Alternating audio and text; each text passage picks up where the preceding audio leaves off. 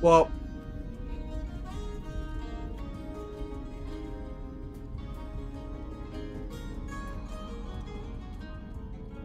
uh,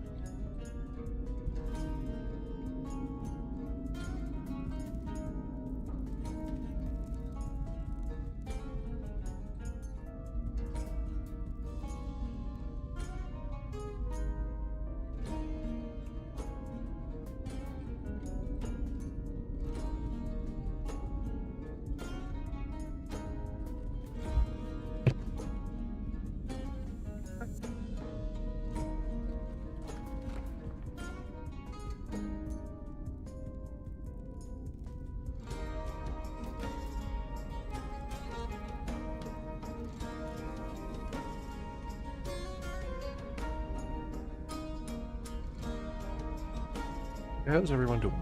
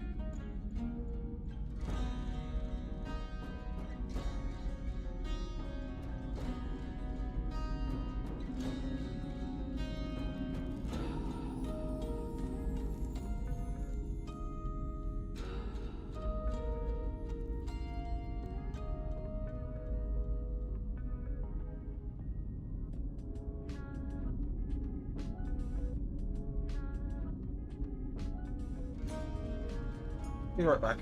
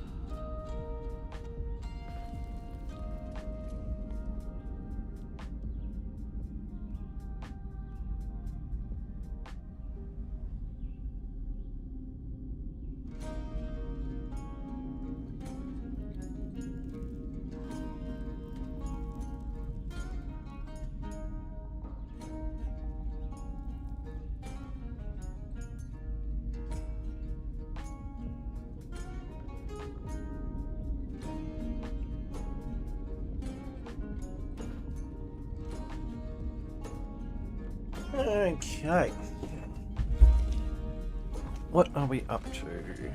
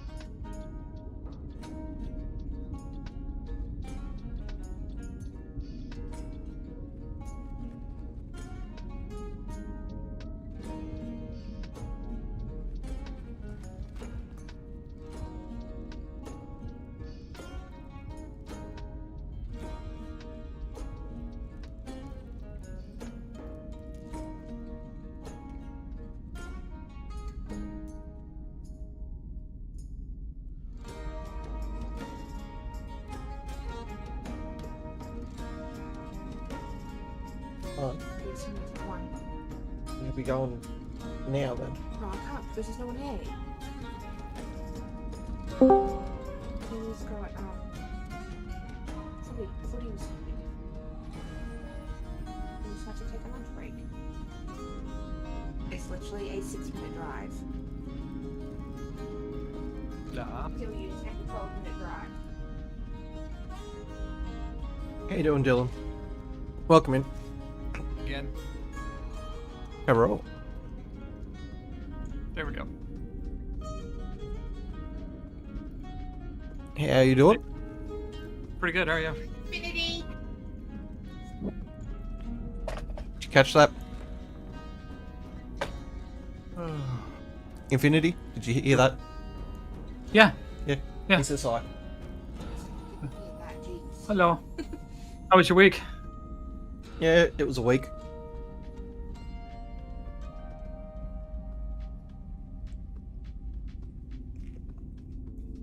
Just happy it's the weekend.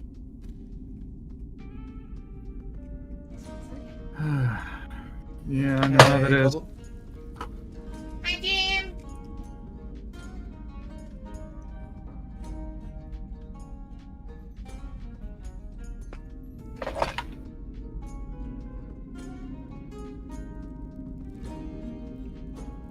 They look like poker tables.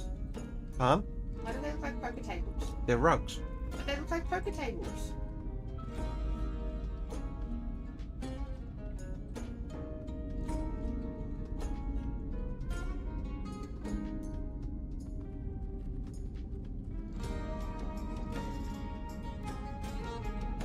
Well, she can make a whole like poker for this. Mm. She does. She has. She has. Ooh, excuse me. Sorry, didn't get to mute fast enough. You're right. Where is that?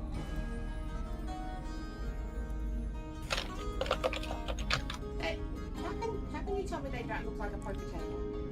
Because they're rugs. They look like a freaking poker table.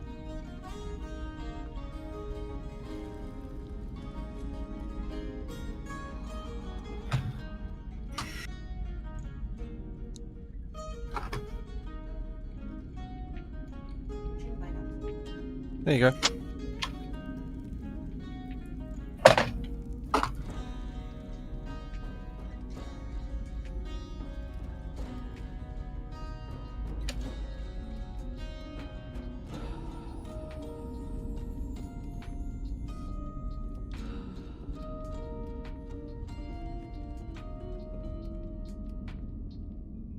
The seats are out now, so are you gonna invest in the seats? Talking to chat. Oh, that's right. They did get that out.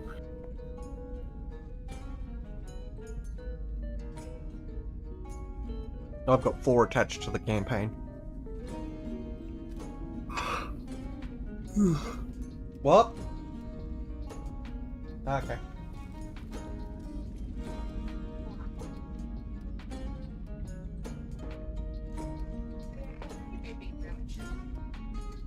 Just for these instances. Oh, I'm doing well, Dylan. Yeah, it's not bad pricing for them either, so. Do you know how to purchase them, Jim? Go to settings,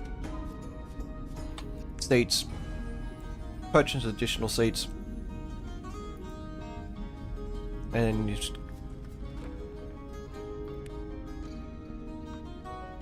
I'm doing well, Dylan. And yourself? I think I did answer that. You have to have Steam overlay enabled in Steam, or it won't show up.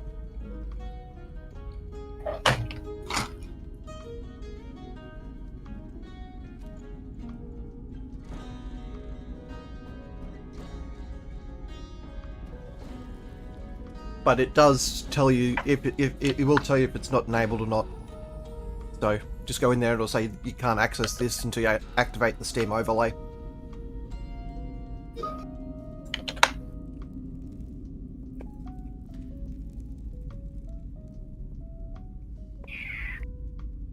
Yeah, Bouncy Rock wasn't exactly... it took me about 10 minutes to find exactly how to purchase the seats last night. The Bouncy Rock doesn't have a... they have a... tell you how to do it, but it's convoluted and you have to do you have to click a couple of steps following their thing. So...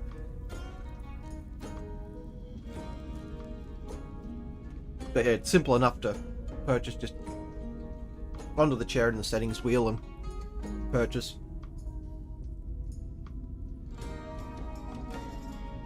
And then when you look at your campaign list,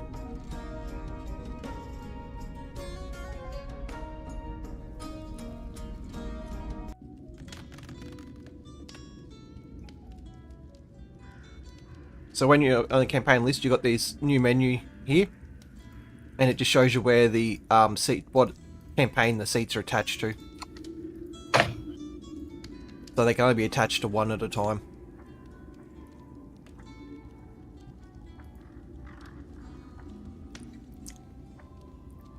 Guest seats attached to this campaign 4. And all they need to do is download the free version of Tailspire from Steam and wait for a code from the DM.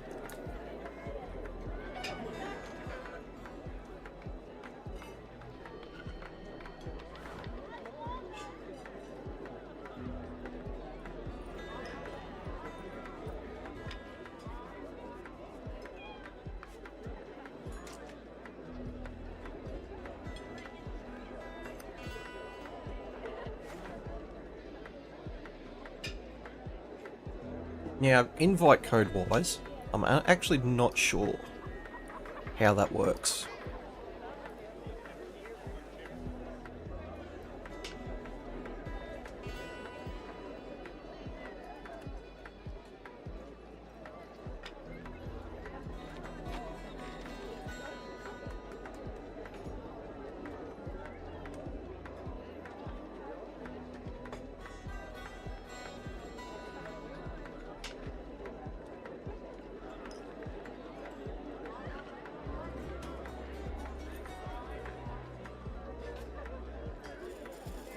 Okay, so it's still the same. Search for what the splatter. Welcome in.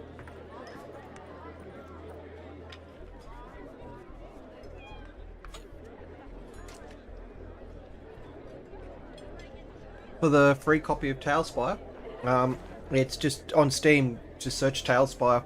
But it only works if you get a code from another player that has seats active in the campaign.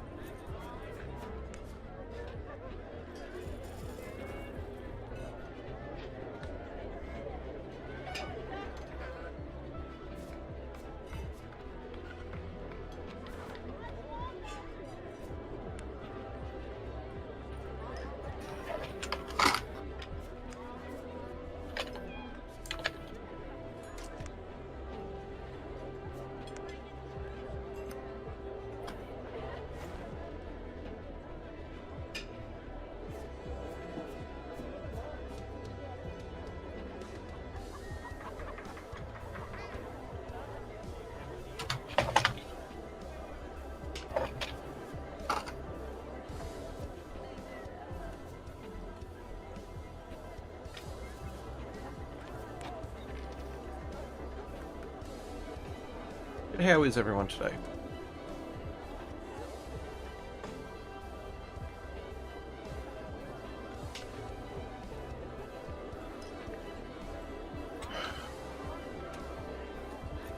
That's correct. Yeah, I'm just not sure if it's a if there's a special code or if it's just straight up a a generated code.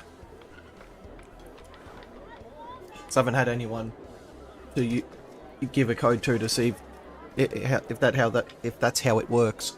Because if you've got a copy of Tailspy already, the free version will act the same as the paid version. From what I understand.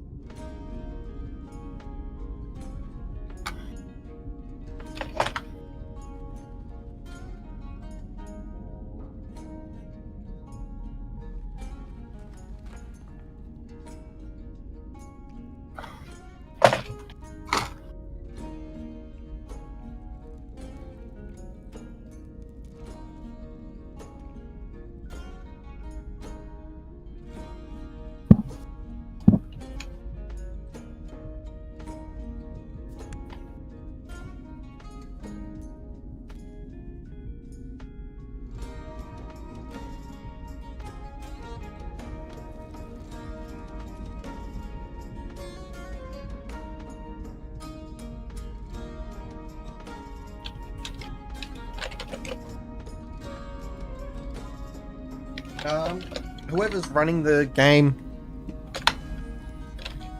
has to buy the seats. So whoever's the GM, I'm not sure if it works with, say, other GMs in a campaign that I've created. Once again, I don't know anyone that's purchased seats that's also a member in my campaign, whether their seats apply to my campaign or if it's only the campaign creator that adds the seats. Their kind of explanation for it doesn't cover too well.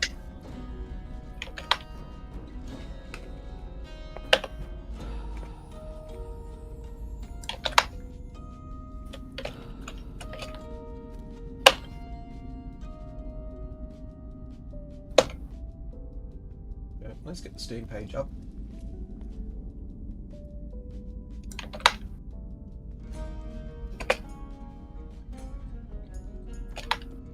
So when you're on the store page, you got the guest edition there. Download that,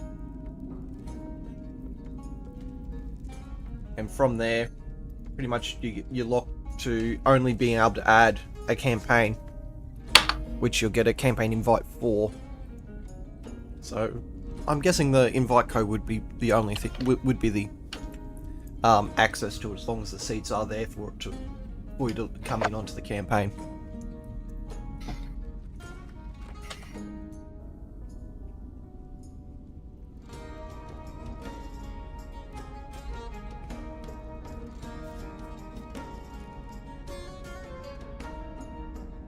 Yeah, that's where you buy your seats from. You own a full copy of the game. It's in the general game settings under seats, purchase additional.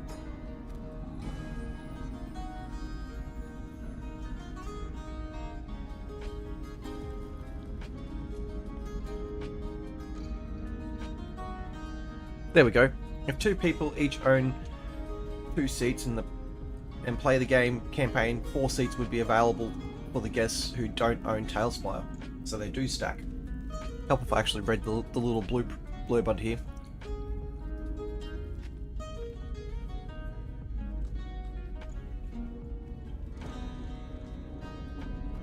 So if I had seeds and I was playing, my seeds will also apply to that campaign. Yep. So we'd have however many you buy on top of what I've got. That's actually kind of nice for it to do that. It doesn't force the DM to shoulder everything.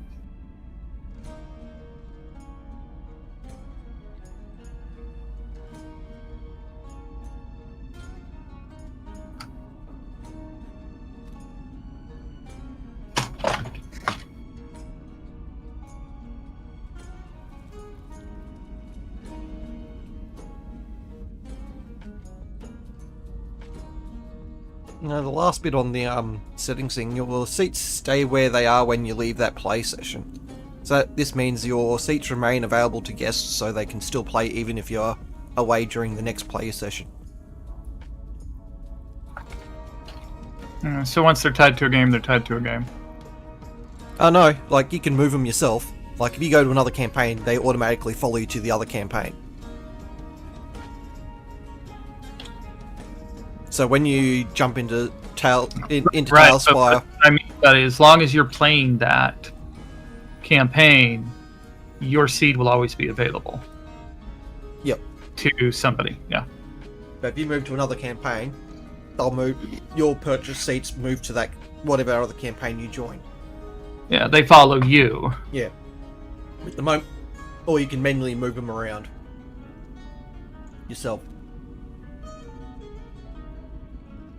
So you can put them on another campaign and join another one and they won't follow you. Ladder, don't worry. English is my first language and I don't speak that great of English. My writing of English is even worse. Most English speakers don't speak English well, as it is.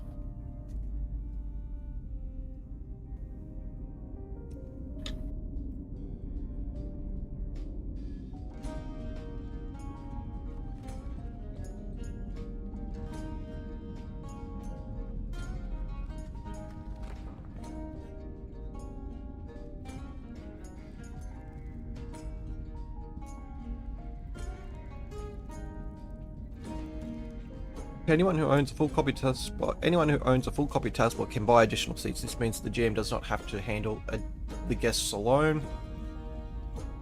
A seat is like a +1 at a party. It allows you to bring a guest, and more seats means more guests can join you.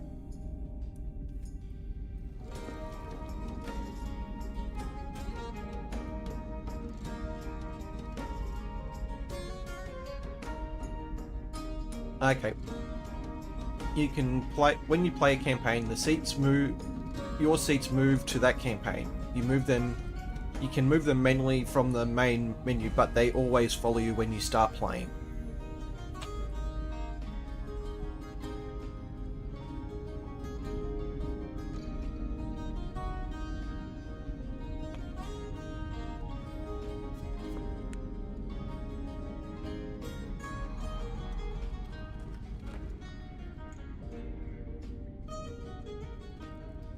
Yeah, I'm not going to have many more people join our particular campaign, so the 4 seats that I got is enough to cover it all.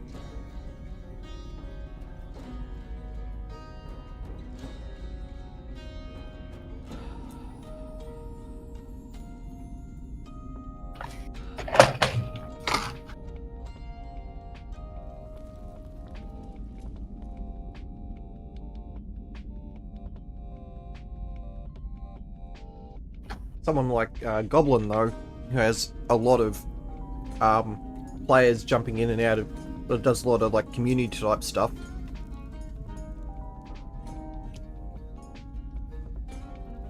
Gifted Gabby, how are you doing? I am doing well. We are starting up in about half an hour for the D&D session. I'm just in the process of going through a new feature that Tailspire added in called Guest or Player Seats. Pretty much whoever owns a full retail copy of Tailspire can purchase what they've dubbed player seats. which allows you to essentially have a +1 come in. So someone that doesn't own a full copy of the game can download the guest version of Tailspire and jump in and play some D&D with you. Or whatever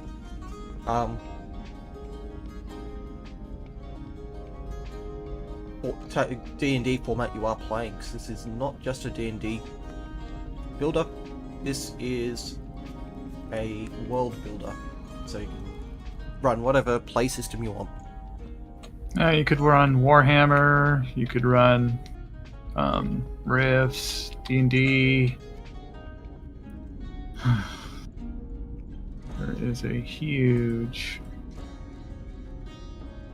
number of things you can run.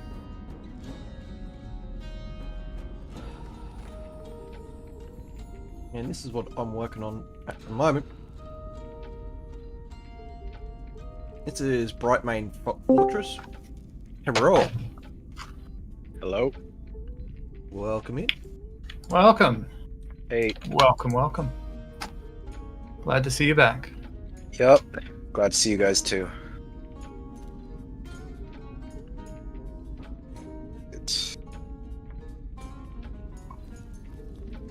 Let me just start up Tailspire then.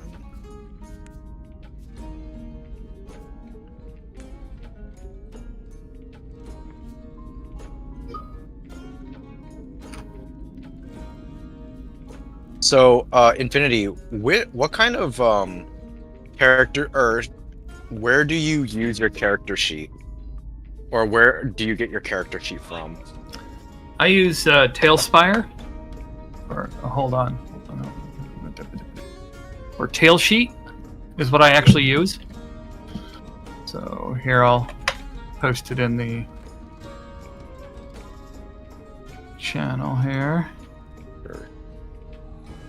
If you go to the Tales Tavern website, go to the resource page. It's in the Tailspire Tools tail sheet. Tail sheets. Yeah, it's actually pretty simple. You enter in all the information yourself, save a JSON copy, and it will do all of the rolling for you. Add to all of your bonuses and everything. But you do have to manually enter it in. For the most part, it's not like D&D Beyond where it'll calculate everything for you. Right. Like it does automatically add up your bonuses. So if you've got +5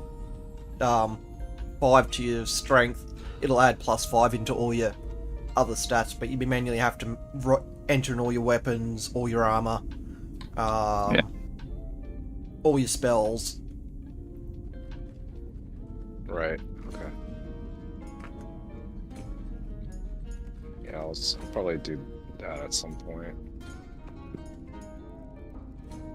Because I just use Roll20 and it's pretty simple. They just do it for you. But I can't show the rules unless I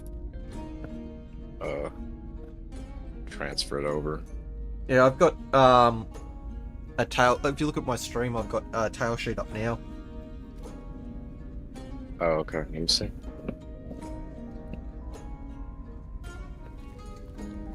Oh yeah, there is an import button there. Is it possible to import it, or It has to be a JSON Yes. file. Has to be a JSON file though. wait, what type of file? Sorry, can you say that again? JSON, JSON. It's a JavaScript structured ordered notation. Oh, okay. So, if Roll20, I think Roll20 can export in JSON, so you might be able to do that. But yeah, put 20 here. It automatically adds +5 to anything that takes a strength check.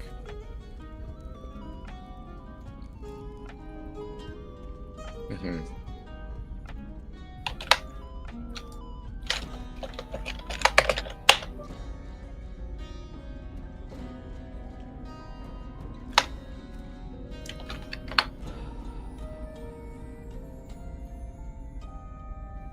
There you go. Plus 102 Constitution in this game is plus 46. Wow. Yeah. And it's just a case of. Let me go into a actual character sheet.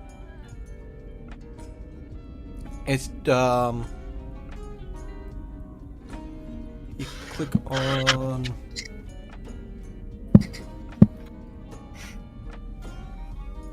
that rolled intelligence save.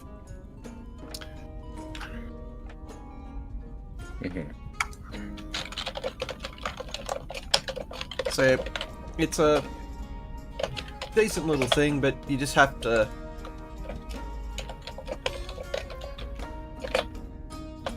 manually enter in all your spells.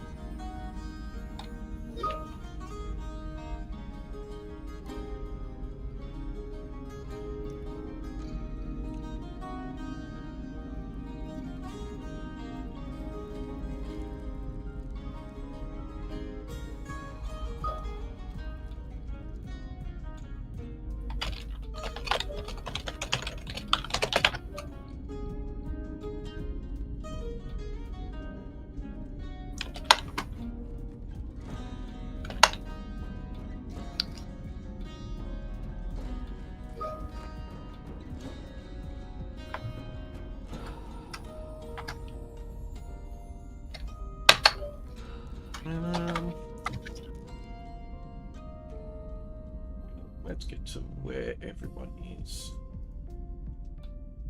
Go to unique character. Where did we leave this all off? That's right, these are all signing up for the arena fight last session. Yep, and I just gotten out of the black market.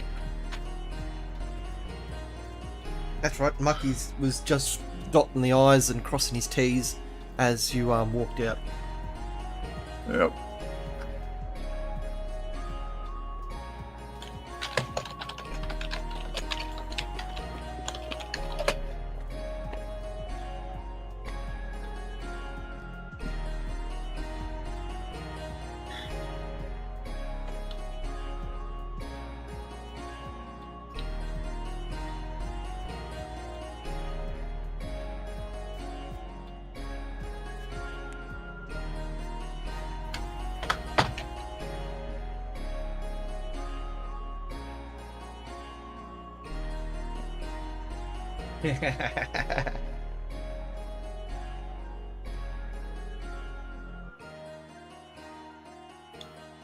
He's not here to defend himself, so no.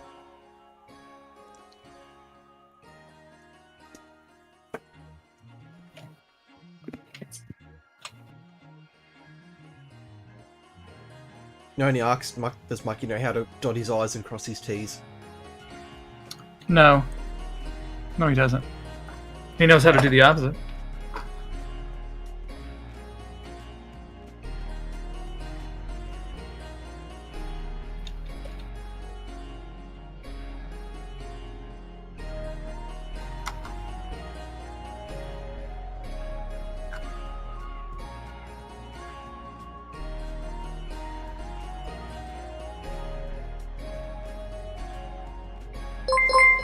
Nerd Central, welcome in.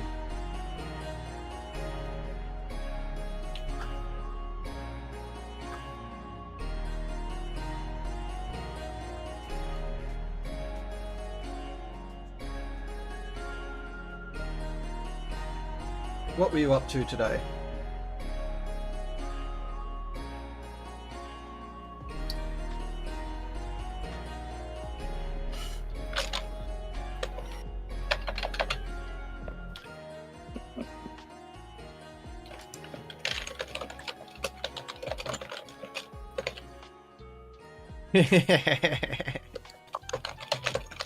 It's alright, it's still appropriate for this chat, so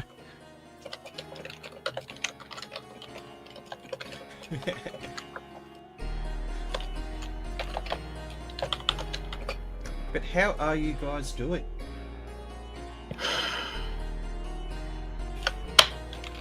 Ooh. There's a tabletop game I want to start playing. It's the Star Wars one.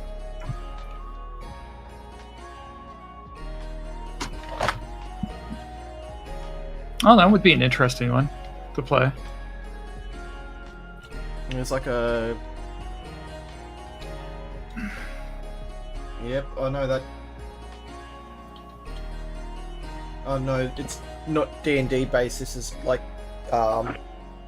Star Wars fighting ships, the TIE fighters and stuff like that. Kind of like Battle Space. Yeah.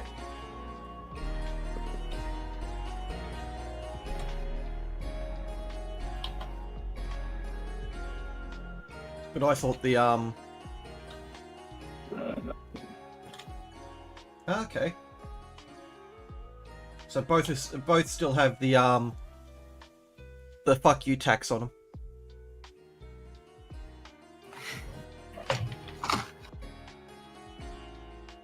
The we want to bleed you dry tax. Yep. Yeah, Games Workshop got a shit ton of money out of me. More than I'd probably like to admit that I spent there, but they got a shit ton of money out of me.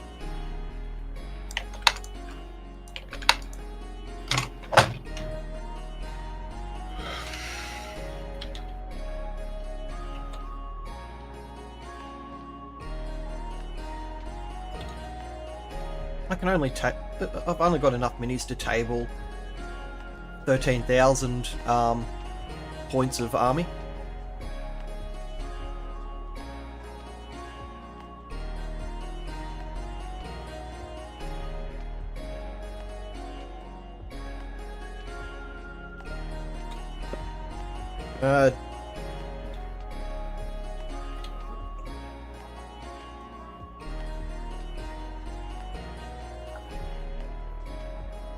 That's because the Warhammer community in this town is fucking toxic. If you're not playing the meta,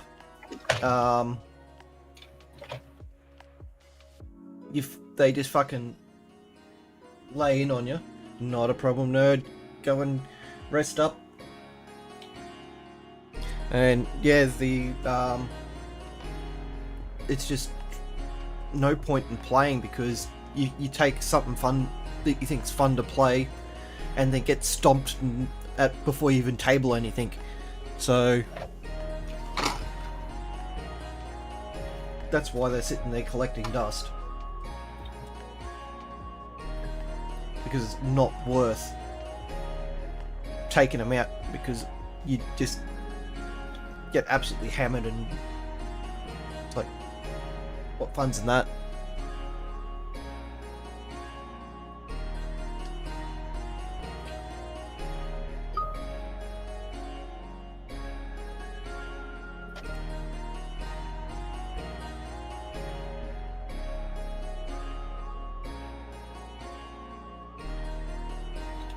Oh, and also you got to have the exact mod. Like if you want to equip your minis out a certain way, the actual mini must have the weapons and all that you choose to put on it on the mini.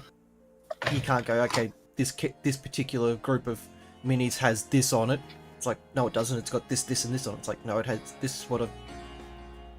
So yeah, it's fucking. So much for a fun game session.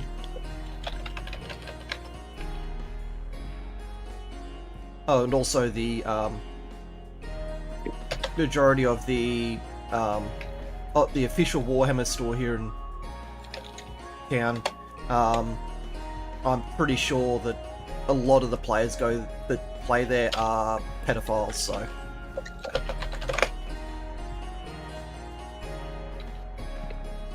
Best to not hang around with them, I take it. Oh, you watch a female. I was in there one afternoon, and this father and daughter come in, and the way some of them were looking up, like you could tell she was definitely not of age, but some of these guys that were in the thing were just, their eyes were pretty much out of their fucking skulls. Watching this young girl walk around with her father while they looked at Age of the Warhammer Fantasy Age of Sigma or whatever it is stuff. And just being a female in general walking into that store, you pretty much just watched the entire time you're there.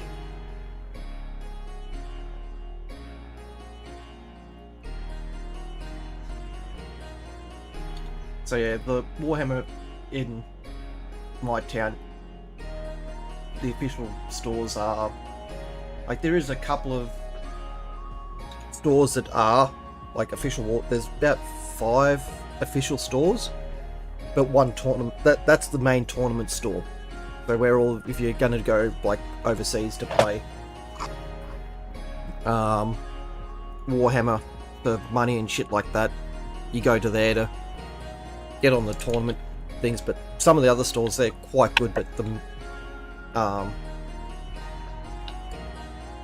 and all your mum and pop like comic stores that sell the Warhammer, they've got their own issues with like the Magic the Gathering players,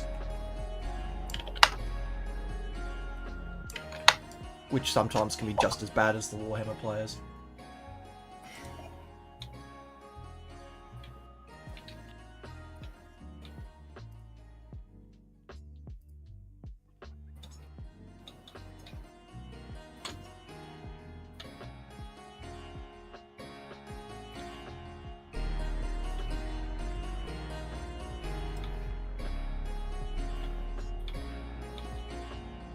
So it's just not worth it to go out and play. If I find some people that have the same interest and want to roll the dice, I'll brush the dust off the minis and start playing them again. But until that time, I'll stay in storage.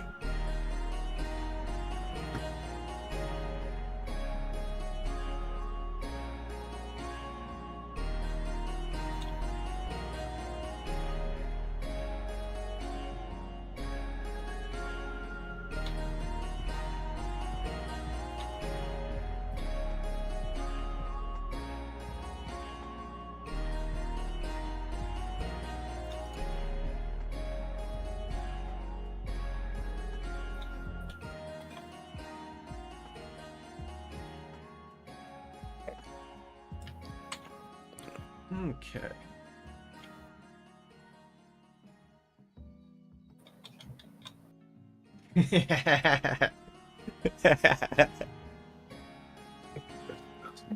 Noni.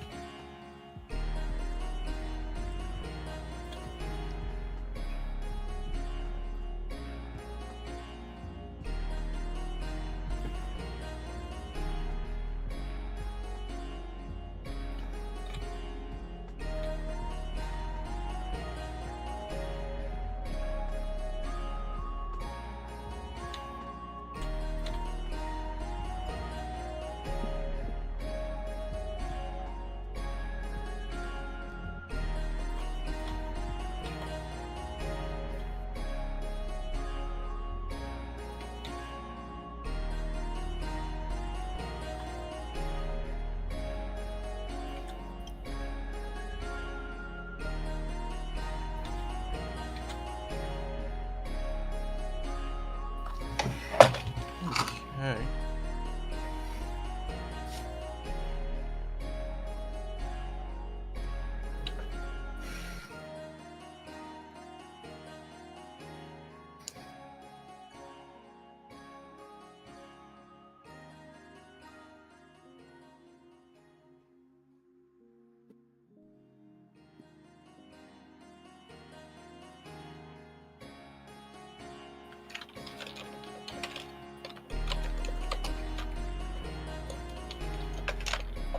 Oh, I'm gonna put some more popcorn on.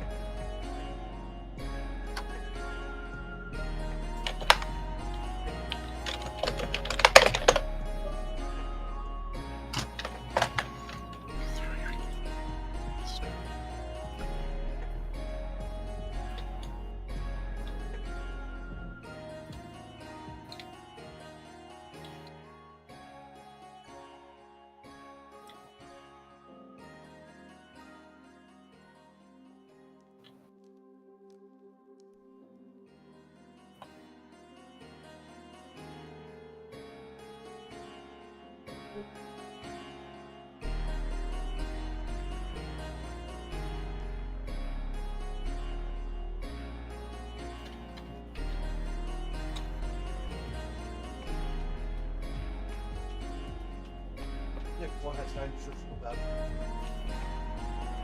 It's just fun.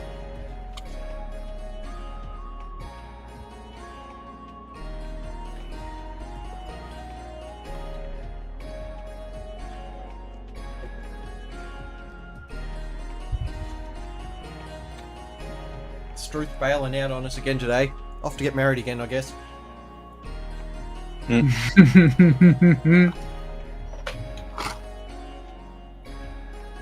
He's had like 3 weddings now.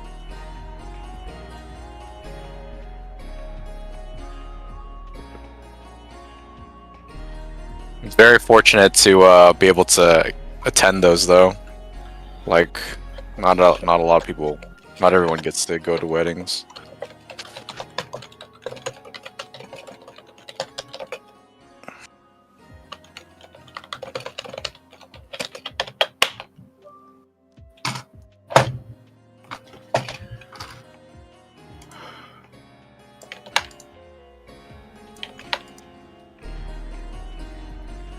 There we go. Please read the Beta Fell Discord chat.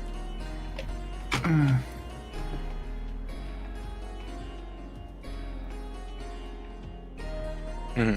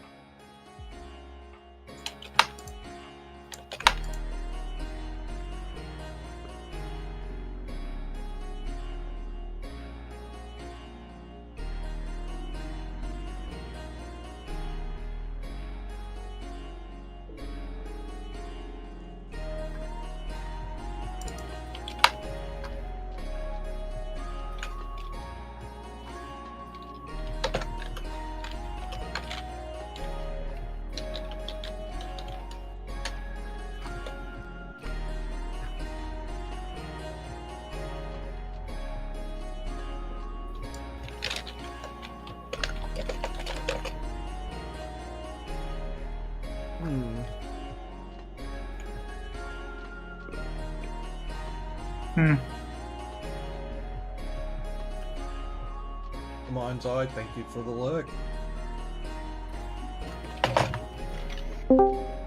Hello. Oh, hello. How are you? Good. Hey, Mucky. Hello. How you going? See, Struth's not going to be joining us today. He's building up his harem.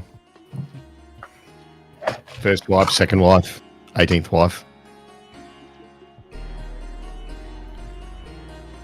Exactly.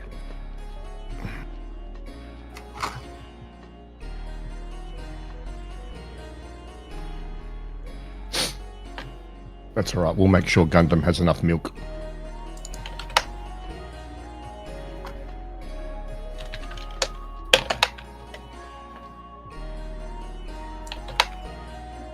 Okay. So who was signing up to the... Who signed up to the arena? It was you, Mucky? Neo and... Yeah, Neo and I. Yeah. Neo and Mucky. And Tiana's walked out from the stadium seeing his guys finish and writing your name onto the list and just like face palm. We thought you'd be gone for a while, so we needed to fill in the time. Otherwise, Neo would have stolen things. It was a calculated move.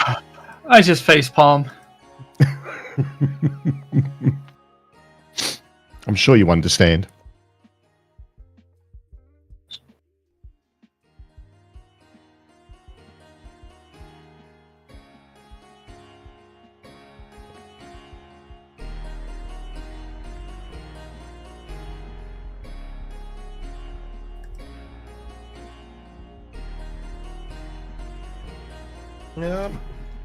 Just so everyone knows, I am live on YouTube at the same time as Twitch at the moment. Oh. Hello, YouTube. There's no one watching on there. If their metrics are saying any, are correct.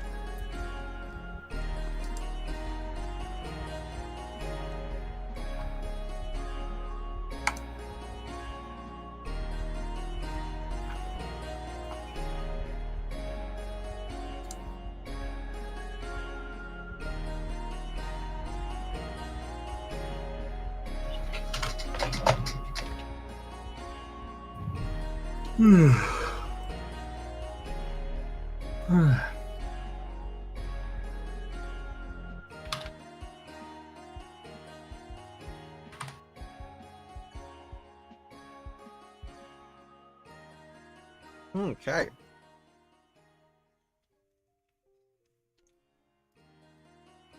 Let's summon everyone to the board.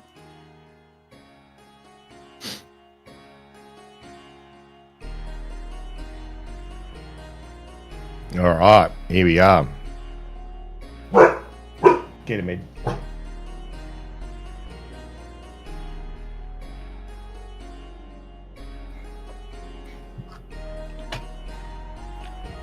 Lady Aranine's running late to, guess.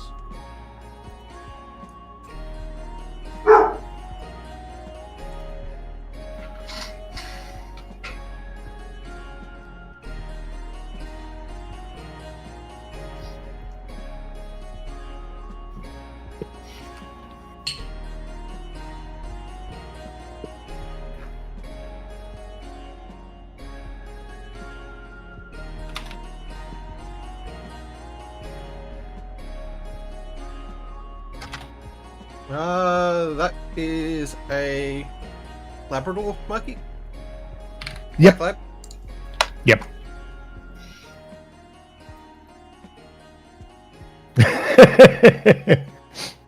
No, just a great big bull-fed black lab, 2.5 years old, permanent puppy. Ed, come here. Come on. You wag that tail. Yeah, you wag it. Now go find a squeaky toy. Oh, he actually brought out a squeaky toy about 5 minutes ago, so I'm waiting for that to fire up.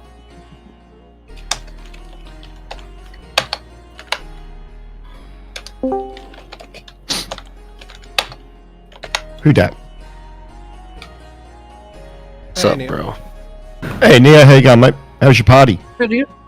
That's gone great. Where it was? Awesome. So everyone talk Yeah, man. really loudly because he's probably a little hungover. No. No, it ain't like that, bro. Nah. Fucking. Ooh, a little crispy. Okay. All the victims are here now. I mean, players. Yeah.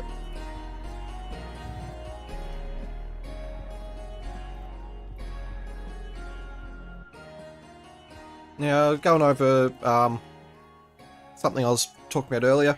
Tailspire as of the 25th or so, 28th maybe, released player seats.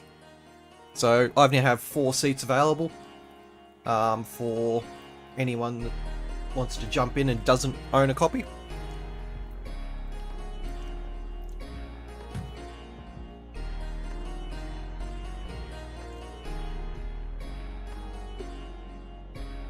I'll sell you Lady Aranine's chair for the seat.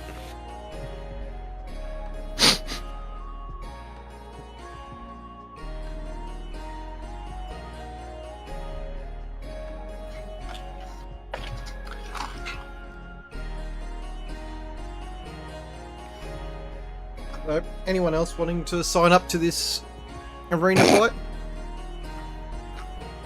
Now, there's no magic in this. It's just hand to hand, isn't it?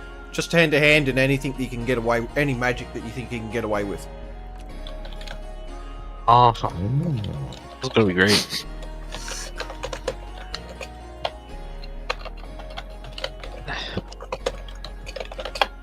How good's your constitution, man?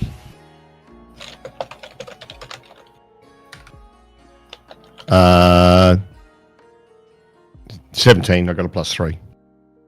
Oh, that's good.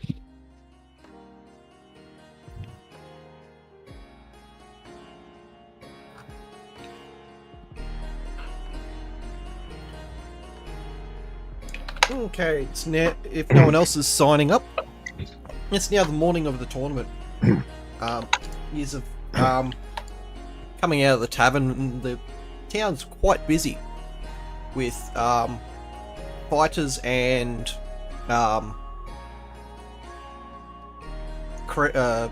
fans alike bustling about. You hear, as you're walking along up towards the stadium or the arena, you can hear fighters telling them, boasting about how they're going to beat the crap out of everyone and whatnot. You do notice there's some quite strong looking people as you approach the stadium. Mm-hmm. Cool.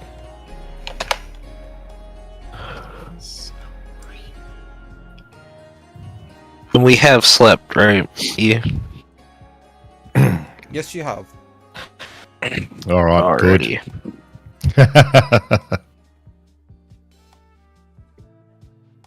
good.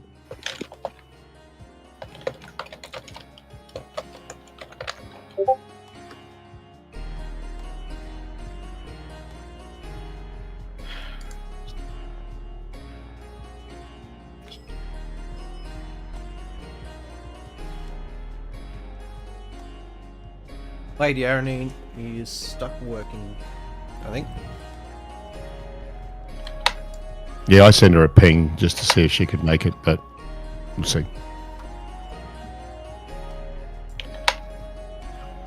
Oh shoot, where's this arena at, man?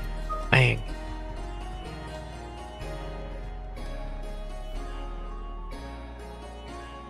On the north end of town. Oh, okay. Damn.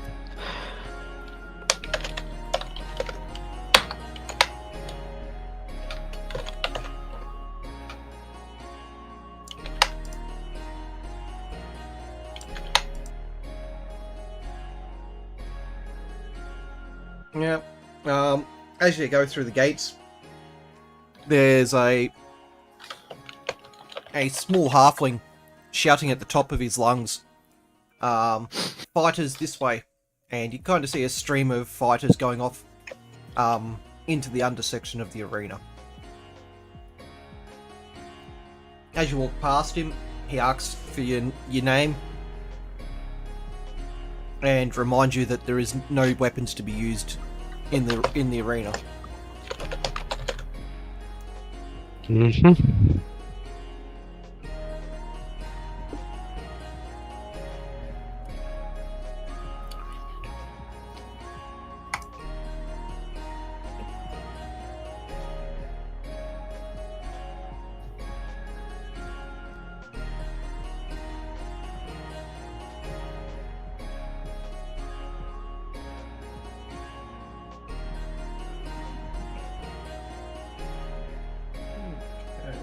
Lucky.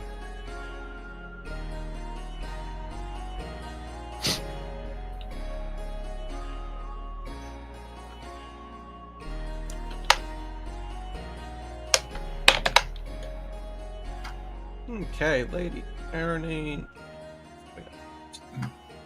stands.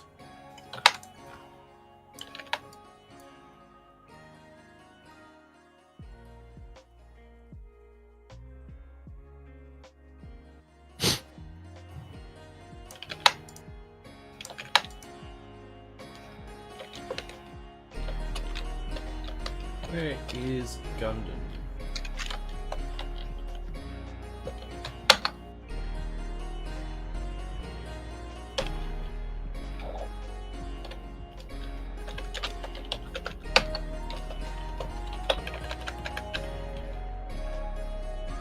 Okay, let's get the fighters.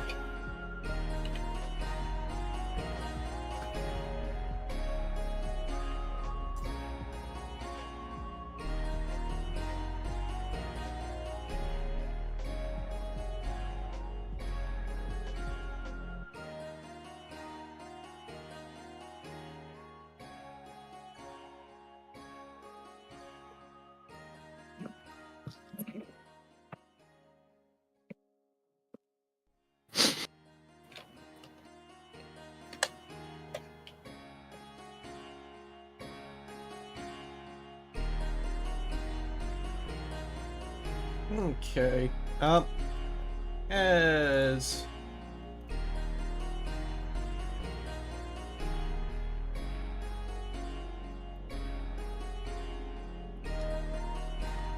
everyone is hustled in, you kind of, Lucky now, you kind of put into like a little seating area with 4 other fighters.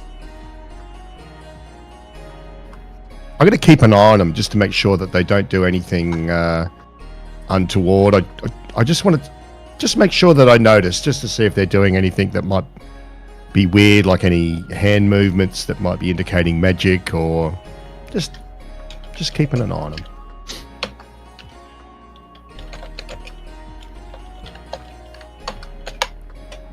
Gamer, can I also cast comprehend languages and go close to them, see if they're what they're talking about too? They're underneath the arena. Okay. So you'd be listening to. You'd have any trouble hearing what they're saying over the crowd. Okay.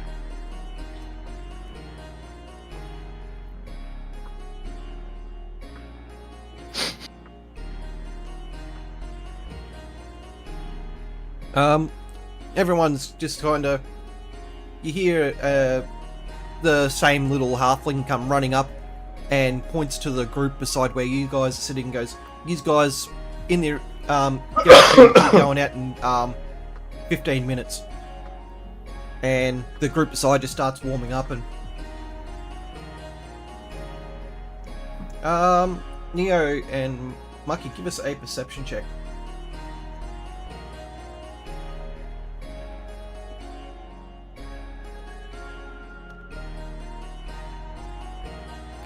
11.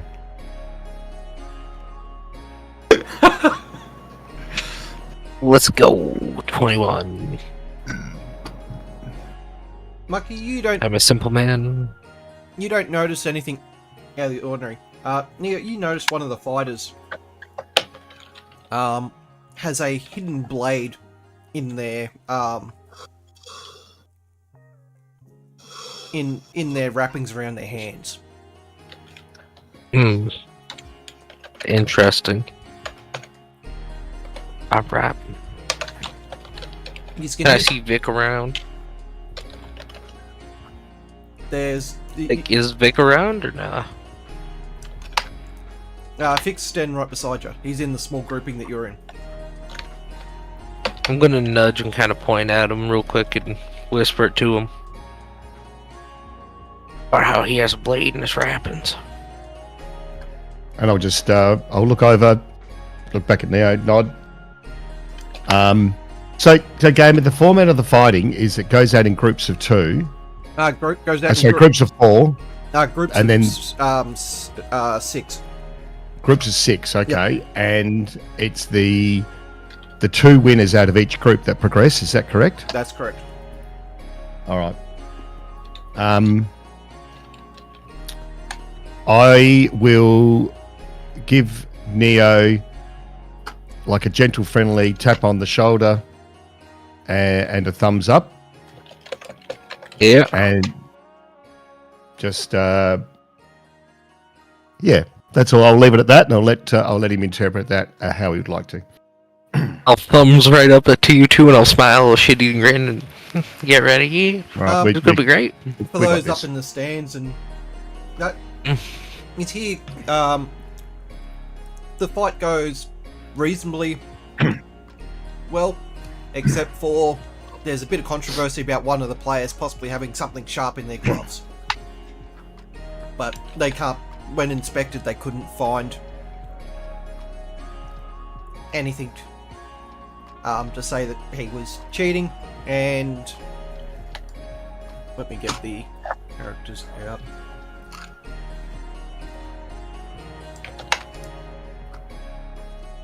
So the one that was cheating was like a largish human male. Well.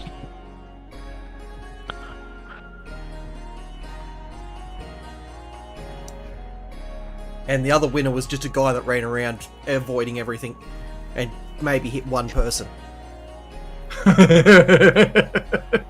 Oh, cool. Fucking Lucky Larry over there. In the group that we're in, Gamer, do there look like there are any obvious allegiances there, or do they are there any that are sort of sitting there talking friendly to each other, or Everyone's just it's kind of everyone's throwing banter at one another. Some of them look like they are friends, right? Okay, but it doesn't look. Yeah, everyone's kind of shaping everyone else up and seeing what's going to happen, or see if they can determine what's going to happen in the fight. yeah, all right.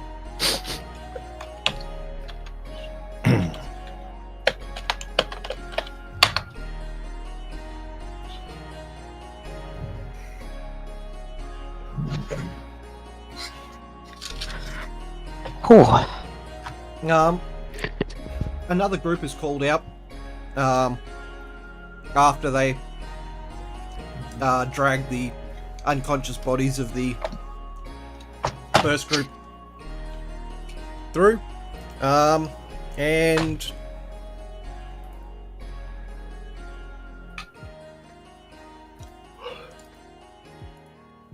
the winners out of this group was a female elf,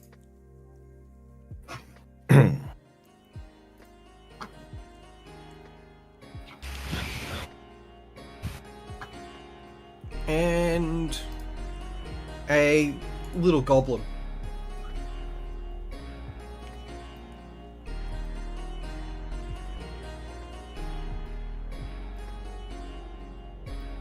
Give us a perception check.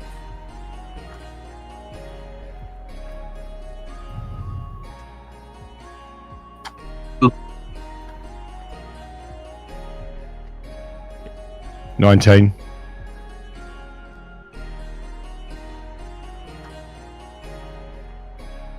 Neo?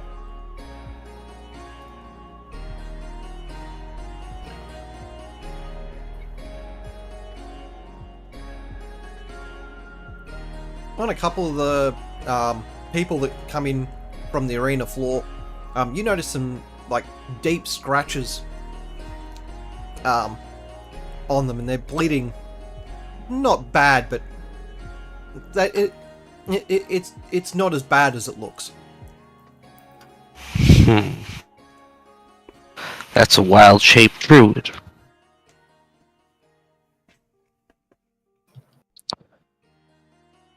Now there's been a few more minutes. The little halfling walks up to you and goes, "Boy, you lot, you're up next," and points in your direction.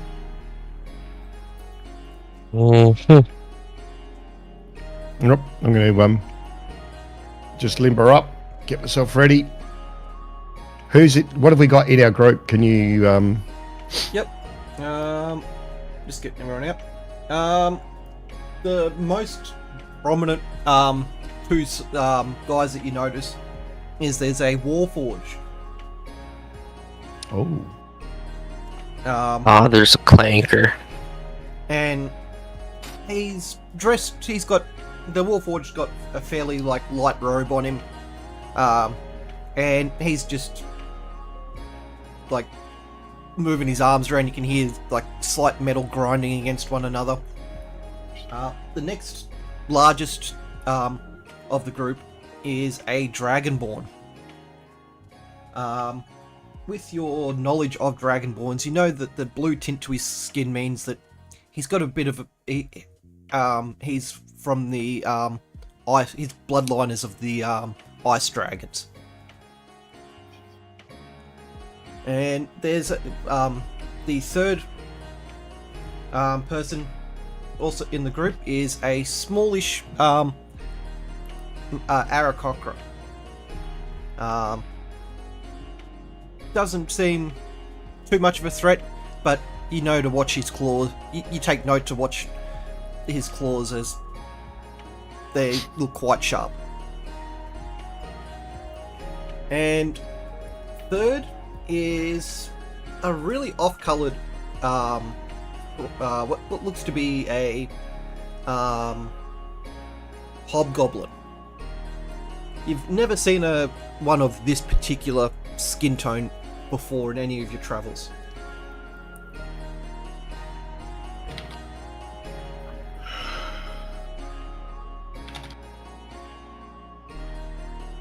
And the way he walks, you can't really read what type, how much of a threat he's going to be. He kind of moves smoothly enough that he looks like he's definitely had some sort of martial arts training. But other than that, you're not really getting too much more from him.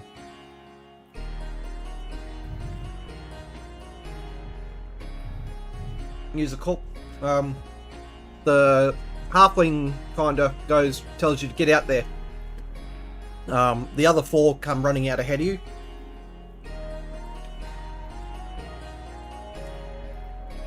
And take positions at about 10 to 20 feet from one another. Facing in towards the center of the ring. As you all run out, you hear the crowd scream and cheer. There's some booing and jeering. But you're not sure exactly who it's at.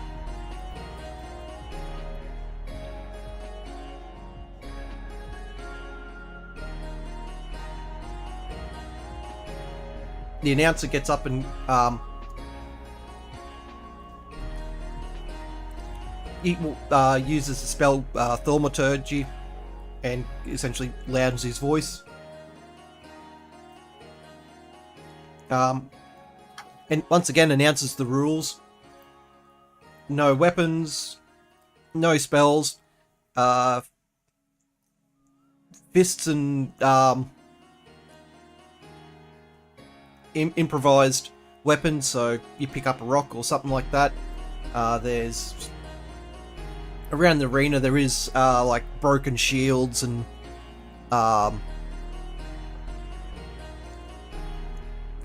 like just sticks that you can defend yourself with or attack one another with, but they're not proper weapons. They're more just like one hit and it kind of breaks type thing.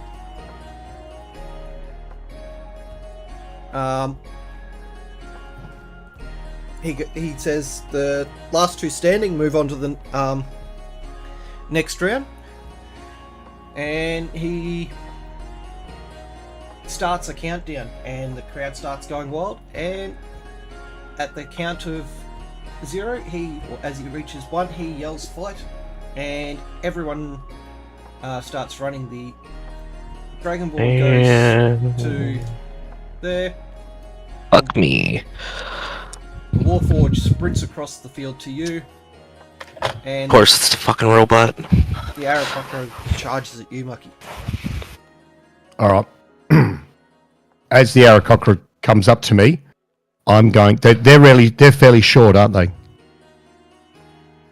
They're slightly shorter than the average human size, so they're about 5 foot. Like All right. they're on the low 5 foot side.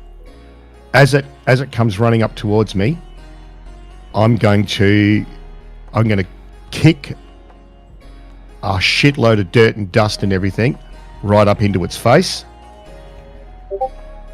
So it's going to be running towards me. I'm kicking a whole lot of dust and shit right at them. Yep. And then as it goes through, as they run through it, I'm then going to charge towards them. Okay. Where is a character sheet?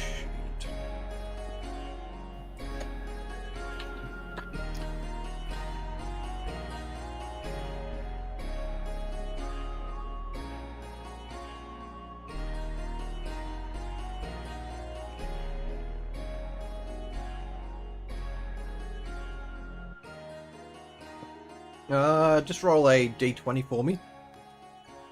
This is just an effectiveness of how well he...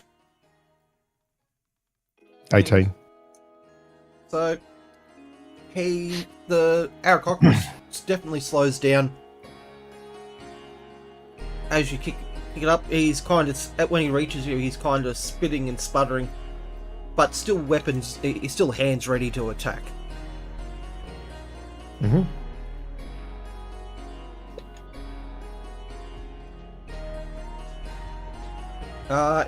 Neo, what are you up to? I'm going to charm him. I need a save, my man. It's a Wiz 16 save. Rolls a deception check.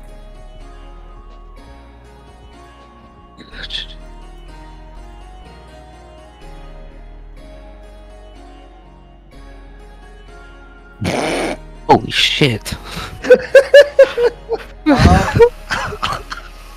That's not bad.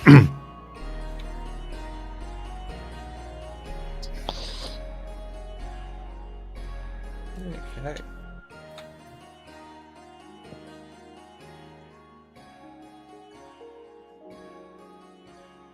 I don't know what the DC was, but that's pretty high. 16. Well, the DC, you successfully charm the thing. With that, let's. You had the 10 up, because Yep. you did the deception thing. Yeah, you. Oh, wait, what? You successfully charm the person, but you're spotted in the crowd and people start booing and calling Oh, cheat. son of a bitch. Yeah, great for them. Didn't you roll a 25? His deception was 25. Yeah, but Yeah, 25. he needed 30 for the crowd not to spot it. Because everyone's watching him.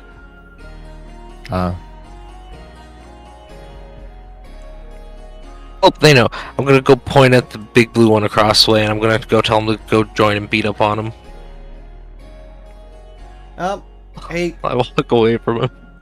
And as that happens, more booing and jeering happen. Uh-huh. Oh.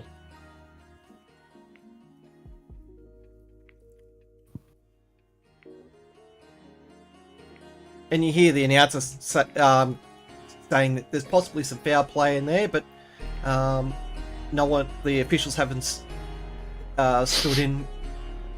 Yep.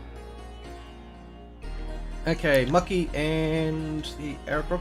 Bro, what are you guys doing? Well, I'm hoping that they're at least slightly disadvantaged with a face full of dirt, and I'm going to attack. Yep. Bless you.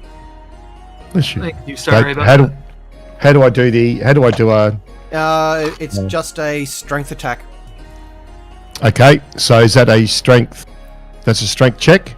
It's a melee attack is your strength modifier on a attack roll. Okay, cool. And then I get to add another D2 because I am a remarkable athlete. Oh, sorry, another 2, yeah. So it'll be this score plus 2. 23. Well, considering everyone's pretty much only in leather armor, other than the Dragonborn, you only need 11s to hit this thing, so you definitely hit. Good.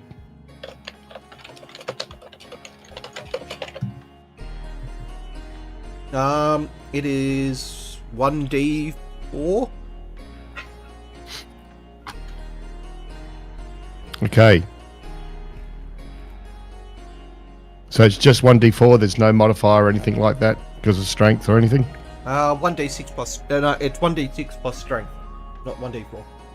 So 1d6 plus strength modifier. Yep. Okay. So add 4 to this. 4, 6. He looks winded, but still fighting. On his attack, he's still got a bit of sand in his eyes, and he misses his swing.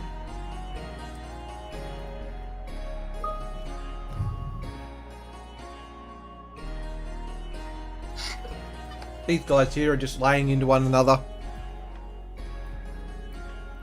The little hobgoblins kind of like Jackie Chan, like bouncing in between the two of them as they attack.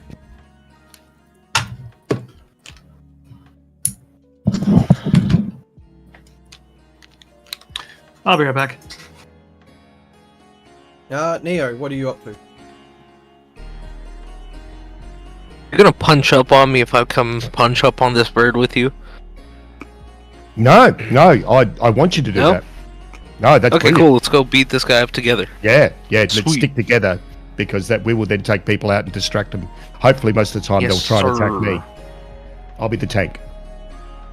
Yeah, Alright, yeah. roll your attack. Oh shit! What? Hang on.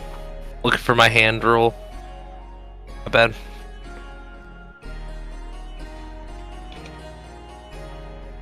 You think if I use my other form, people would get mad? In the same way that they would be very mad if I use my other form. But I may resort to it. We'll see. 5, 8, 9, 10, 11, 12, 13. 13 hit? Yeah. Yeah, I think it's 11. It's 11 to hit, isn't it? You're adding his strength modifier?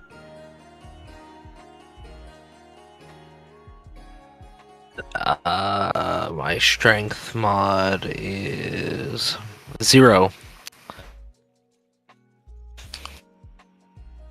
Oh wait, I was using my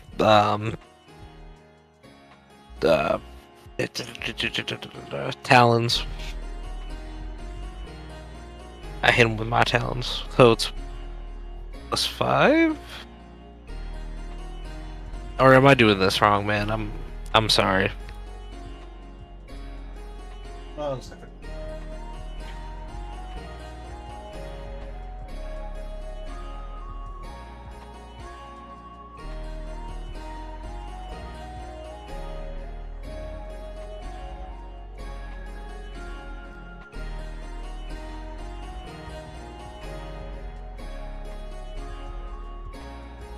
Double check the stat page.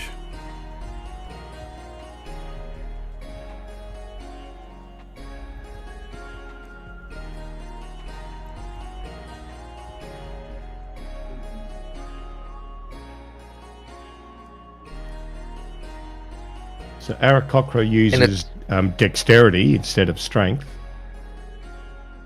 Talons. Your talons are natural weapons. You can use them to make unarmed. So if you hit with them, you deal slashing damage equal to 1d4 plus your strength modifier instead of bludgeoning damage for an unarmed strike. Cool. So it's 1d4 plus 1. 1d6. Should have you What? definitely your melee should have gone up a dice. Okay, so 1d6 then. My bad.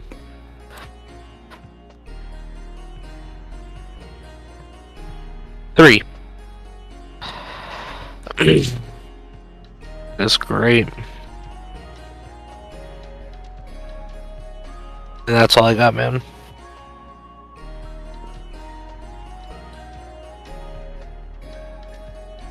Okay. Yeah, Cochra's gonna.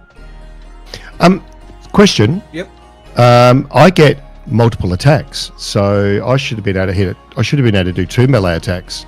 That's correct. Roll again before I roll the. Yeah. All right, let me do that. So this is add 2 to this number. That's a hit, and then it's 1d6 plus 2. So 7. So you should have another 7. Yep. Don't forget you can also use your bonus action as a. Yeah. So my bonus action, I'm going to grab another handful of dust or dirt. Yep.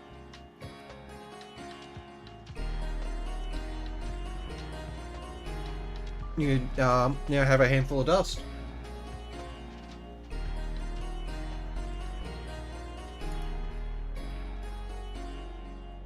Okay, the Aarakocra is gonna make attack.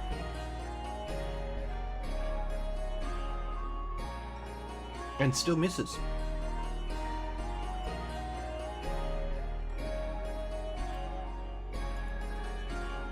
The Dragonborn has been knocked out cold. As the Warforged and that wail at one another. Mhm. And back to you, Mucky. All right. I'll go and do another attack then. Add 2 to this. That's a miss. I'll do my second attack.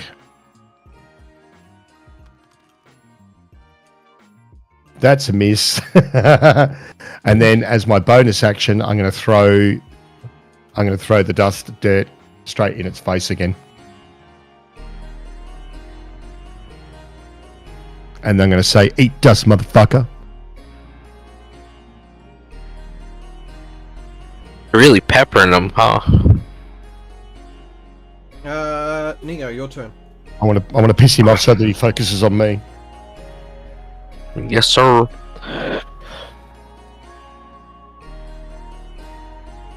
$25. On the bird, 1d6 plus 1. 5. You knock him out cold. Awesome.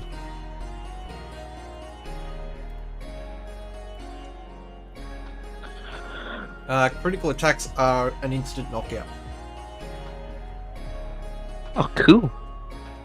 So these two are pummeling Thumbs away, up. away at one another, and both seem to be in quite healthy condition still. I'm going to turn to Neo and go. Let's take out the hobgoblin, because I think the hobgoblin's going to be more dangerous. They're going to be faster. I controlled the Warforge, so yeah, we can team up with him. All right, so I'm going to move over.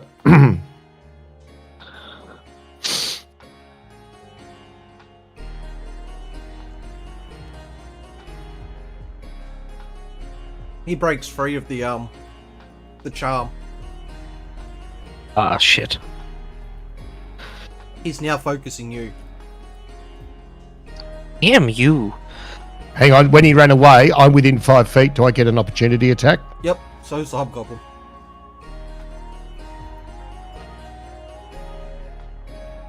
Adding 2 to this, that is 24. Yep, you hit the warforge. D6 plus 2, 7.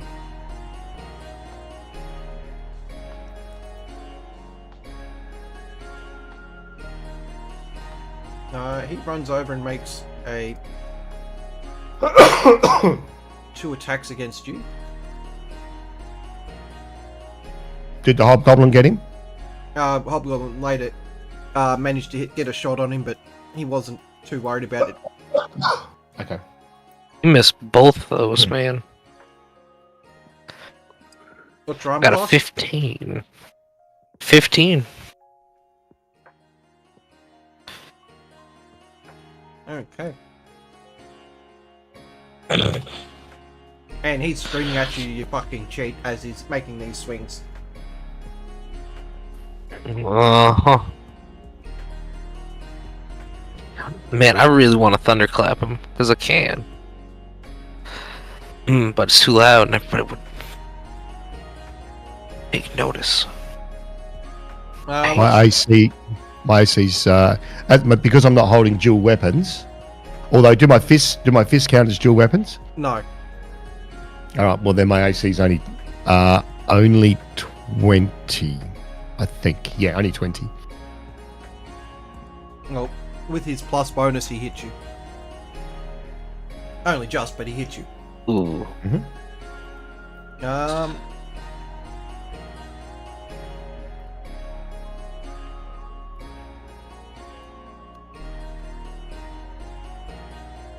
You take 4 damage.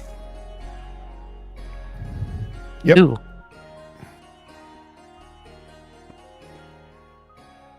Ooh, me or him? Me. Mucky. Oh, okay, thank God. Okay.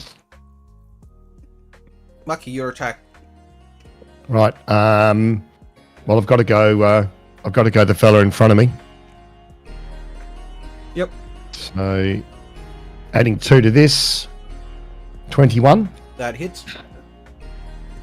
All right. So D6 plus 2, 6. Yep. And I'll do my second attack. 21. That should be a hit. D6 plus 2. Another 5. He's happily taking this damage at the moment. Almost seems to be enjoying the pummeling.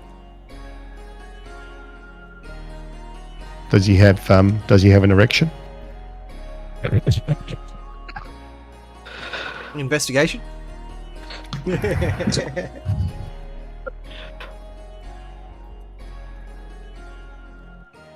Only 7. So unless it's big, I won't notice it. You're noticing you're noticing what possibly could be a slight bulge in the pants. And my bonus action, I'm grabbing some dirt. Oh, you still had dirt in your hand. Oh, cool. Then bonus action, You keep I'm throwing it in his face.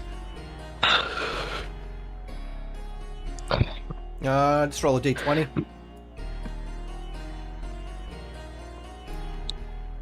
Yeah, 12. he's definitely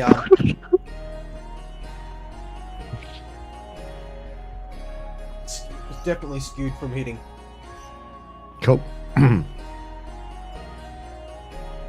Okay, Neo, your turn.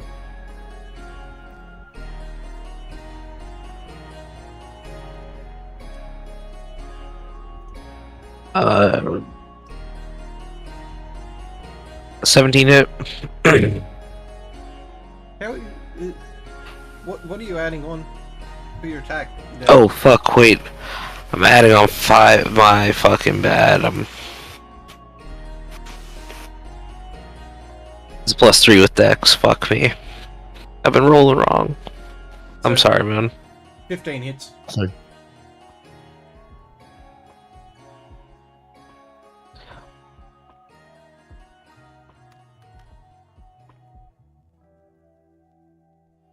And that. And that's a 3. Yep. Not really bothered a bit too much about the damage. Okay, these two are gonna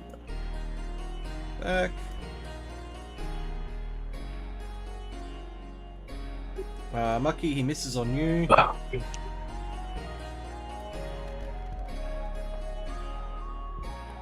And that's one miss, one hit on Neo. You take 8 damage. Ew.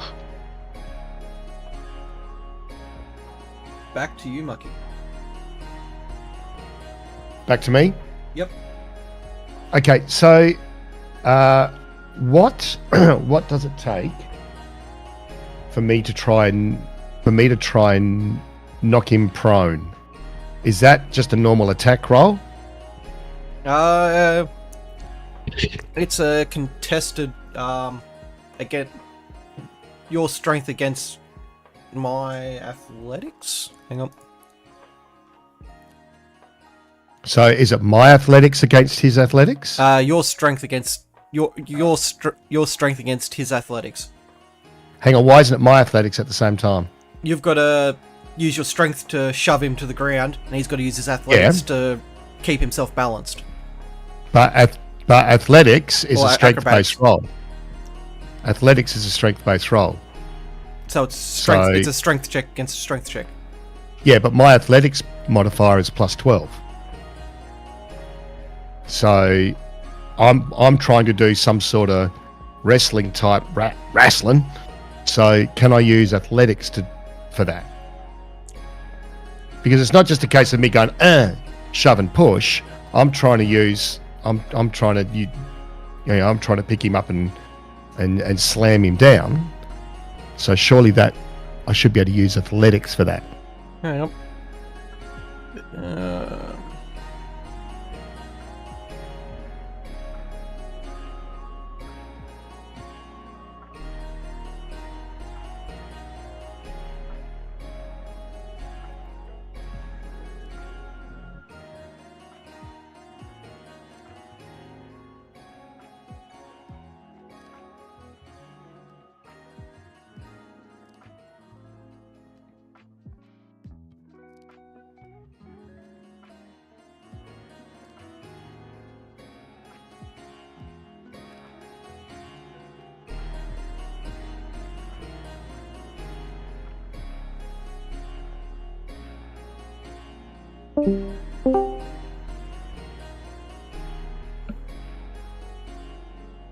Instead of using a weapon to make a melee weapon, you can use unarmed punch, kick, similar foe. No. Maybe it's considered grappling. Well, No, so because I'm reading a couple of things that say use Shoving use an a athletics creature. modifier. Shoving a creature, using an action to make a special, either to knock it prone or push it away from you. If you're able to make multiple attacks in the action, this action replaces one of them. Target must be no more than one size larger than you. He's smaller, so it's athletics check contested by the athletics of the Cool. thing. That is what I want. So I was still right anyway. It's a it's a strength check on a strength check. Yeah, but I can use my athletics modifier, Yep. so that's cool. So,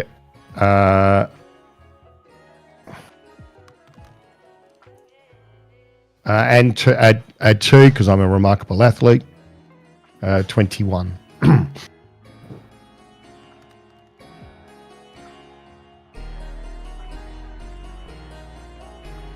It's close, but you managed to knock him prone. Okay, so what I'm going to do then, so now that he's prone, he won't get an opportunity attack on me, correct? Nope, he's on the ground. So I'm going to run over here, and then I'm going to use my... I'm going to try the same thing on this guy, and throw him to the ground. So he's not a size bigger than me, so I'm going to do another athletics check. And then add another 2, 25.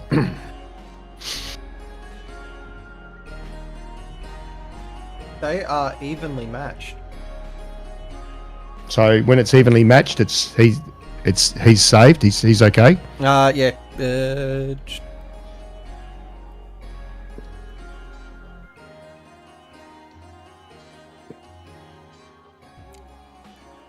I'm gonna say he stands his ground on an even roll. Like he stumbles back slightly, but he stands his ground. Okay. I'm going to use my bonus action, and I'm going to grab more. I'm going to grab more dirt. Yep.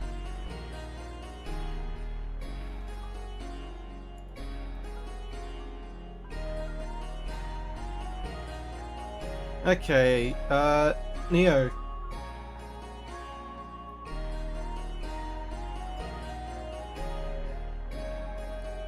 Neo.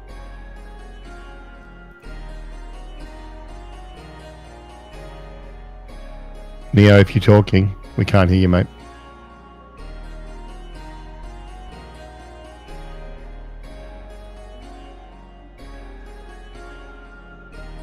Okay, what did I miss? Sorry. Your turn. And you've also got a penis on your face. Fuck off. It's fine. It's a distraction. It's 3. That's a hit. Holy shit. Don't forget you can use a bonus action to make an extra attack, so you could attack 2 turns. Oh, cool. Fuck! I should be doing that as well because I've got. Oh, I'm fucking I miss. two-handed. Damn it! Alright, Oh well, I like my dirt. your turn.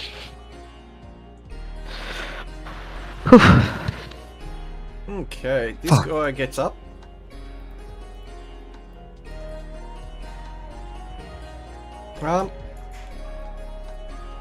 He...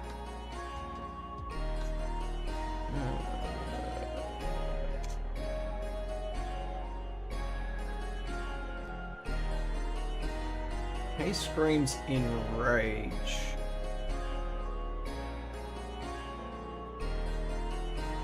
And transforms and charges at you, Lucky.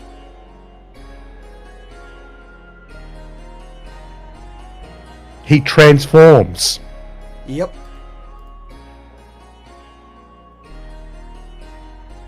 Is there any reaction from the from the crowd, or from the officials? There's a lot of cheering and booing, and the announcer goes, "Well, this is an unexpected thing." And you can a quick look around the stadium. You can see what looks to be guards or someone trying to get down around the stadium and out into the arena. Okay. You recognise this as a werebear. Okay. He makes 3 claw attacks against you.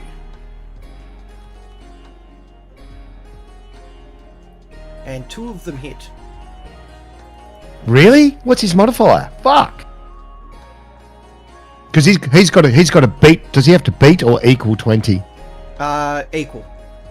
Okay, yeah. Equal and So equal on a like an armor check and beat on a contested thing. Yeah. All right. Okay. and he deals. Suck it, Trebek. 8 damage. I can cope with that. Yep.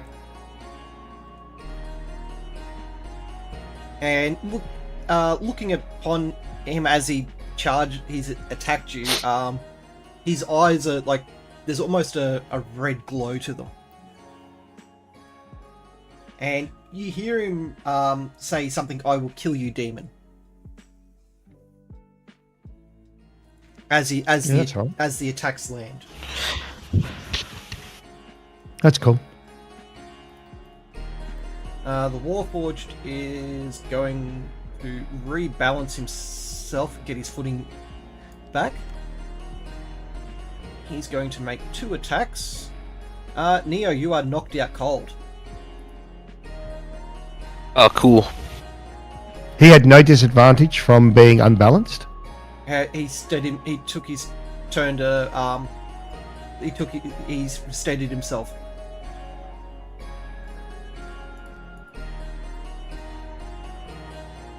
Oh.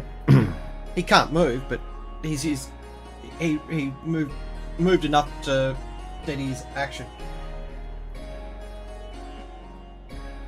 He then turns to here, and Mucky, you see kind of a look of terror on his face as he turns to see the transformed werebear now standing in melee combat with you. Okay.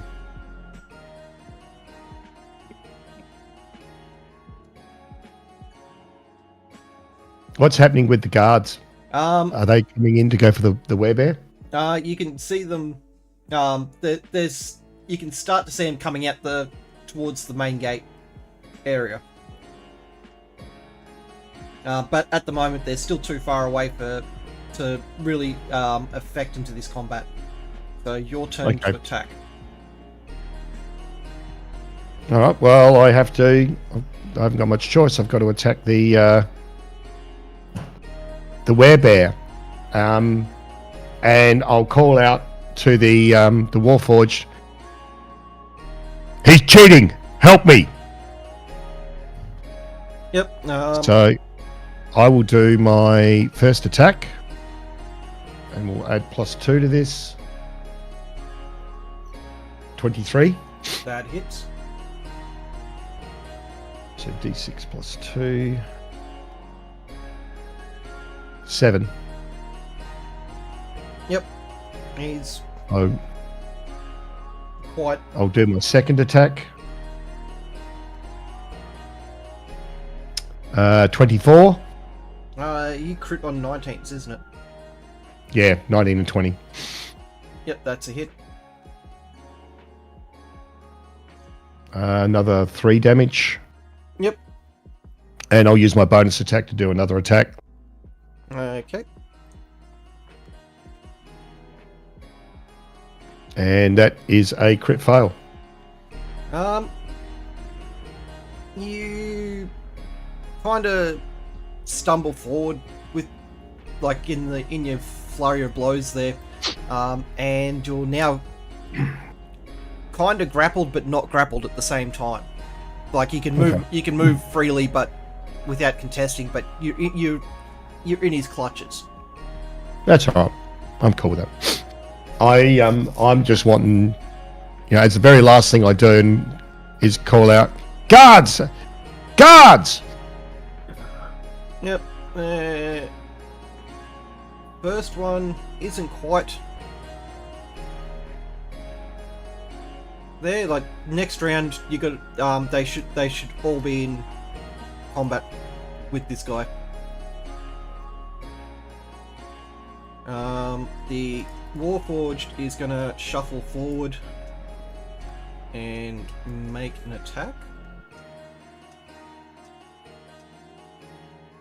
He only hits with one of his attacks.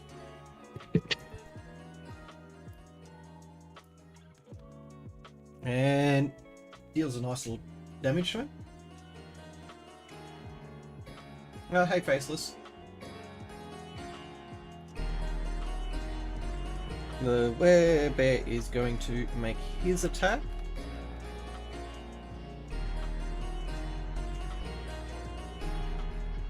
Suck it, Trebek.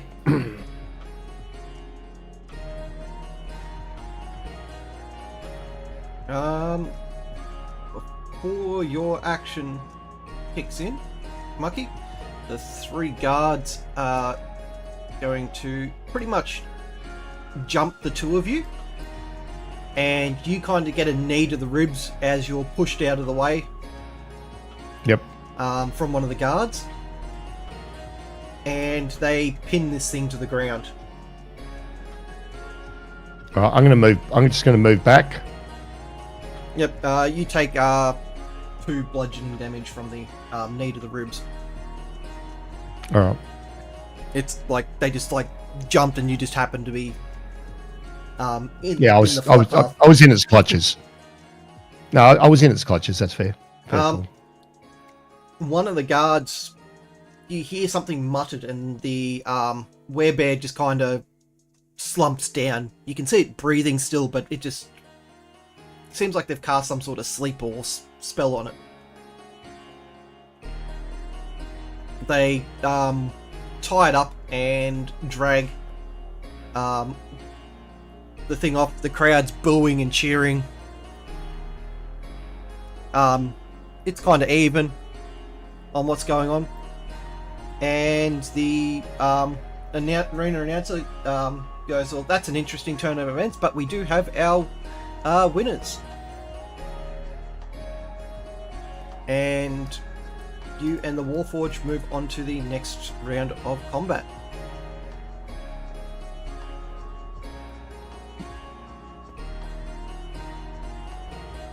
I'm going to see if I can see the halfling or anyone around, and say, I took damage from your guards and from that cheating werebear. Oh, yeah. And I asked for a minor healing potion to get a couple of the points back. You're as you walk back into the thing, there's a basket of good berries sitting on the thing, so you just take as many as you need because they can only heal 1d4 of damage, or one. They heal 1 damage. So I can go back up to full health. Yeah. Okay, cool. You look around at the other contestants that have that have been in the arena, and they've just got a basket of good berries in front of them, munching away.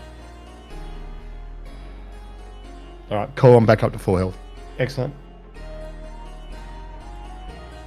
The guards drag this guy back into the arena. Neo, you wake up in a cot underneath the stadium, and you can hear a few more rounds of combat going out. Ooh. So let's skip ahead.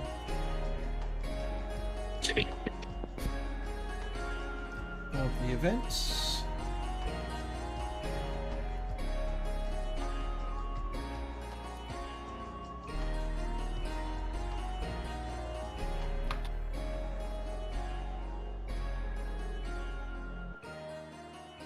So up on the winners stand, you get 3 more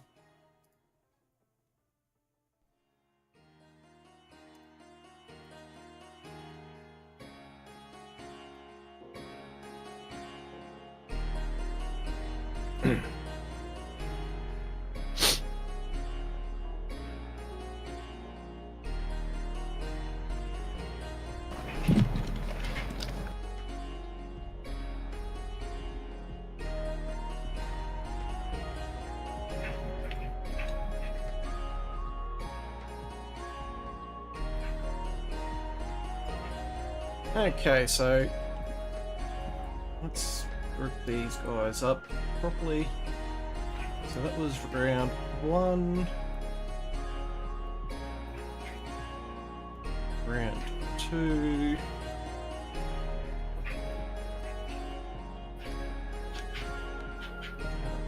Edit.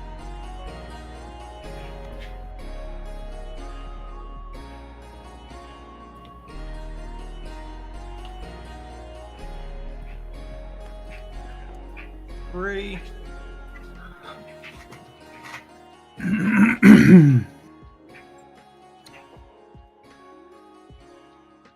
Now, that wasn't the only case of someone transforming into like a animal form to get an advantage on the fights. There's about 4 or 5 more people that were disqualified from the fight due to transformations.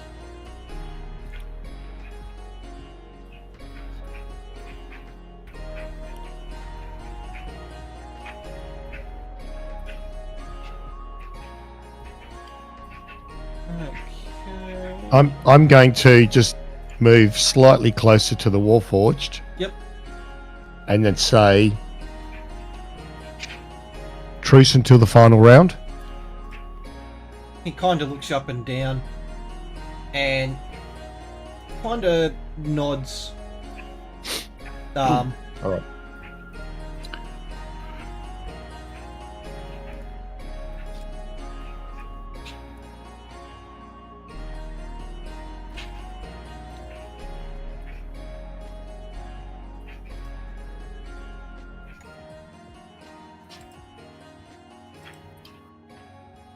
Okay, the final groups come up. Out of all the contenders, Mucky, you notice possible 3 guys that are going to be in that final group.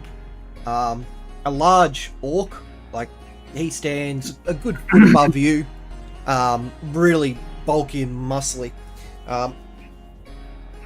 You recognize some of his tattoos. He's a one of the more barbaric orc clans.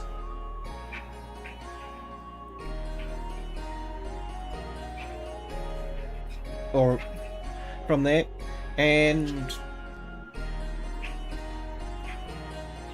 the a human over on the other side of the stadium, watching his fight.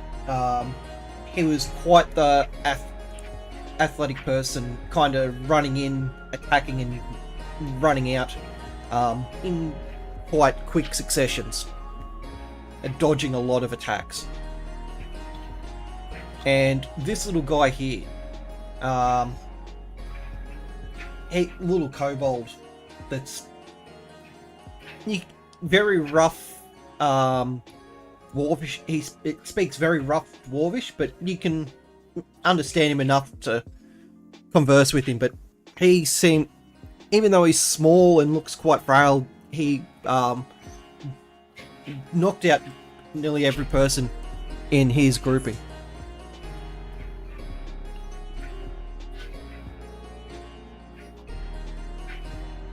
Well,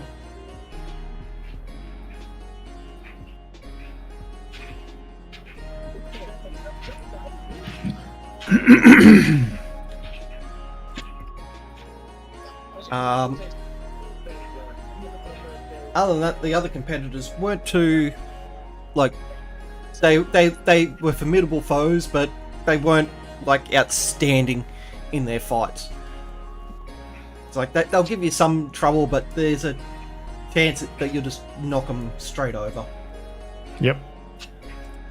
So there's a slight intermission after the last lot of fights, and you're pretty much told you'll be these are going to be essentially a 2v2 round. Yep. And the announcer then shouts, each fighter will walk up and grab a name from the hat, and that will be your partner for this round. Okay. Yep. Kind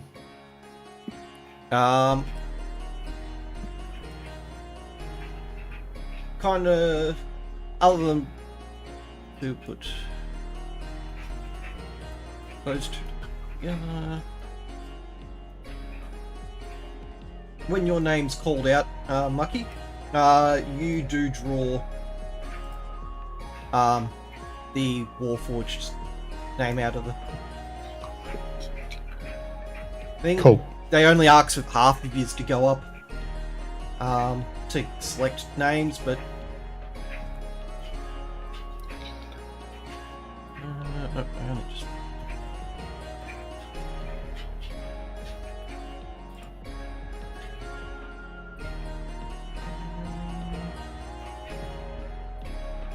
So there wasn't too much of a shift around for the opponents, and they go. It's now another just a random draw for who your opponents are going to be.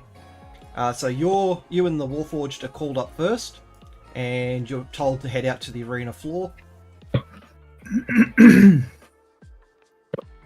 And you can take position wherever you want to start up. Right. You notice that the in between while they're doing all the official stuff up at the thing, you notice that more sturdy staves have been placed around there against the pillars and whatnot, and the shields are look a little bit better conditioned that they've placed out. Okay.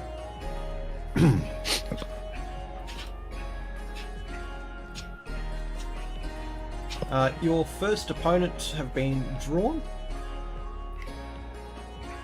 and it is 2 humans.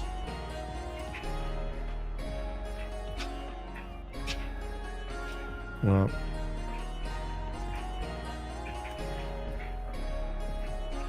Both look So like, Captain Jack Sparrow and Inigo Montoya.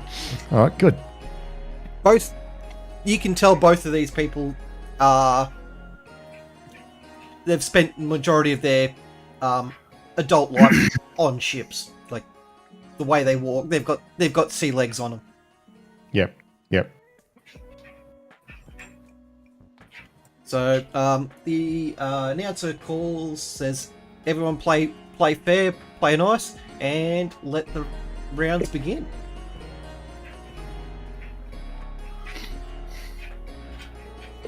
Okay. Well, I can run 45 feet. So I'm going to run up next to our Warforged. And who's going first? Roll a d20. The highest will go first. You're going first. Nope. No. Okay, roll again.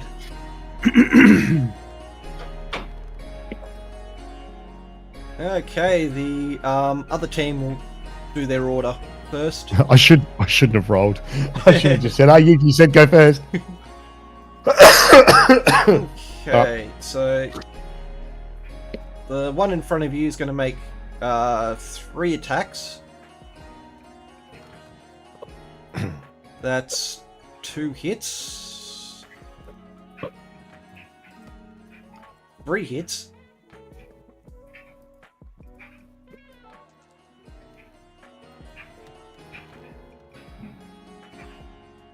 And you take 15 points of damage. Okay, yep. The offside is only going to make 2 attacks onto the Warforged, and only one of those will hit. And the crowd's going absolutely wild as the first punches are thrown, and he takes a nice 7 damage. Over to you guys. Right, who's attacking first, the Warforged or me? You can. I'm just going to roll his stuff now. Right. I'm going to attack the one in front of the Warforged. Okay.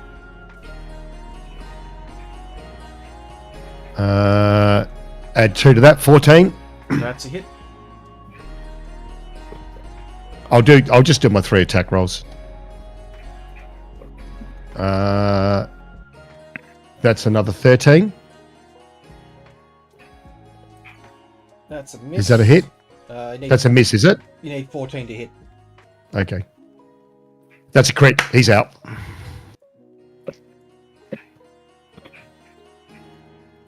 There. All right. And The crowd that cheers as he falls is to the ground. that's me done.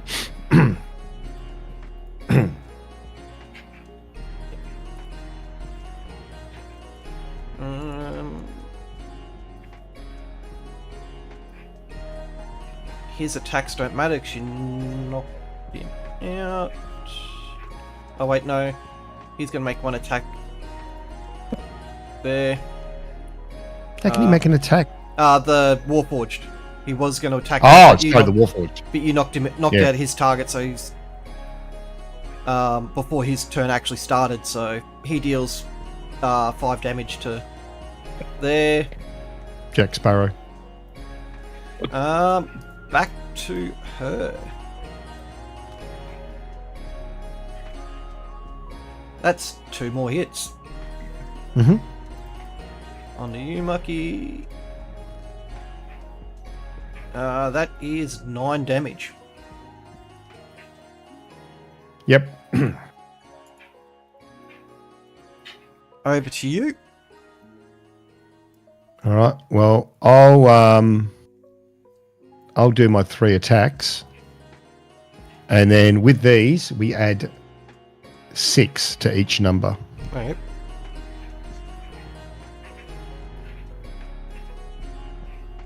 So that's a 23, a 20, and a 15. 3 hits.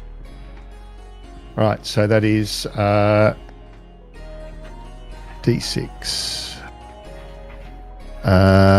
plus 6.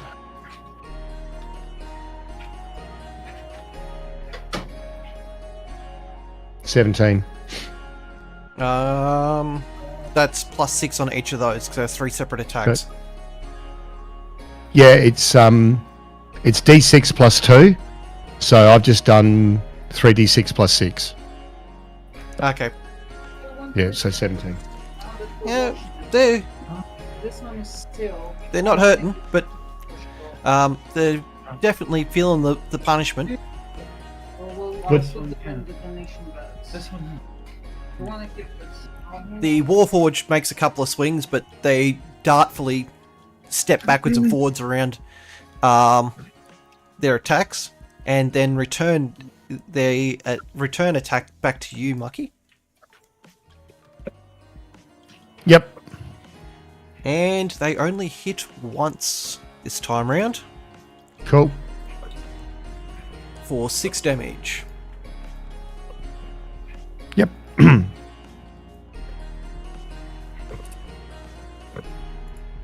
Warforged misses on his attacks, so on your attack.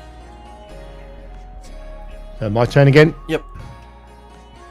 All right. So The crowd's we'll absolutely do- loving this. There's cheering and the occasional boos. all right. So I'm going to. So for each of these rolls, we add 6.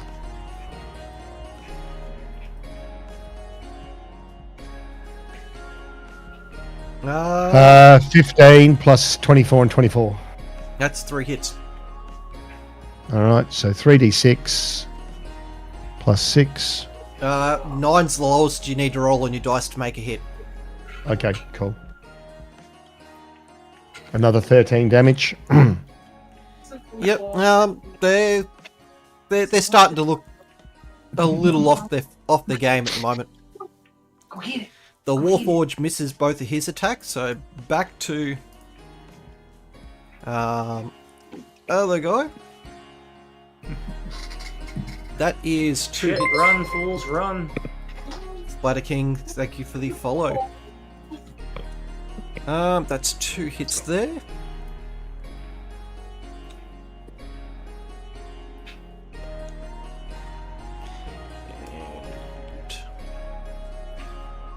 for a total of 5 damage. Yep. Back to you two. All right. I will roll again, adding 6 to all of these.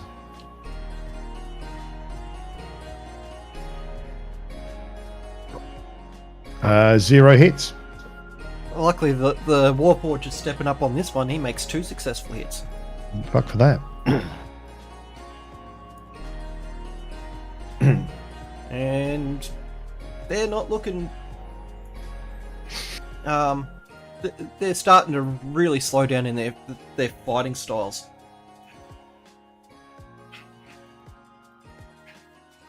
Okay, they're going to make 3 attacks again. And only 1 hit on you this time, Mucky. Good. So you can see they're getting winded. And that's 7 Good hit, damage. though. That is me down to less than half hit points. The crowd is going wild for this fight.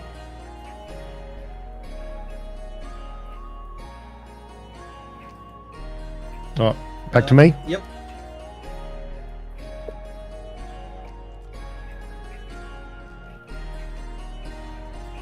Crit.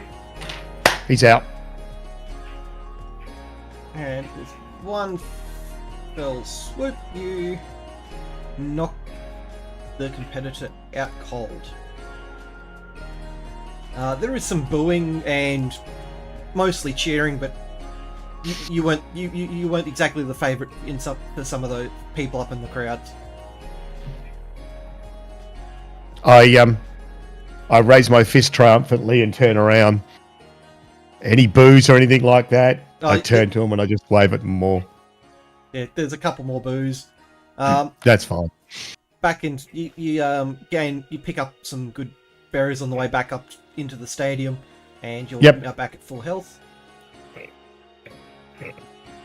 A little bruised and winded, but you're back at full health.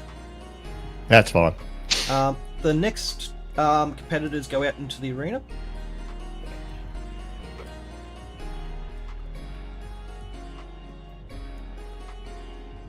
And it's the two guys that you were watching earlier and think make like eyeing off the large orc and the kobold. Damn it. Damn it. This fight's over pretty quickly. The orc knocks out both of their opponents with within the first couple of swings. Okay. And once again, it's meant to a bit more booing because the fight was so short, but there's still a fair bit of cheering.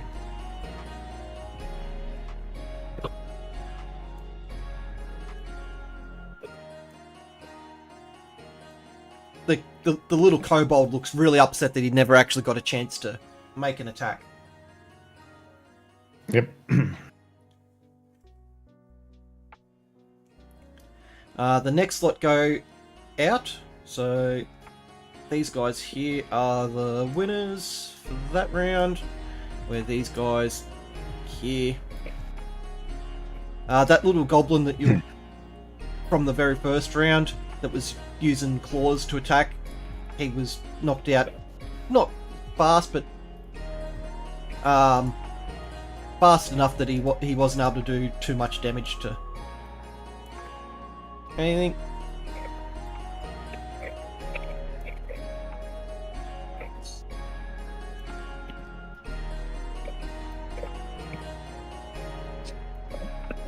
And out of this one,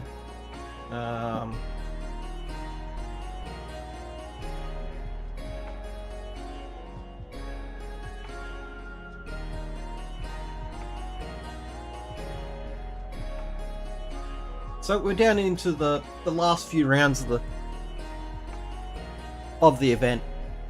The next round's last man standing 1v1 event. Um, So I'm now fighting the Warforged, yeah? no. Oh, okay, right. The little halfling that was down in the arena walks up and holds a hat out to you. Okay, yep.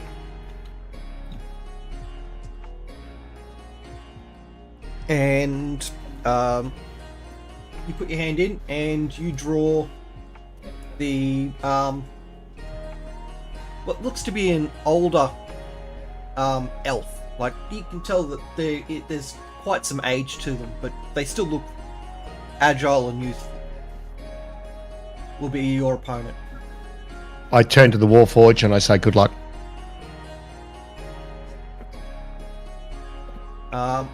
And these two get split up.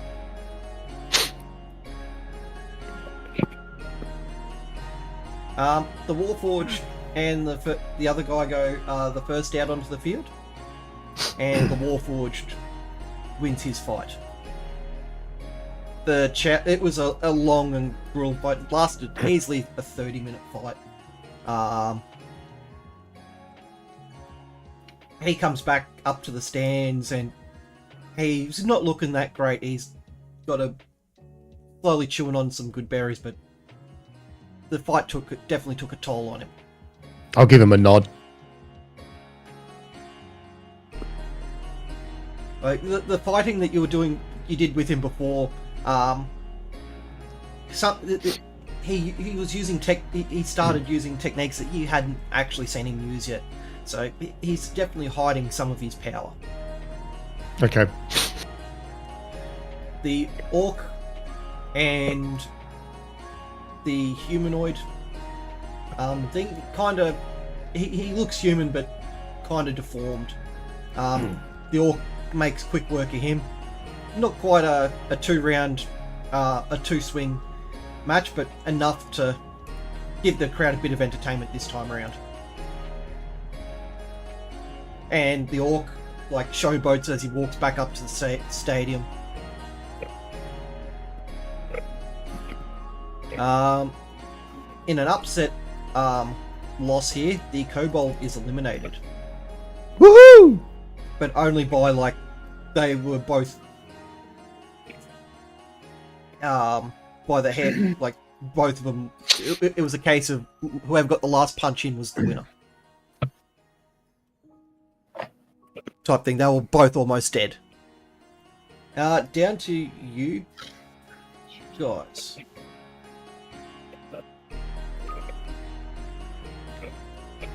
The elf kind of showboat jumps off the side at the top tier of the stadium and into the bottom of the arena, doing the hero landing with the crowd cheering for them. How are you entering the arena? Are you just going to go down the stairs and out through the gate like a normal person, or are you going to try and showboat it out? I'm just going to casually walk down the stairs. Yep. Look at the crowd, nodding, raising my fist, waving it in the air, looking around. Just casually. You're getting a good round of cheering from everyone. Still the occasional boos from your last couple of rounds. You are taking out their favourites and whatnot, but the sentiment with the crowd is quite good.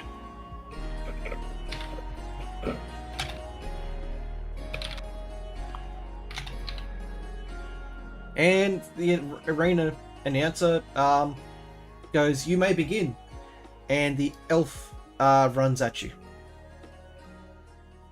Okay.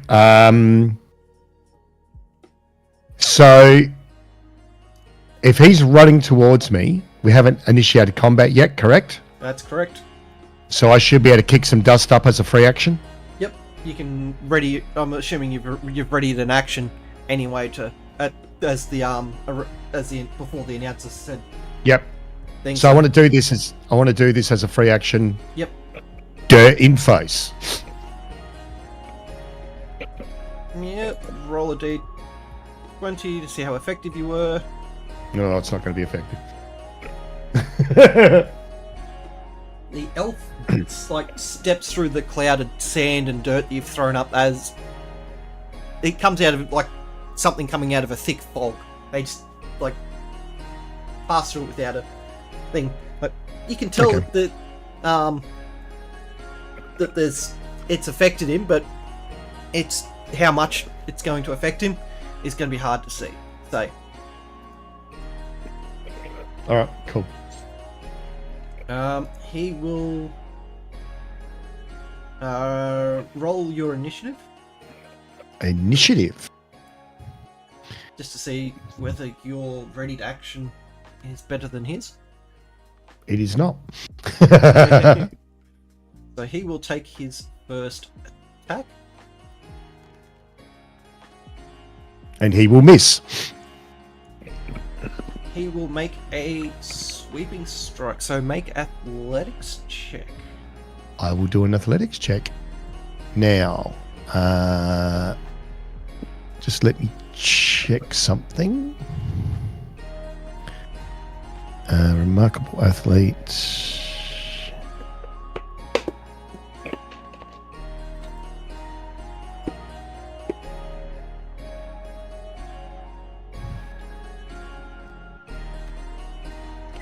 And then I add another 2, 17. Oh, he rolled 26. Oh, okay. And that 20 plus a 6 modifier to the athletics check. You are now prone. Okay. So to get up costs me. Half Is it movement.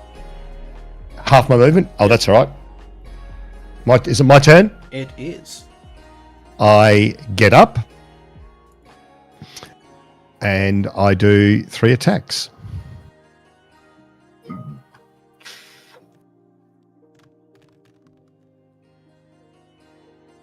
And we add 6 to all of those, so that is a 24 and a 22 are the relevant ones. Because I'm assuming that 11 doesn't hit. 11 does not hit. The other 2 do hit, yes. All right, cool. So let's do some damage. That 12. Yep. When your fist lays into him for the first time, you notice that his skin seems a bit harder than what it used to be. Oh. Like, it's not like he's wearing armored plate or anything like that. It feels like he is built like something. He feels almost wood barkish like. Okay. So I'm going to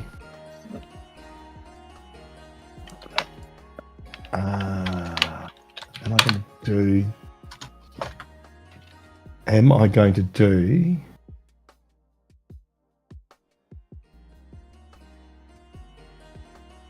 I'm just going to pre-roll the attacks. Okay, so all it does is that I'm going to assume bark skin, which gives him an AC of 16. So I just need to roll 10 or better to hit,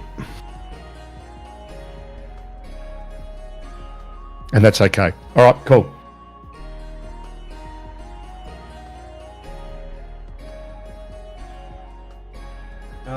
He makes one successful attack against you.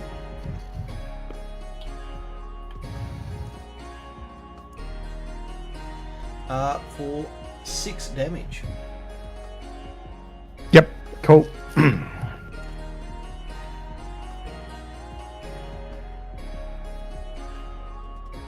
And you're right to have your turn.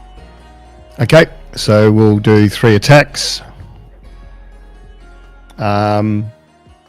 10 or greater on this dice should hit him, if assuming that 16 is correct.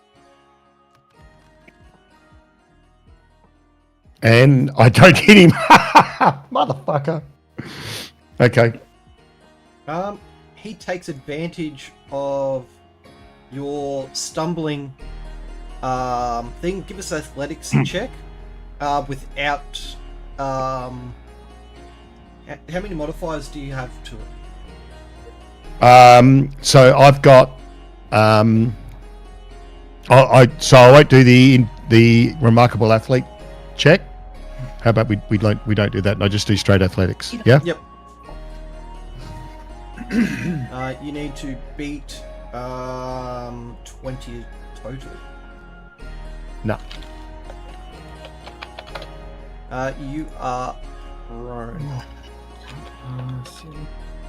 He then makes an melee attack on you for his second one at advantage.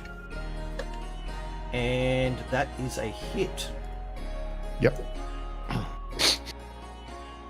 For another 6. 6. Okay, so I get up again. The crowd is loving this fight. And I am rolling. And that's a crit. For some unknown reason, your crit doesn't knock him out. You do hit him though. Alright, well that's one hit. Okay. The crit doesn't knock him out. Well, that's lame. But you do roll the extra damage. Oh, okay, right. So that's so that'll be 2d6 plus the 2. So we'll add another d6 to that.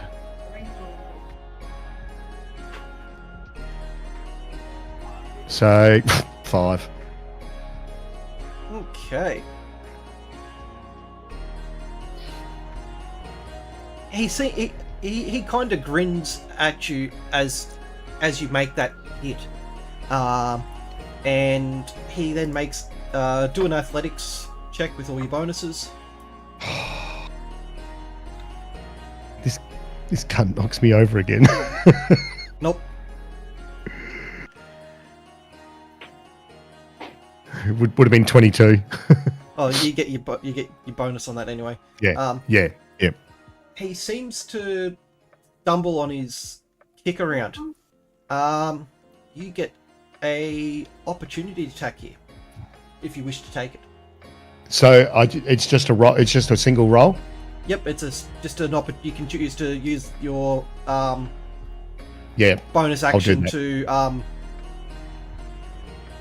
do the make a opportunity attack. I'll just do an opportunity attack. So let's roll that. That's another crit. And it doesn't crit. But you still roll your double damage.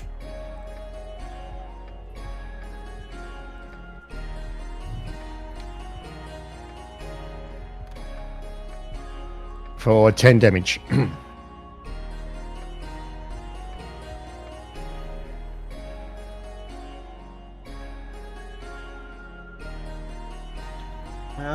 He composes him. So now I should have now it's back to me, isn't it? No, that was just the sway. His attack. His to trip you up attack. He's still off. Okay. He's still off balance here, so he's rolling his his second attack at disadvantage. Okay. Yep. He misses. And he misses. Back to you. I'm gonna have to just try and duke it out with him.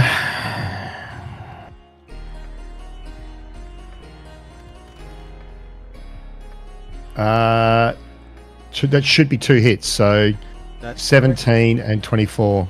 Okay.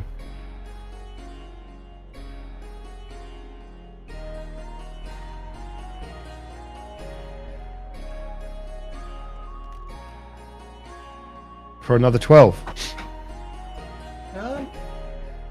He's still quite happily taking these blows. He's looking like he's enjoying this fight. The crowd's absolutely loving this. He is going to just make 2 attacks against you this time around. And that is 1 hit, 1 miss.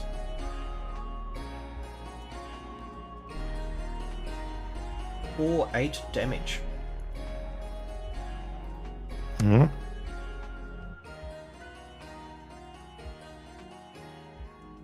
Well, I'm a bit of a I'm a bit of a one-trick pony. So let's roll. Let's attack. For 1 hit.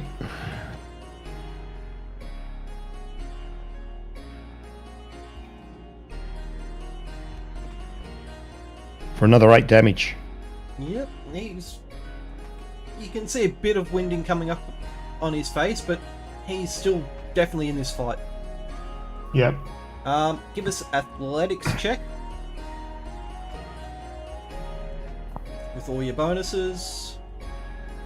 Add 2 to this. 31. You are still standing.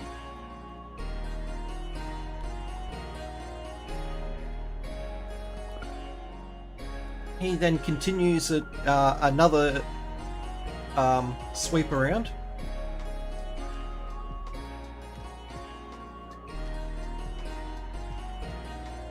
So another athletics. Well, all right, we'll do that. Pretty much just don't roll 1.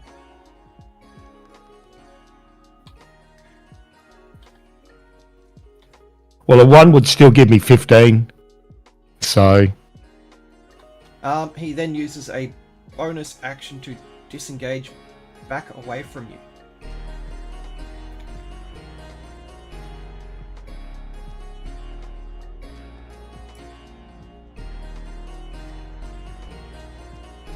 my turn? Yep.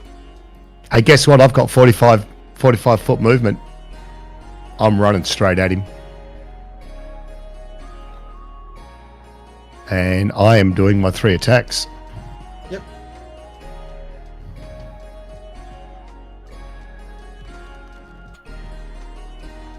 With 1 hit. Yep. Make your damage roll.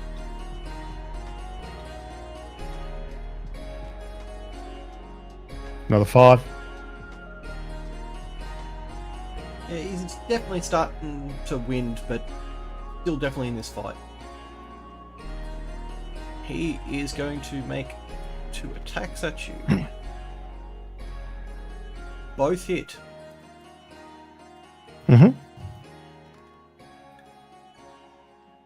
For 4 damage. Yep. Your turn to retaliate.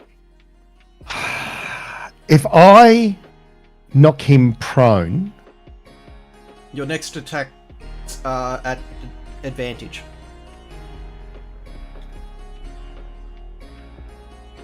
I don't think I want to waste it.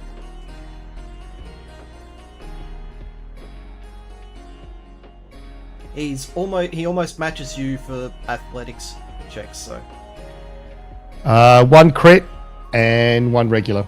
that's 2 hits. So roll the extra dice for the crit. Right, so that's 3d6 plus 4.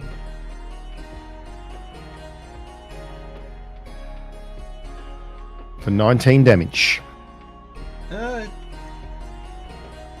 He's definitely feeling the the pressure here. He's retaliating again, and that's another 2 hits, only just on the first Has he got a hit. +7? Yep. Jesus. What? You didn't think these were going to get easier as you got up the fighting No. list? No.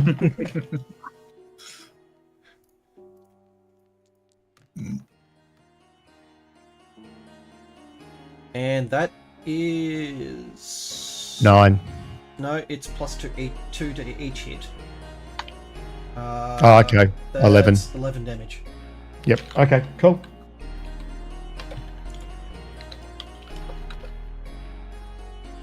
All right. My turn. Yep. One trick pony.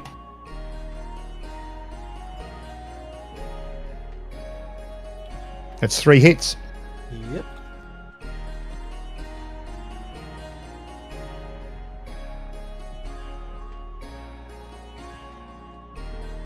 For another 16 damage.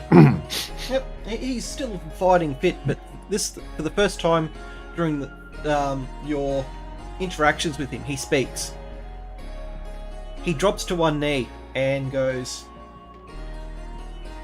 "You have grown," and turns and walks away from walks into the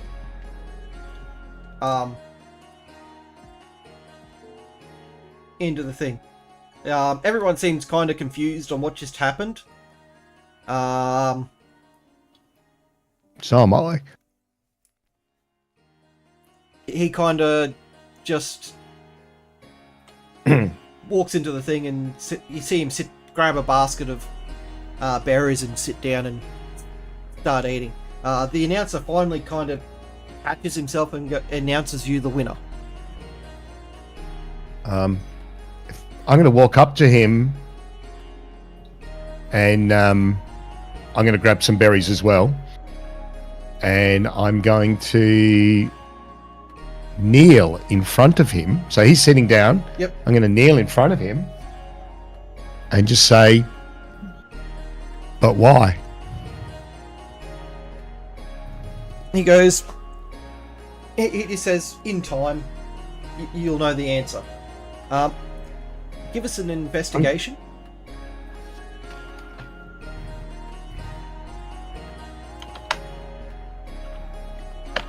Yeah, I'm confused. You notice some familiar tattoos on some of the exposed sections of his clothing. You don't know. You recognize them, but you feel that this probably isn't the time to follow up on it. All right. I'm going to bow, and I'm going to then wait for whoever needs to lead me away to somewhere to lead me away. Yep. You're led back up to the stands. So he was an elf, wasn't he? Yep.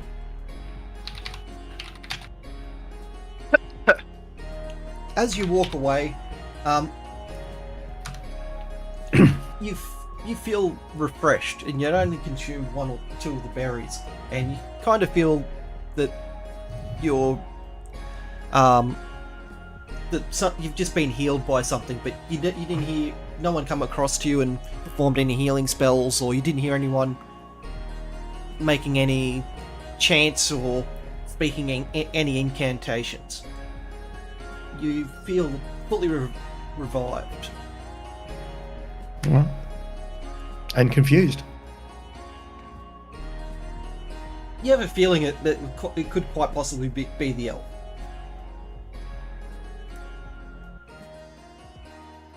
In the final matchup, it's quite obvious who the winner of the round was. It was the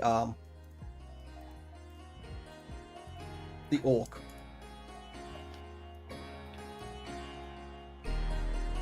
The final round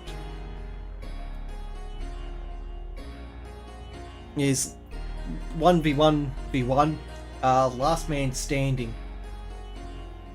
fight, and you are permitted the choice of one blunt weapon. So there's Blunt.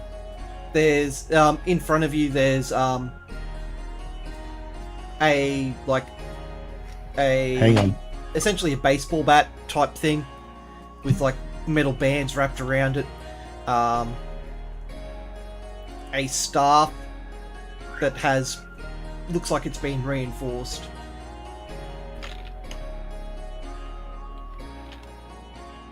Okay, so I can't use one of my own blunt weapons? If you have what blunt weapons do you have? I have a mace. And yeah, there's also a mace sitting on their No, sword. I've got my mace. It's a mace of smiting. You are told that you can only use the stuff from the arena. Okay. So The orc walks up and grabs the mace. He kind of scoffs at the quality of the mace and disappears down into the arena. okay, so I can do, if I grab the staff. Yep. Because it's versatile. I can do 3 attacks with it. Yep. I'm going to grab the staff. And the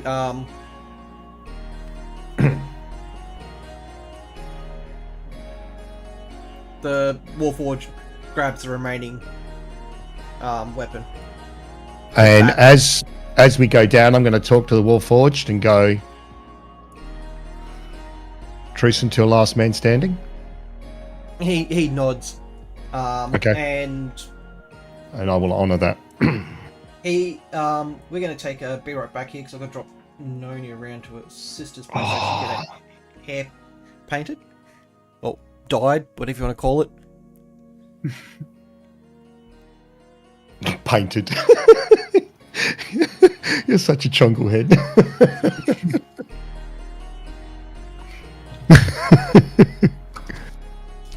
I don't English. So It's going to be... we'll take about a 20-minute break. It should take me about 20 minutes to get back. all right. While we're doing that, I will boot up...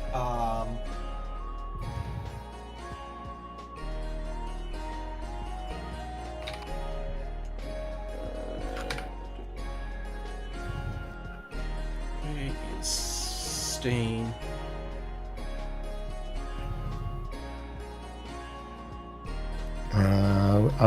Staff is 1d6 plus 2, isn't it? This is a reinforced staff. It's 1d6 plus 4. All right, cool. And then I've got my other bonuses that go with it. Yep. So 1d6 plus 4. Do I get any other bonuses from my proficiency, my strength proficiency? You'll get your standard, whatever a basic attack is for you. So whatever you gain the benefits from there. I think it'll just be a 1d6 plus 4. Okay. All right, cool. And it's also... So not much better than this. It's also an extra... it's plus 4 damage as well. Okay, right. So I'll get 1d6 plus 4, and then I get a plus 8 to attack. Yeah, okay, cool. All right. 20 minutes? Yep. I'm going to get some... Where are Okay. you? Rusty's retirement going, so... Exclamation mark join, I think it is to join in on that. And you can run around on the farm. I think in my tabs below there is a list of commands for Rusty's retirement.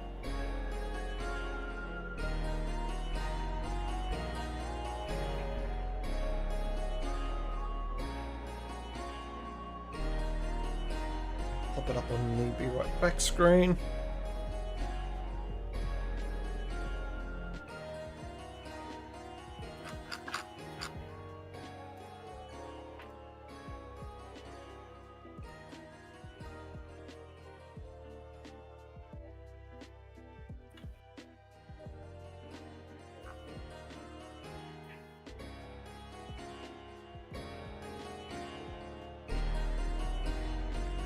And it's just exclamation mark.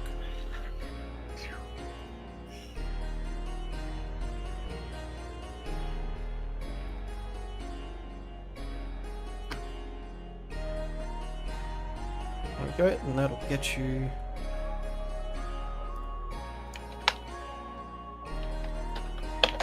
Perfect lunchtime for me, so I'll go get some lunch. Okay. And sorry, everyone else, that I'm chewing up most of the action. Once I win or lose this, then I'll shut up for the rest of it. Oh, that's fine. Yeah. Great, man. Good shit.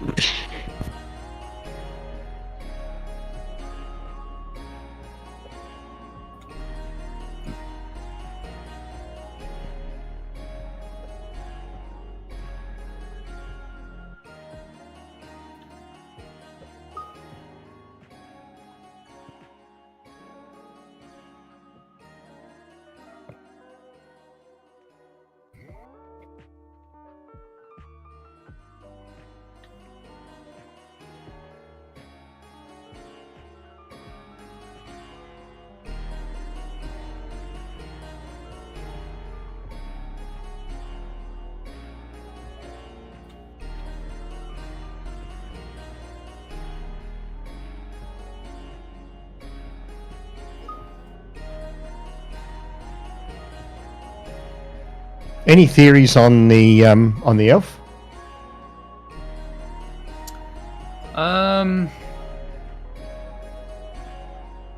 Not really.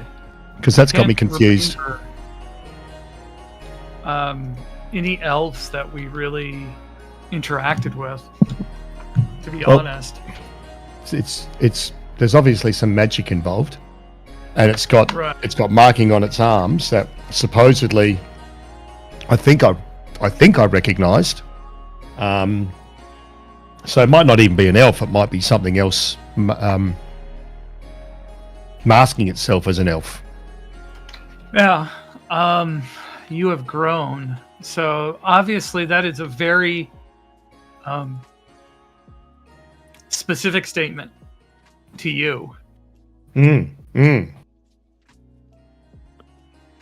Because he said it to you, not like you all have grown or you've grown. You have grown. Could it be the ghost of Gaza? Could be.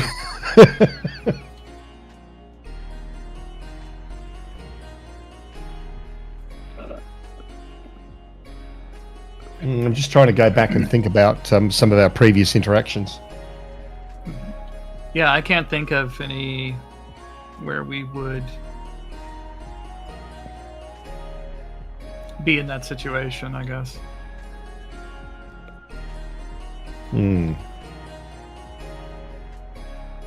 Oh, back in a second while I just put the lunch on.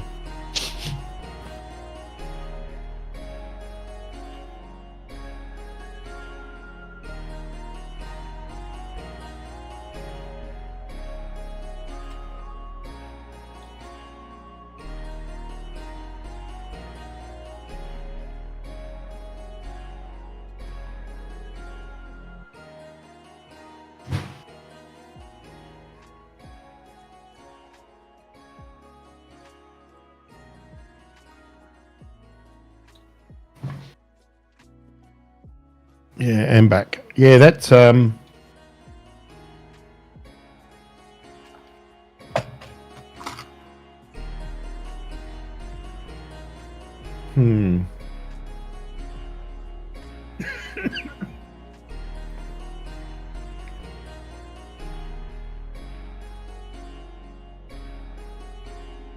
Wonder if it could be wonder if it could be someone from the three. They haven't really looked for us. No, but they have been watching us. They have been watching us because we had that old woman and the wizard in the store at Baldur's Gate, I believe was one of them. And possibly Bill the Dwarf, although he point blank refuses to admit it. But yeah, I wonder if it's them keeping an eye on us. could be.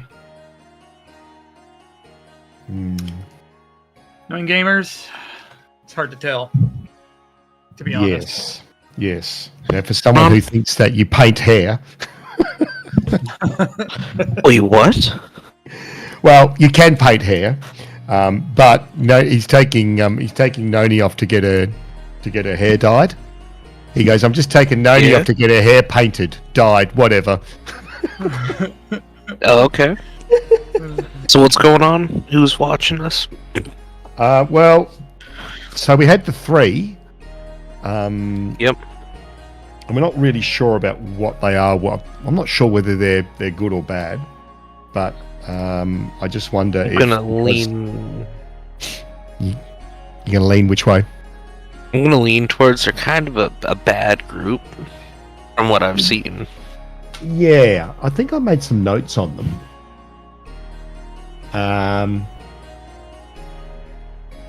Let's have a look. And sorry, I didn't mean to interrupt you, man. No. You're right. Sorry, dude. No, you're good. You're good.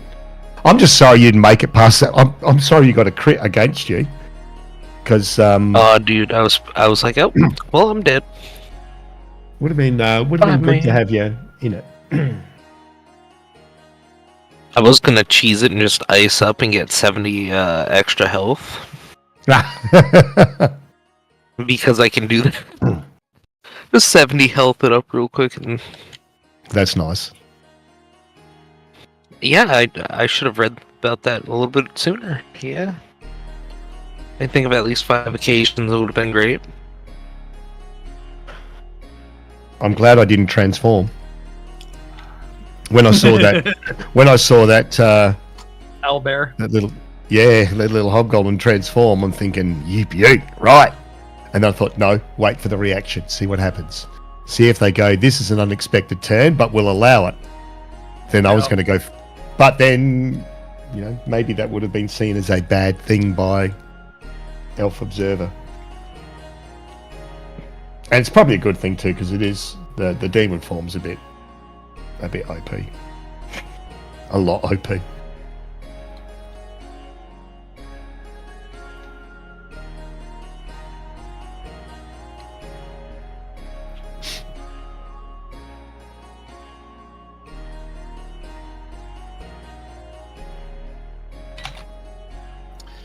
Yeah, I think I just can't think of anybody who would want us to grow. Oh, well, there's only one.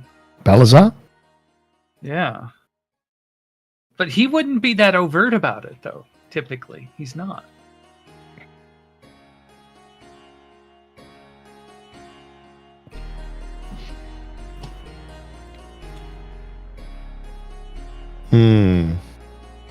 Yeah, I know. It's kind of.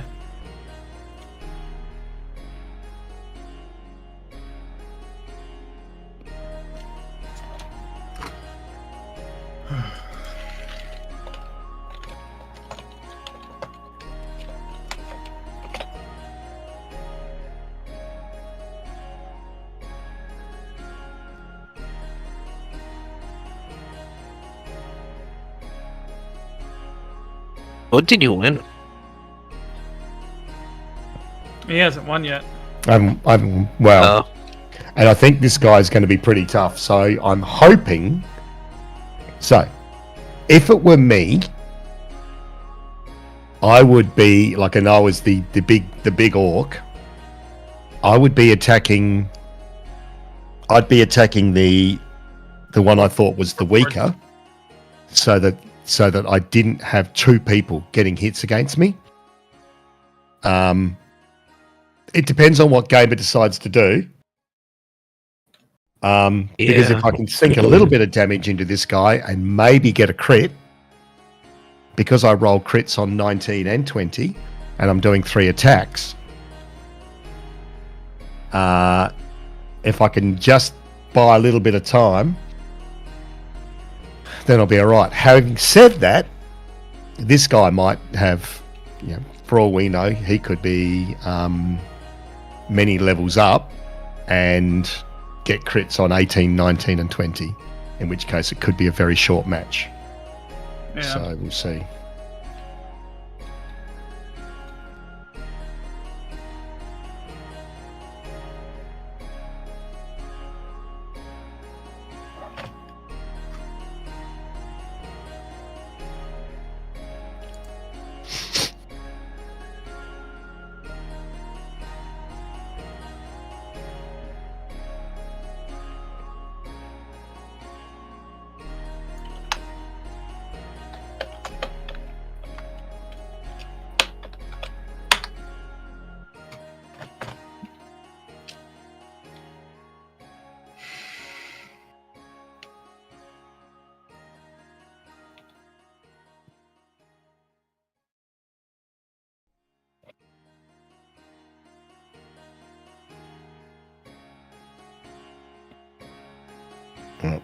My lunch should be ready.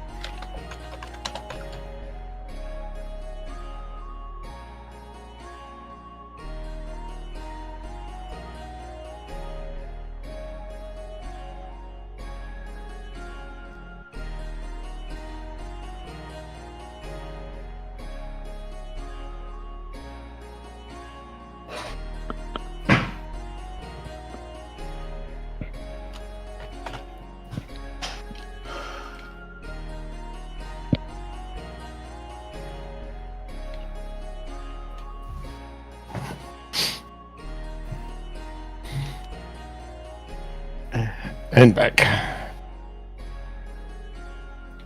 I'm back.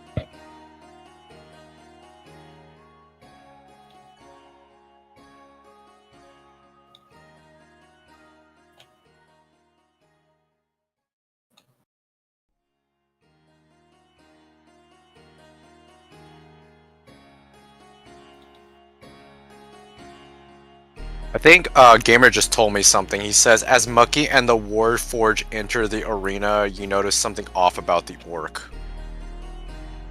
About the pork. Oh, okay. Or the orc. The orc, the pork. Bork, bork.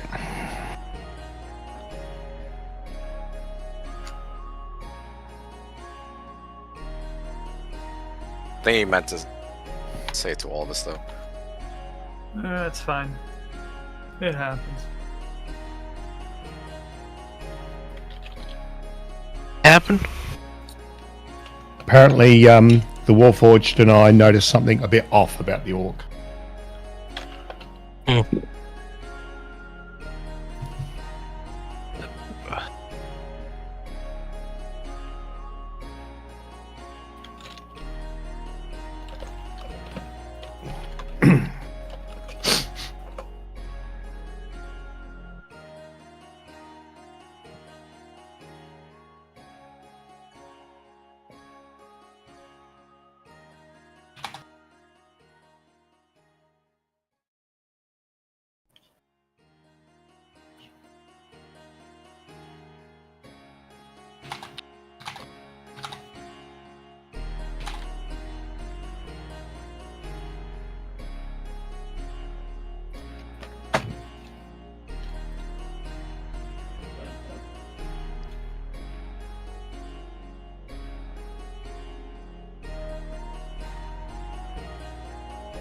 Hmm.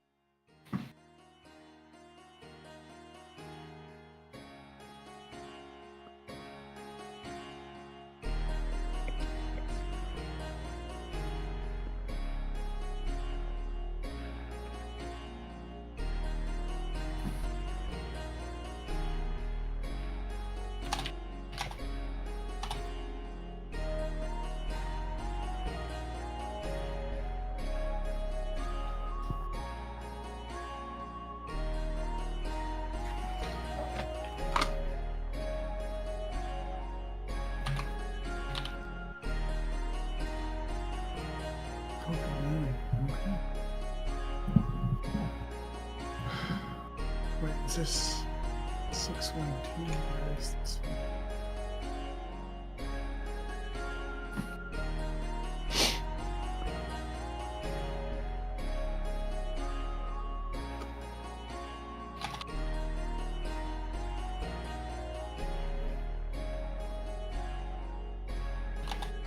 Okay, let's make sure this is.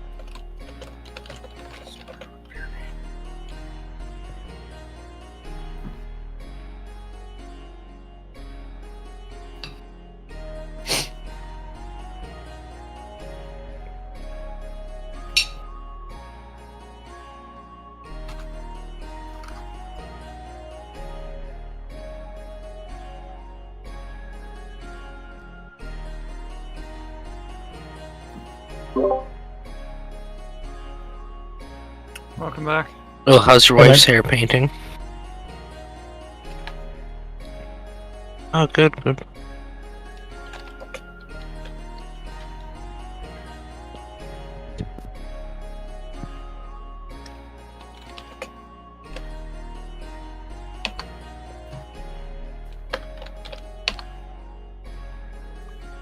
Oh yes. So I wasn't sure if that was directed to me or to everyone, but I did tell the party.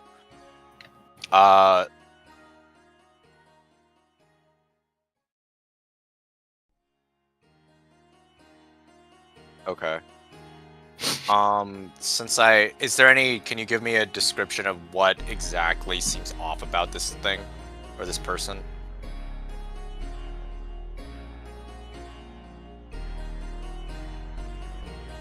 Is the orc within or within range, or just? Sorry, where I kind of lost where. Oh, okay, I see. He's like over there.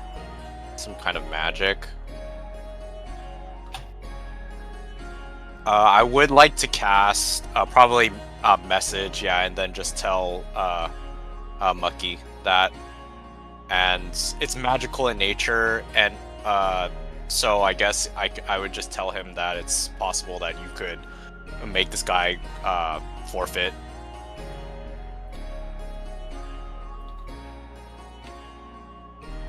All right.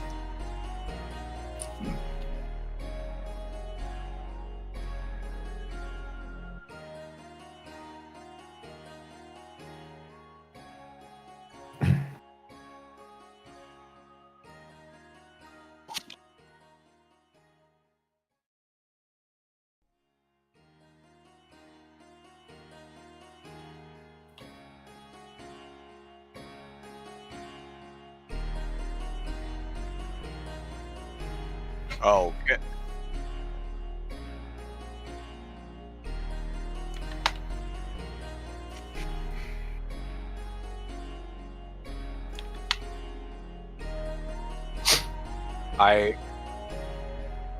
Okay. Maybe can I cast Dispel Magic?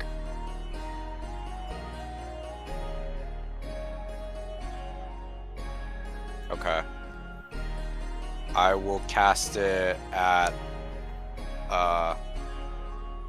3rd level. As you cast the dispel, you feel the magic getting stronger. You feel that you've only dispelled the whatever was essentially masking the magic. Then can I?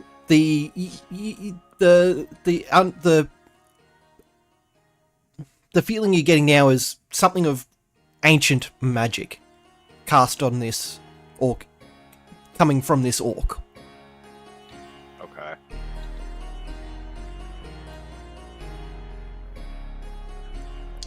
Mucky. So okay. And I'm totally unaware of this. You notice the Warforged just kind of stop in his tracks, looking directly at the orc. Like, these guys are probably about 20 or so feet away from your starting positions in this in the thing. He kind of stops dead in his tracks, and his eyes are pretty much locked directly at. And your inner demon also picks up the moment the magic that was masking was lifted. Right. And I'm gonna go to the Warforged. Sorry, you go. Go. And the demon inside you seems uncertain about how this fight's going to play out. But you know that once this fight starts, not even the guards are going to be able to stop the fight. Oh. Gamer, can I still keep constantly casting Dispel Magic until it stops? You feel that after your first one, you feel that nothing is affecting this particular type of magic. Okay. So just so all I know at the moment is Inner Demon said, "Hey, something's up." The Warforged has noticed something. Is there anything coming from any of the stadium presenters or guards or anything like that? Has anyone else noticed it? Now that, and I know that I don't know that Dispel Magic's been cast. The crowd. Yeah.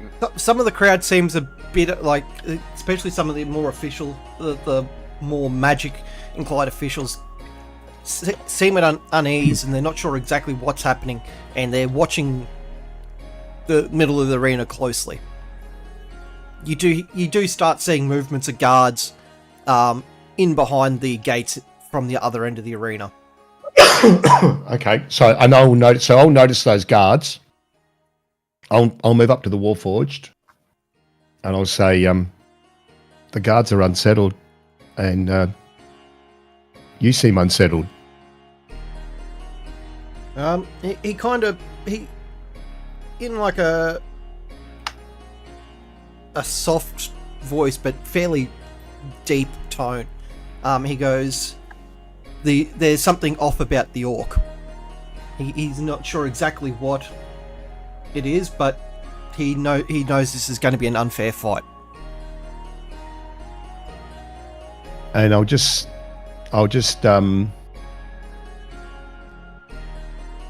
ask him if he thinks it's something infernal. He's unsure of of the magical origins of this power. You still have to.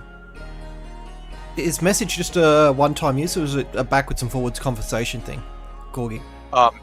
Message. I think. And can reply in a whisper that only you can hear, so they can also. And I'm relaying all this information to Mucky, by the way. Okay, cool. Yeah. So we can talk according to this. You point a finger towards a creature. The target hears the message and can reply in a whisper that only you can hear. So yes. All right.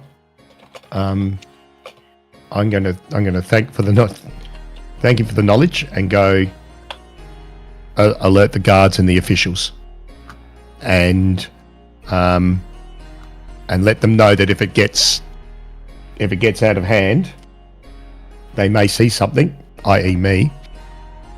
But I don't want to do that. That's going to be my last resort. I want them to know that that's only going to happen if it gets out of hand, and that I'm not a threat.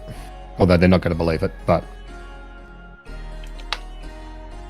all right, let's go. Okay.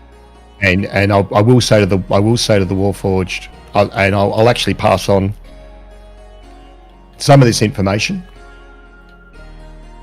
and go saying this is what I've observed. I'm not going to say what the source was, and just say let's stick together.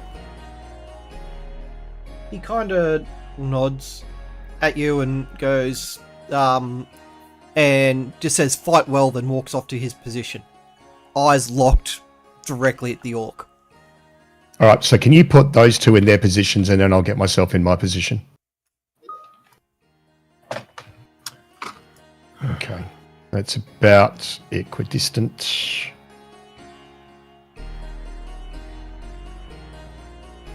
All right, who is the orc looking at most?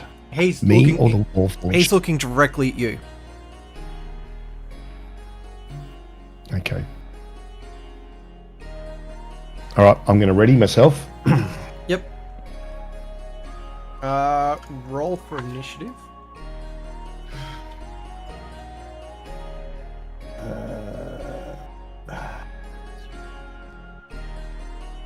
Let me get that going. Initiative. 15. Okay, so that works out well. How I placed is the orc is going first, followed by you, then the Warforged. Just ignore the rest of this. Turn order. Not you. Where'd my... Oh, and one more thing before I with message I do talk to Mucky and just say, do you want to fight him? I could just tell the guards to go in since it is magical. Yeah, And, I'm just going to say, just alert them. It's probably too late to stop it. Just alert them. They'll make the call. Okay, and I just do that. Meta wise, I think the GM wants us to fight, so that's why I kind of reserved that. Yeah. I'm ready to fight. Okay. But yeah, let them know that something strange has happened. Let them know that you've done a dispel magic. Tell them everything. Let's be upfront and honest with them, and but also let them know that if I get to a point where I'm severely threatened, then I will transform. Okay. I tell them that gamers. Not a problem. You hear him whisper, saying, like, the what you've told them kind of confirms with their officials as well that there's something going on here, and they're prepping some of the guards to head down to the arena, and some that are getting ready to evacuate any of the crowd that's here, if anything happens. Just ignore the guys that have added in. That's just for later combat models. Now, if it gets to that A point. question. Yep. Where are my swords and everything like that? They're all in the main, in a chest in the back room section, in one of the where you first set up. So how did I let go of my magic sword without collapsing? The it's only chance that you'll collapse. Okay, all right. I was kind of hoping I could have it strapped to my back and just not use it, but oh, all right. Have it tied in a peace knot or something like that. Yeah, I see what you're saying, but But you do feel some unrest from the demon for a moment, and you look around to you can feel the unrest pulling towards the sword, and you notice the elf standing behind the dropped gates with your weapons resting against the gates. Okay, and so can you just shine the light on the gate where the... So over here, where I've got Perfect. the minis lined up for Perfect. later. okay. So And those of us up above know that there is a quote unquote problem with this orc. Yes, you Corgi would have alerted you to. Yeah. Okay. So I'll move closer towards the edge of the I'm going to move back here a bit. Oh, no, I can't. All right. of the arena. You can start wherever you wish to. They haven't announced the fight to start yet. Yeah, but I can't move because we're in combat mode. Yeah. There you go. There can I. I just want to... What I want to do is I want to get... About there. I want Yeah. to be... So basically, I'm leaning. I want to be against 45 feet. terrain to see if I can jump down So, and help at any point in time needed. so that's 45 feet to the gate. But the gates are want- closed at the moment. Yep, that's okay. That's okay.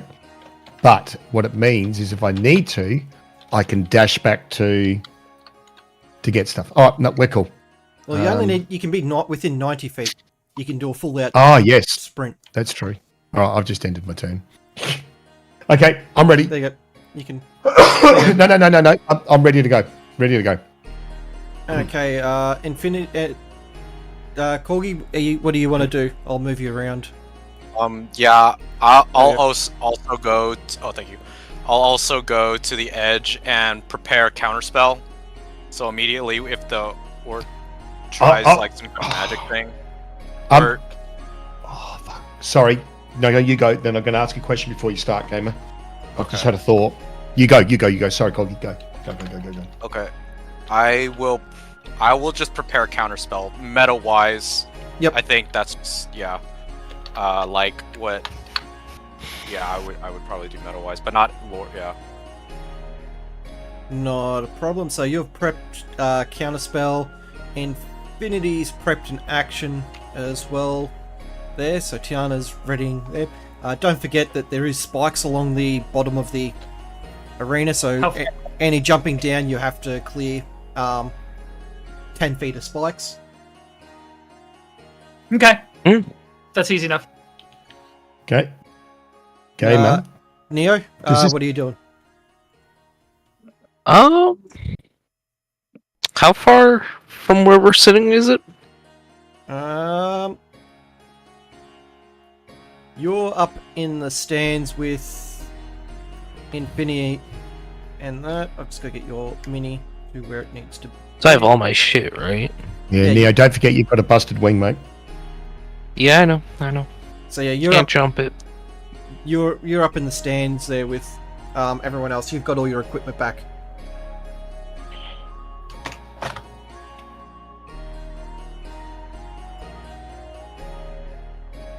Can we get Gundam in watching as well? How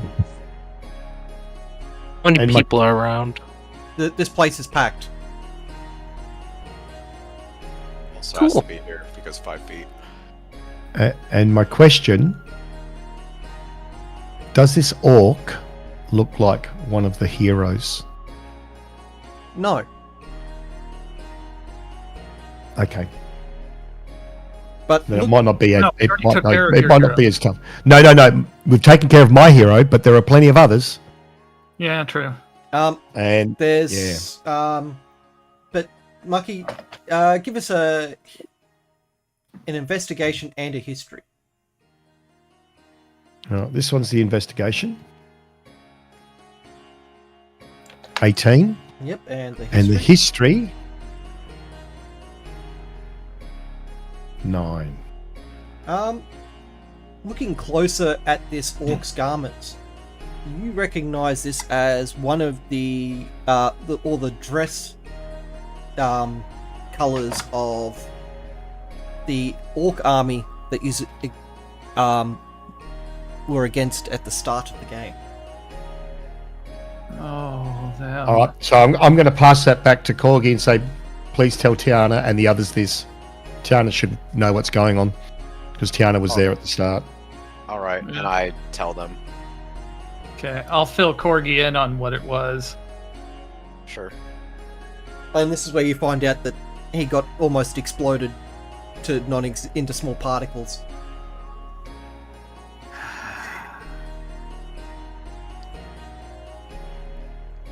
I see. Okay. And Tiana looks very strained when she's explaining that part of the Like I'm holding myself back. Tiana realizes the error of her ways and promises not to do that Oh, rubbish Tiana again. is still very unhappy about almost dying. Makes sense. you kind of get Moritor's just done a traveling salesman.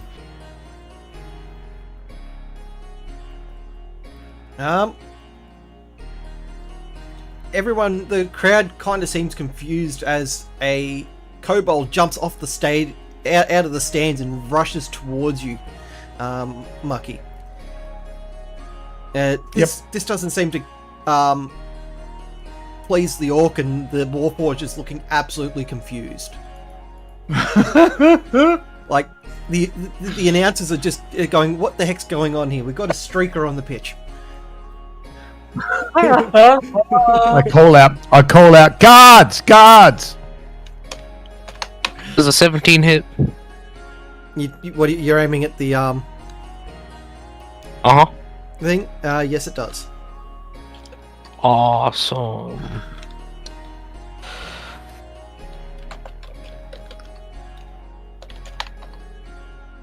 It Ooh. puffs into the thin air, and at your feet, Mucky, a small, a fairly heavyish pendant, round pendant on a chain rolls and stops at your feet as the little kobold runs onto the pitch, and like just as Neo's projectile hits it, slides and like stops at your feet, then disappears. Keeping my eyes on the orc, I'm going to crouch down and I'm going to pick up the pendant.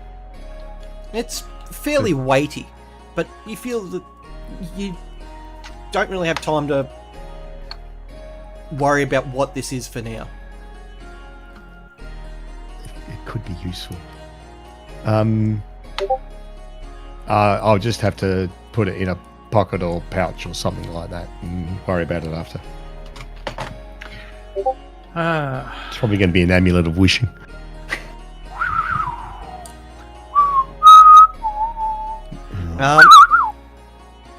Okay. Out of the utmost confusion, you just hear fight. The announcers and like don't know what to do, and the moment the orc hears that, it charges directly at you. Give us a strength check. Okay, so is it a saving throw or a This strength is check? he is making it's an athletics. He's going like full out body slamming you. Okay, and add 2 to whatever we roll here. 30. He's rolling at advantage because of magical. I rolled 30. You are standing, but you slide back Jesus Christ. 10 feet, and he is there.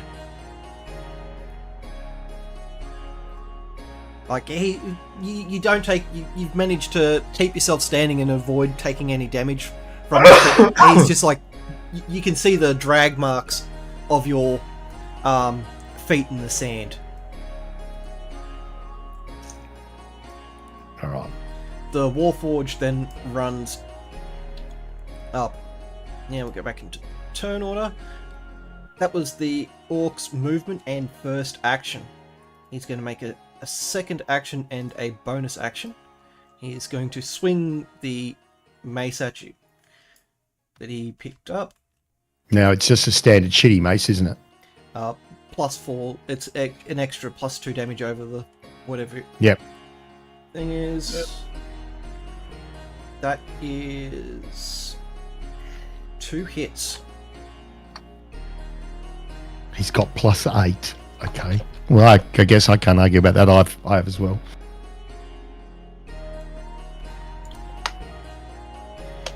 And that is 15 damage.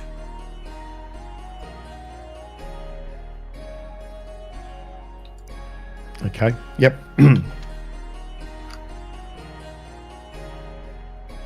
Load the gun standing at the balcony real quick.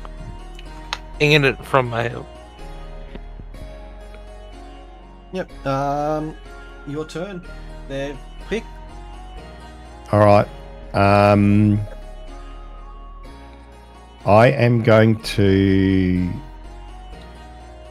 to do my first 2 attacks. I won't do my bonus action yet. Yep. Roll your attacks. So just checking. We add +8 to both of these. Now, that does not.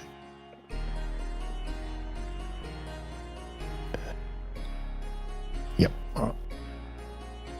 So both of these get a +8, whatever it is.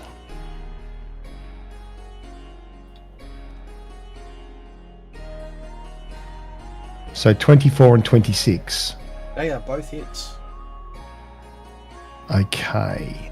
And so I want to see what happens when I hit him. So it's 1d6 +4. And then do I get any extra on top of that as well? No. You just get Okay. it's +4 damage on it, so it's +4 to hit, +4 to damage on it. So if you've already got a +4, then it'll be 8 damage. So 1d6 +8. Yep. 1d6 +8. Okay, cool. So that's 2d6 +16. That and that.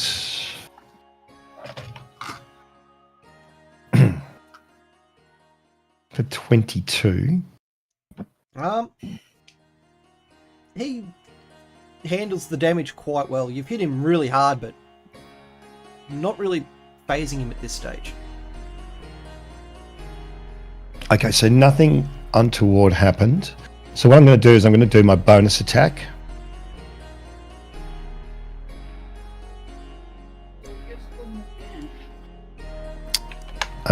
Which we'll add 8 to this. So that's 24, which That's I think is another another hit. So it's a... where are we? Hang on, this is a reinforced staff, isn't it? Yes, it is. So it's 1d8.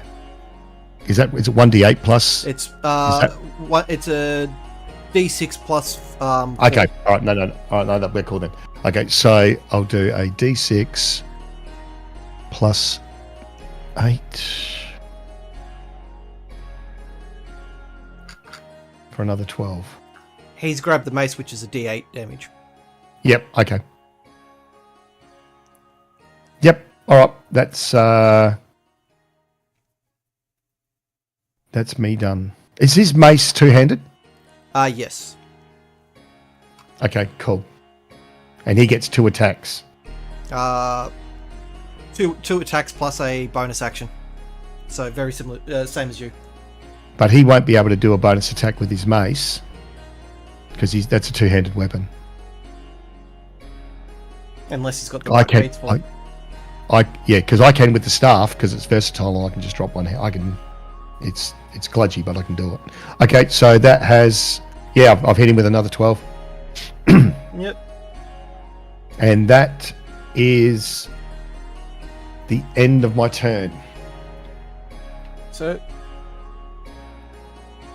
you notice the Warforged dropped the weapon that he picked up, and you notice his hand slightly change as he runs up behind the orc. Like, it's still his hand, but it seems to be looks slightly larger than it should be.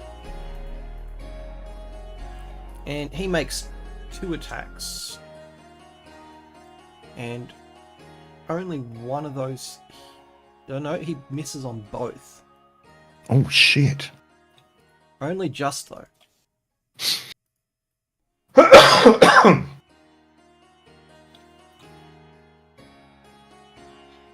As a bonus action, you hear you hear a muttering or something coming from the Warforged. You're unsure what happened, but you feel something shroud you.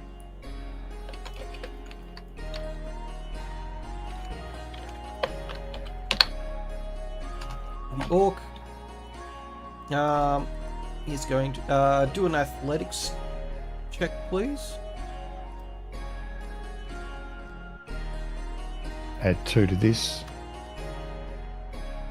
33.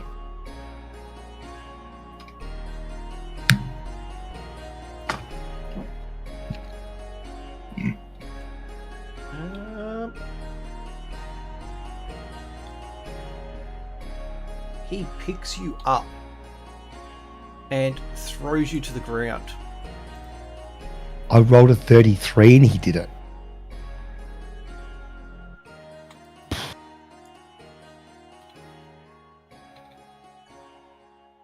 I rolled 2 higher than him and I've added 14 to mine and he still picked me up. This guy's tough. He then makes his first attack, or his second action.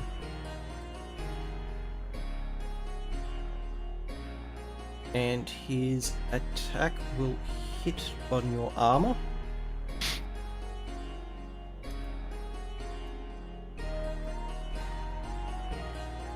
That is 10 damage. And he is then going to grab you by the ankle. He's going to make a strength check. He's going to pick you up and essentially just throw you.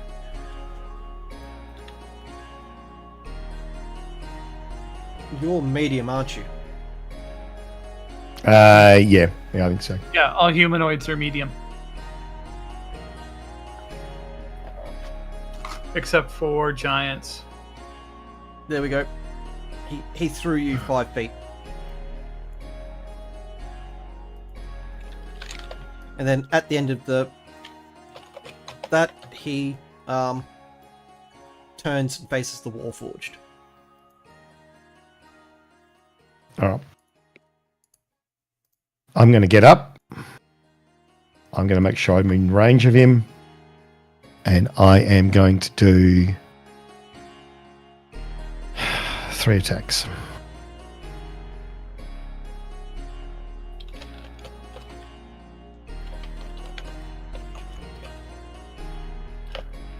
And I have got I think what do I add for my attacks? I add 4 plus 2, I add 6. So I've got a 17, a 14, which is definitely not going to be a hit. I don't even know if the 17's a hit, and a crit. 17 misses. So you got 1 hit there, which is a critical strike. Yep.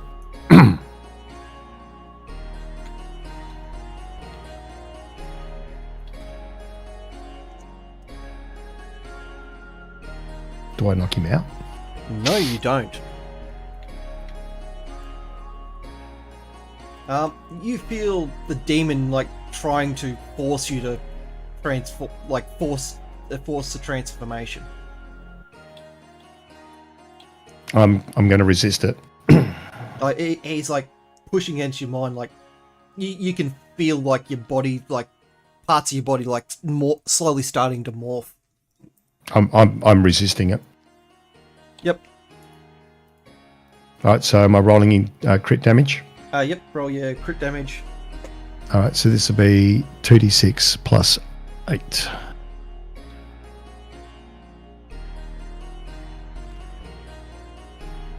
For 13. And that is the end of my turn. Okay. Warforged, take wind up on this thing, and he misses both of his attacks.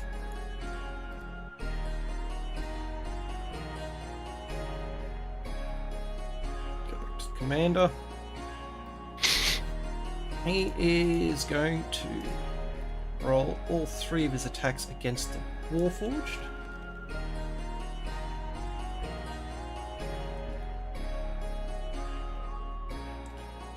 Absolutely shambles the one attack he does get, and he only manages to deal 6 damage off his attacks. And Is he off balance or anything like that because he fucked his last attack? he lost all lost all strength off that attack. He was so he didn't get any of the bonuses on that he would have gotten off the weapon. All right. So back to me. Yep. 3 attacks. And adding 6 to each of these. So the best I've got's a 19. That's a miss. 19's a miss. Okay. All right.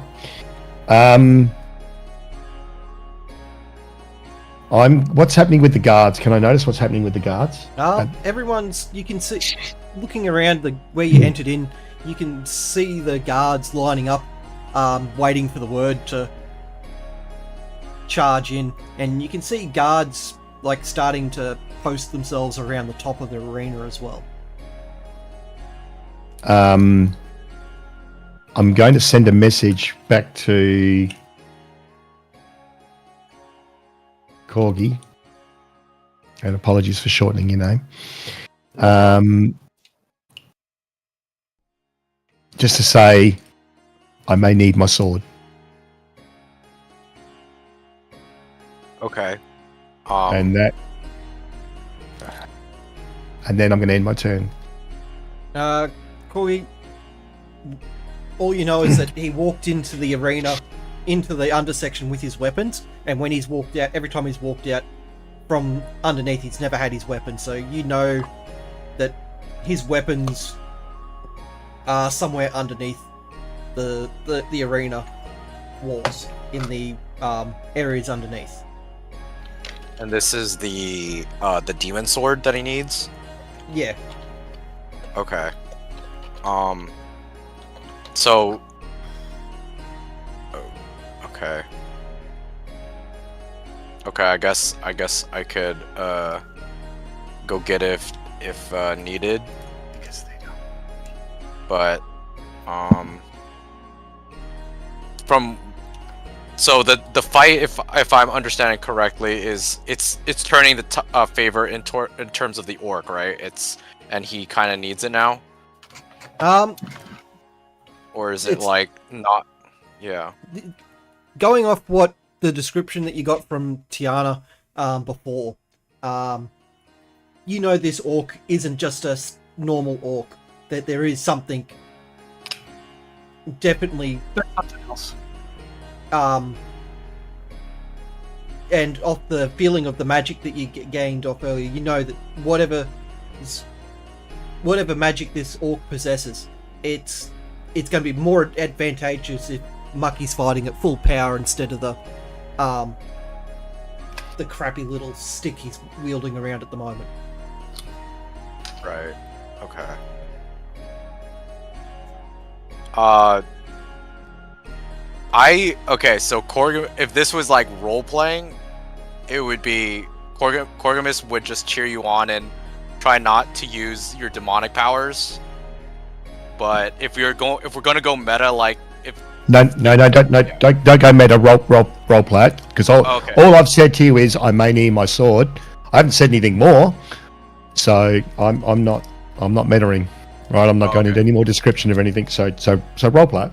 Okay, yeah, I would probably say I believe you can I believe you can fight him. He's not using any magic right now. This is a test of your strength. I do believe you can beat him with two against one.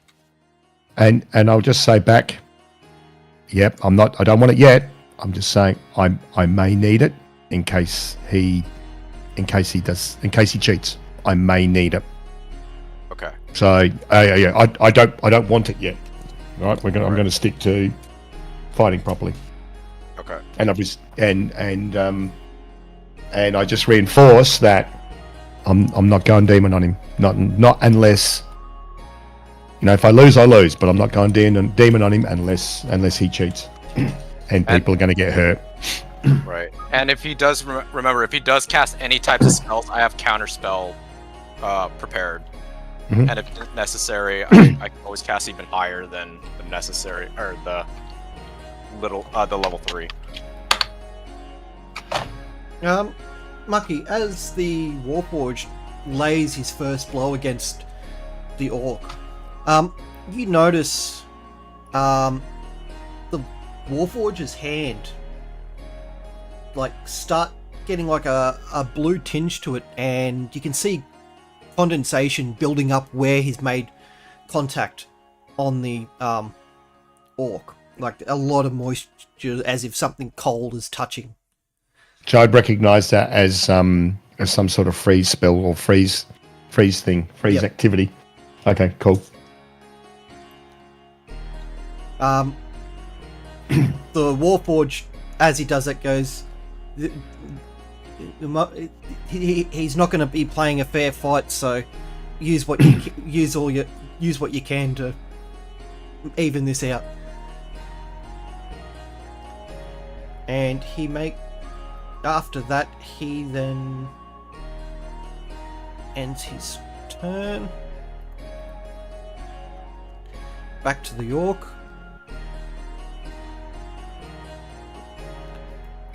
He is going to make his 3 attacks onto the Warforged, and all 3 of those will land. Oh shit.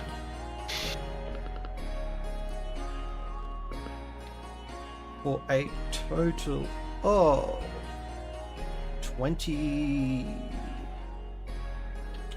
Hang on. 24 damage. Ouch. He hasn't, the Warforged taken a fairly strong hit on this, but he's still quite. It hasn't really overly phased him yet.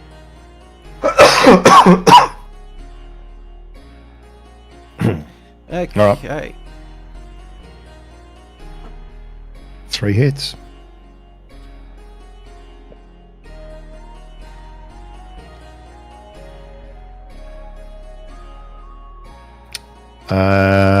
One of those would be a crit failure. The other one that might be relevant is the 20.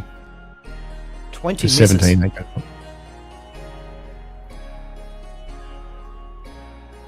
Roger. Okay. That is the end of my turn. Okay. Back to the Warforged. He is going to make a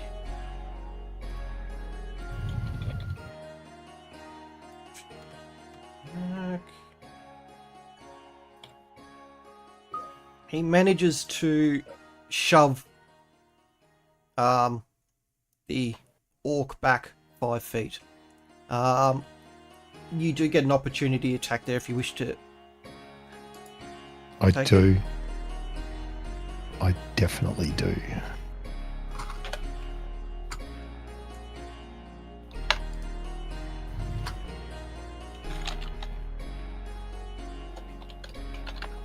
Actually, hang on. Wait. Oh, I had +6 on the other one. It should have been +8.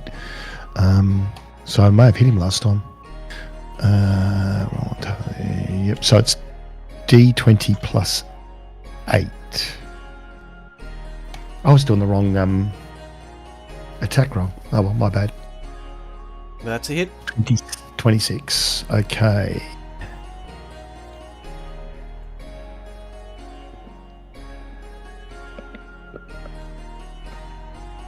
For 13 damage. He's still churning through the damage that you guys are dealing out. As you make your attack, you feel the area around you starting to get warmer as the Warforged charges the 5 feet that the orc was pushed back and makes another attack. And his fist lays square into his chest, but doesn't look like it. He had enough. He didn't charge hard enough or fast enough to really lay in what he was planning to do. But you do notice a spark appear from the Warforged's fist as it lays contact into the chest of the orc.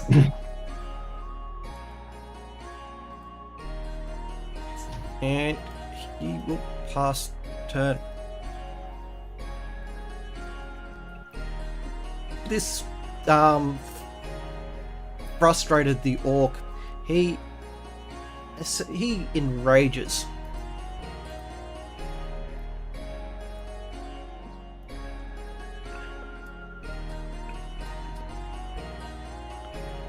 Jesus. And all those will hit. He knocks the artificer out. Or the Warforged out. Warforged. Yeah. That was an artificer character. Yep. So it knocks him what looks to be clean out. Quite possibly killed him. He turns to you, and for the first time really speaking at all, he goes, "Now it's your turn." All right. Well, Corgi, you notice as the Warforged falls to the ground, some sort of magical spike happens. And you can, Neo, you also notice this from your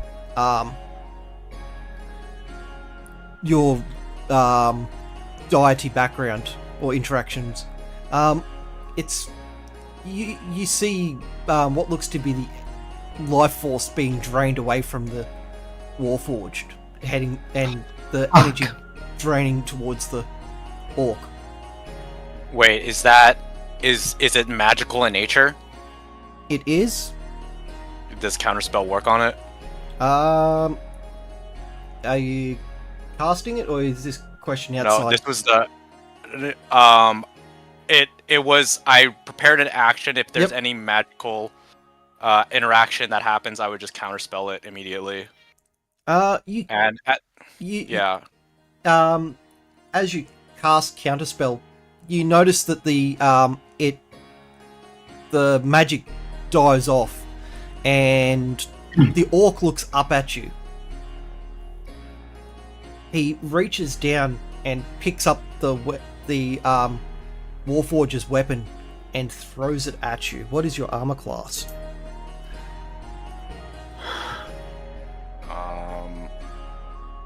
One second. It's a long bloody throw.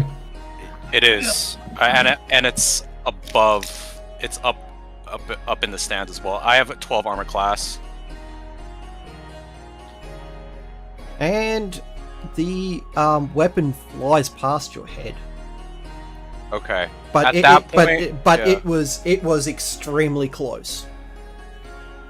Yeah, at that point, I would probably just say he should be disqualified because he's using magic, and probably just tell the guards to probably just stop this. But yeah, All right. With that,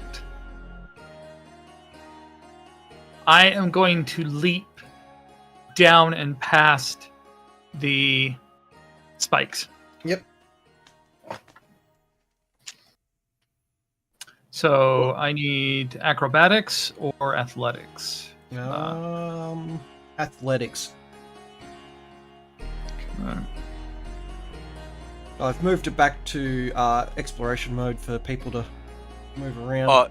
just a clarification. Yep. Gamers, did my counterspell work? Because it said it faded, but I'm not sure.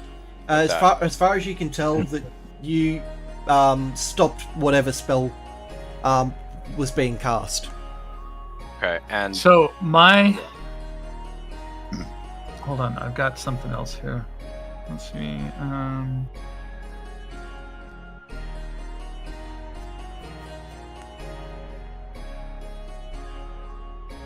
Second story work, that's right. I can... Okay, so basically I back up and I make a running jump. My dexterity modifier is now... Let's see, my dex modifier is +4. So, typical jump is what? W is dex or strength modifier, I think, in distance.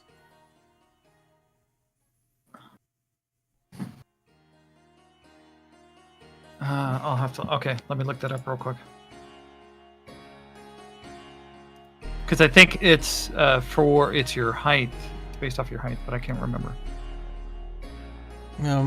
Check rolls. Search. while he's doing that, gamers, how did the guards or even the people react to the people behind you screamed and ducked for cover as this weapon come hurtling from the middle of the arena. And people have started fleeing in this area. Okay. The guards have started... The arena showman yells for things to be moved, for people to be evacuated from the stadium, and tells the guards to... shouts for the guards to move in. Okay. And just for possible future reference, Mucky did not cheat, but they know that he cheated, right? So in the event that this whole thing ends, this is just for meta reasons, Mucky is considered the winner, right? For now, yes. Okay. Then what it seems to be right now is like we're getting into combat now. Yep, Is that the... Okay. pretty much. Okay. Sounds good.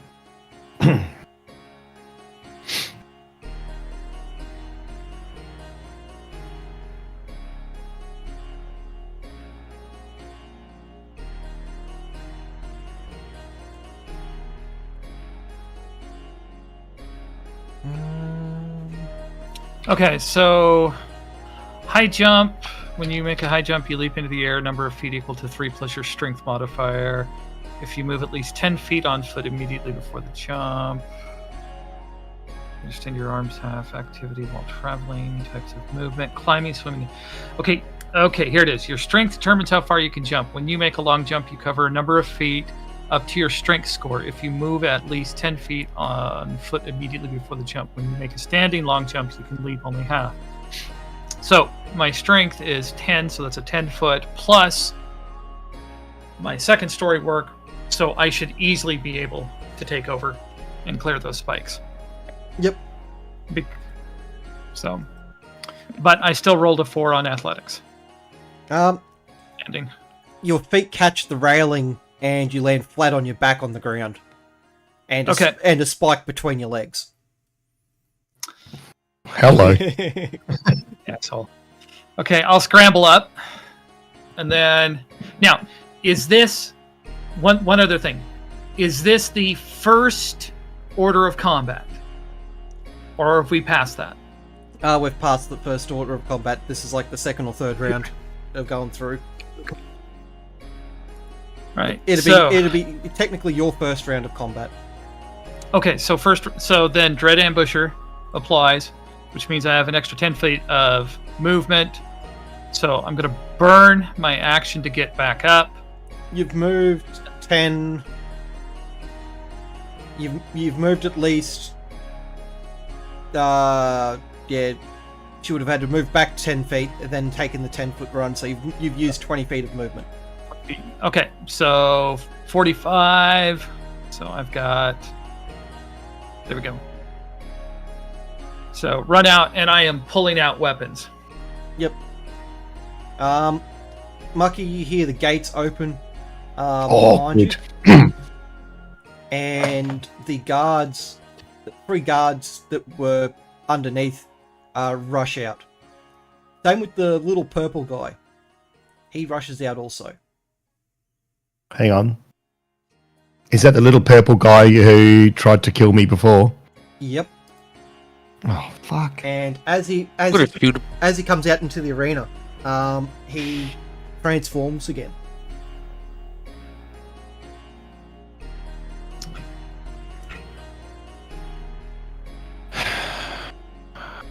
What's the elf doing? The elf's just kind of standing by, watching, resting near where your weapons are. Are my weapons in a case? They're just, unsheathed and just leaning against the wall beside where the gates slide. Okay. So they're shine the light? They're right there? They're about there, on that corner. And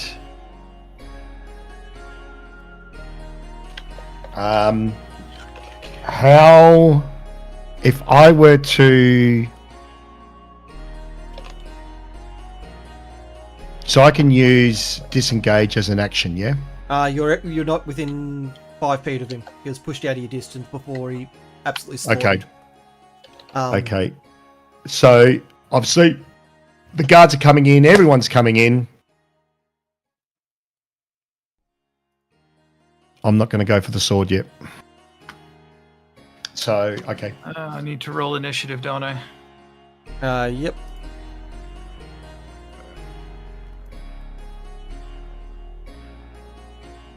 It's 20 plus 2. Or d20 plus 2. 15 for initiative. That's going to put you up. There, you're going back. Oh, and then, hold on. Infinity, you are. Hold on, I need I rolled the 17. Yep.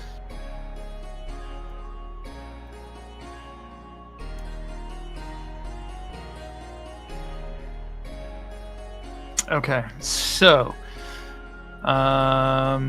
this is okay. So add another 1 to this. Makes it 24. Infinity comes up to before Mucky in the order.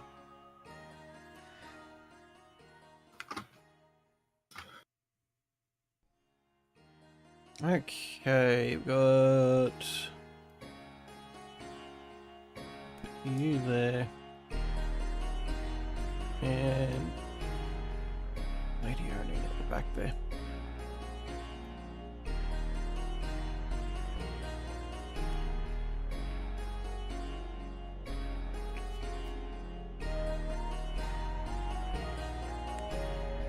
Okay, we're back at the start. He's just had his turn. Tiana, you're next. Alright, so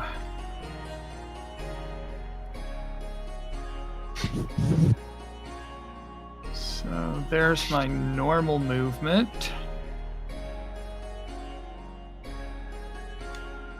I'm going to sacrifice my normal movement for this round, and I will go behind him.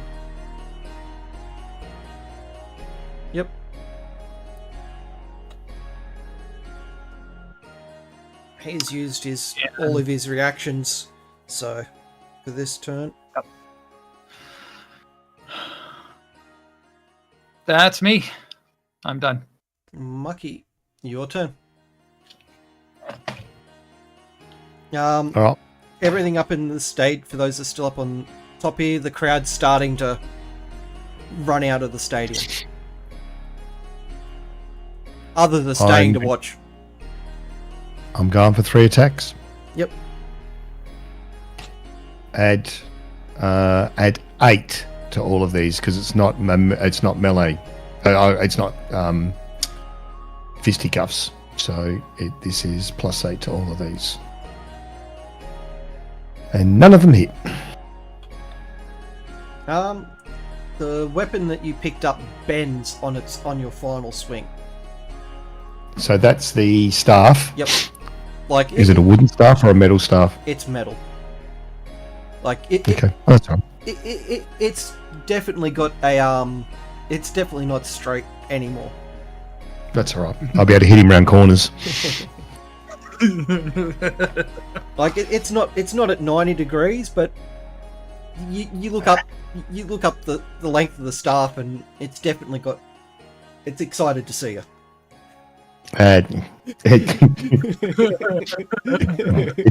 It's still gonna hurt when I put it in, so that's fine. All right, that is the end of my turn. I think I'm going to. So actually, wait, because I did move within 5 feet of it. Yep. To go in to do my attack, so it's within 5 feet of me, and I think that's important.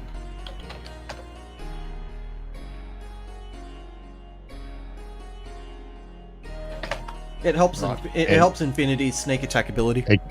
Exactly. Yep.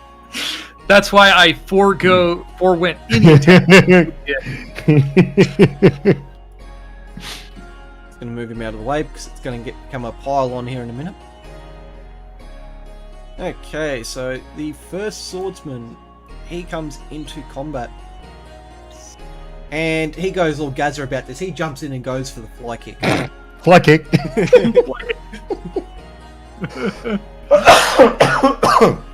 And lands on his ass on the other side. That's hilarious.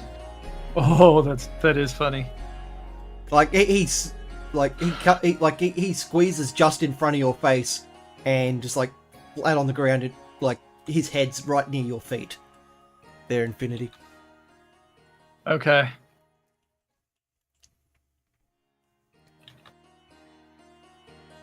He uses the last of his movement to pull his dumbass back up, and makes one more attack.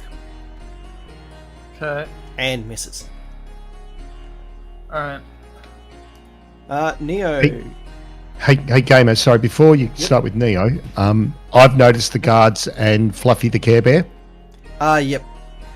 Okay, what I want to do, I just want to be ready. If Fluffy the Care Bear comes up towards me, I'm going to yell at him. You know what I am. You haven't seen me use it. We'll sort it out after. Go for the Orc. So I just want to be ready in case Fluffy the Care Bear decides that, hey, I'm going to go and attack. Going to go and attack the so-called friendly demon, Casper the friendly demon. So Did he decide not to, or is he gonna keep going? Because it's gonna. We don't know yet. So there you go. Back. I just wanted to say I just want that ready, gamer. Yep. Neo, your turn. Yeah.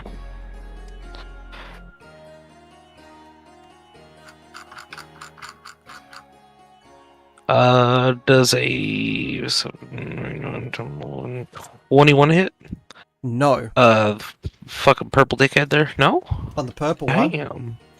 Yeah, purple dickhead there. Yeah. You using the gun? Uh-huh. Roll your D100.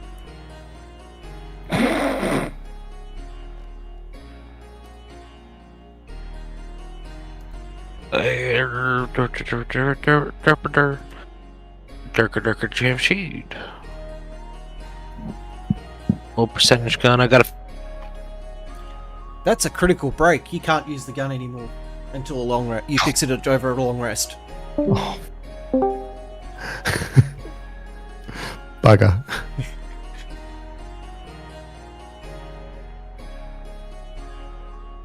Has Gundon used his milk attack yet? No, he decided he wasn't going to jump down, and he's taking his time to run around down that way. Active. He needs a good glass of milk to think about what he wants to do. Yep. And so is Lady Aranine. They've both Clank, clank, clank, clank. They've both gone for the long run round. They're not going to just jump down.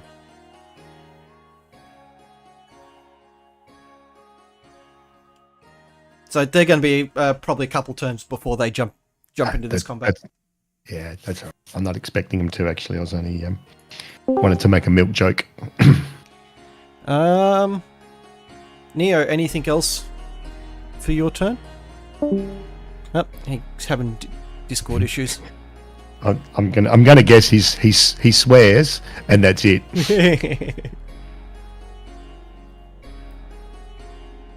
The gun is so useless. At the moment. It really is. Well, even when it can shoot all the time, it's just a projectile weapon. I mean, I guess the only thing you could do is try and jam different types of interesting rounds in it, but it's just a projectile weapon. Welcome back. Yes, no, maybe? No.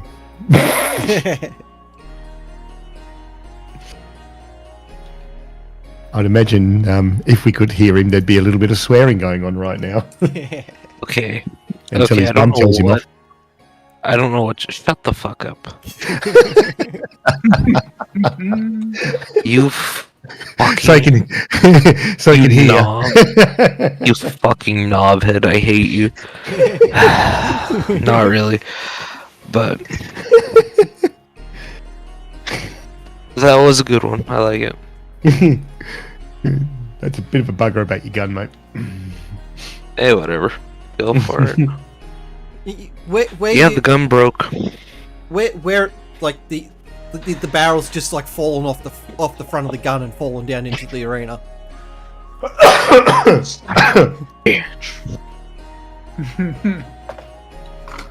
I'm gonna stow the remaining of my gun, and I'm gonna just throw my arms up, and that's all I got, man.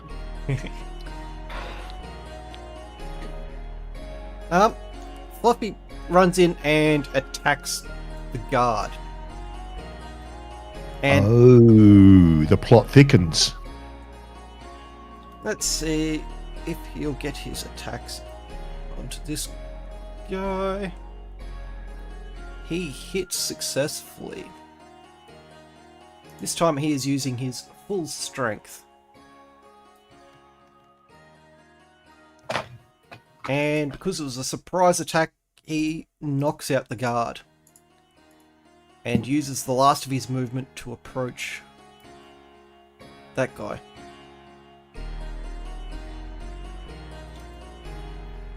Corgi, what are you up to? Okay. So do I have a sense of like how dangerous like Fluffy is and in comparison to the orc? Your knowledge of lycanthropy and all that, give whatever it's called, throw. Oh. Yeah, no, you're up. Just give us a quick history check. See if you recall the knowledge. Okay, this is +8 to the roll. So 17 plus 8. You know, Werebear.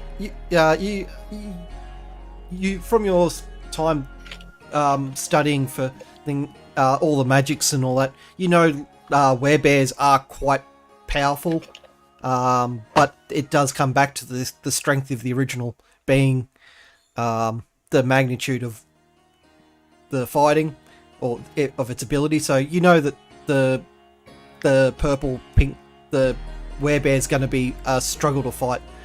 When it comes compared to the orc, from the magic presence that you're feeling around it, the werebear is probably the least of the issues. Okay. In your guesstimated opinion. Okay. Before casting this, I just want to check this. Okay. Don't forget, you're about 80 feet. Yeah, I will be moving too.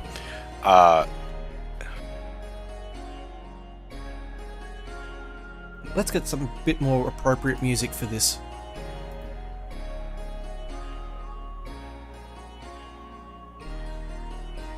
Okay.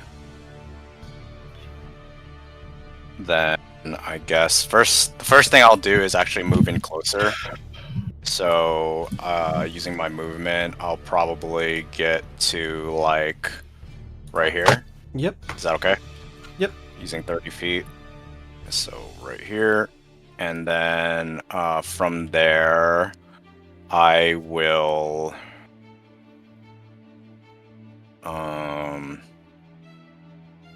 Let's see. Does grease burn in your campaign? So if I hit it with a fireball, will it explode? It will Like, ignite, okay. yes. It will ignite. Okay. But you just got to keep in mind that there will be of the surroundings as well, because you also deal damage to that. Right. So you're now just over 60 feet from the. Okay. I am going to, and these guys actually look pretty scary. Then I'm gonna just cast Conjure Elemental. Yep. Okay. What type of elemental is it? It's gonna be fire. Let's see what we've got. There is the fire elemental token actually in the game too, or in Tailspire. If you want to use that one. Yep, that's what I was looking for. Okay. Right, and I think let me check the. Where does it appear? It will appear next to. Let me see how far I can actually put it though. I would like to put it right next to Mucky, ideally, if that's okay. Is that too far? He I don't think it is. really says. He's 66 feet away from you. Yeah, I can do it 90 feet. Okay, cool. I can cast it, so it's like really really close. I don't think they can touch me, so I think I'm fine up here. And then if you can add the elemental to the initiative turn order, so I can roll for it if you want me to. Yep, it's your pet, so it'll attack at the same time you do. Oh, okay. So okay, that's fine. Then I will just attack first with the fire elemental 2 times, 2 melee weapon attacks. Yep, roll to attack. These are each one individual attacks, and it's +6. So 17 +6 and 3 +6. So 23. yeah, 23 is the only relevant and- one. Yeah, exactly. That's a miss. Okay, then the next thing it's going to do is actually go into the orc using its fire form, which if it touches it, the elemental can enter a hostile creature space and stop there. The first time it enters a creature space on a turn, that creature takes 5 fire damage and catches fire. Nice. So it takes 5 damage. Or do you want me to roll it the damage? No. Okay. Because the elemental's fire extinguishes the moment it catches light, then it dissipates pretty quickly. Oh no, I mean the. So as the elemental entered, he caught fire, but the fire dissipated just as quickly. Okay, so it didn't take any fire damage. It took the damage, but Oh, okay. the But fire, it's not. he's not on yeah. fire. He's not on fire. Okay, sounds good. So do you want me to roll the damage, or do you want to just take the average? We'll take the average for that one. Okay. Okay, 5. And then that will end my turn. Yep. Okay.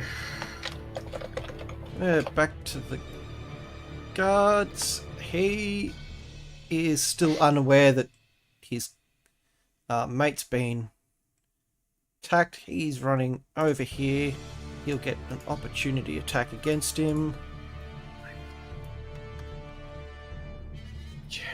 And that is a hit on him. And he doesn't stop, he just keeps running towards the big guy. That guy is down and out. Put a turn order. Gundon and Lady Aranine are still on their way. Mucky, the elf, he shouts to you, and he goes, "Catch!" And he throws the demonic sword, like, from where he is over to you, and it lands perfect into your hand, as if it was guided into your hand. I literally get goosebumps. I actually have goosebumps. Okay. And that ends his turn.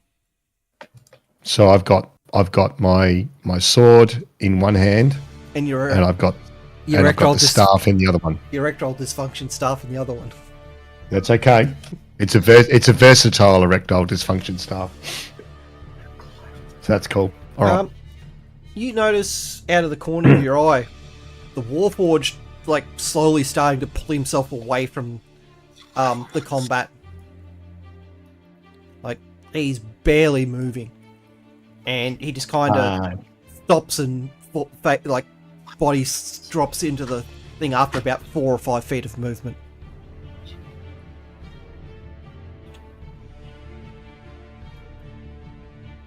I don't have any of my pack or any of my items with me, do I? Nope. And I'm in 5 feet of the orc, aren't I? That's correct. Oh, fuck.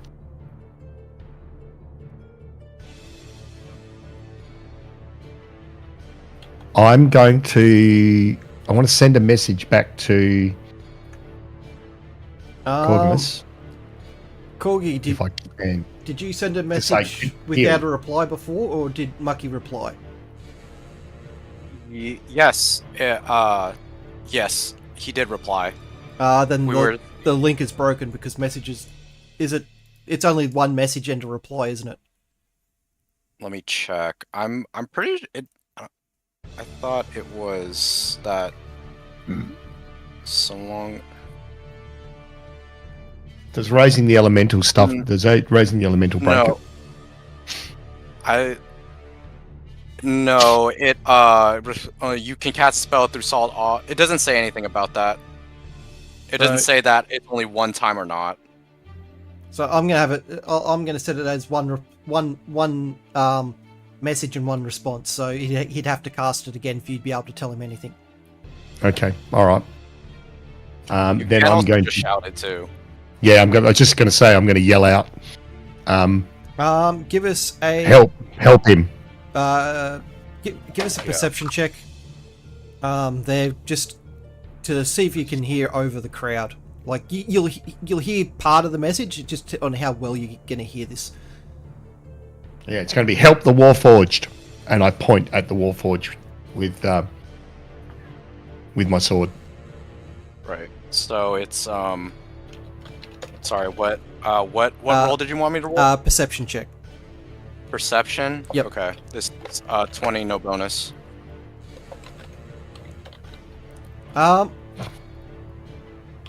You off your passive, you could hear something about the Warforged. So I'm guessing your passive's going to be about 12 or 15, 12, 14, correct? Passive wisdom actually is 10. Passive perception. Yeah, your Oh, passive passive perception is about 12, 14. I'm guessing. It's perception plus modifier, intelligence modifier. I believe so, yeah. It's 14. Yep. So you kind of understand something. You heard something about the Warforged on the ground, and you've kind of put two and two together. He wants something. He wants you to help or do something for the Warforged. Right. Okay. And you've noticed him slowly that he's moved away from where he originally was in the fray of things. He's further away than where he fell. Okay.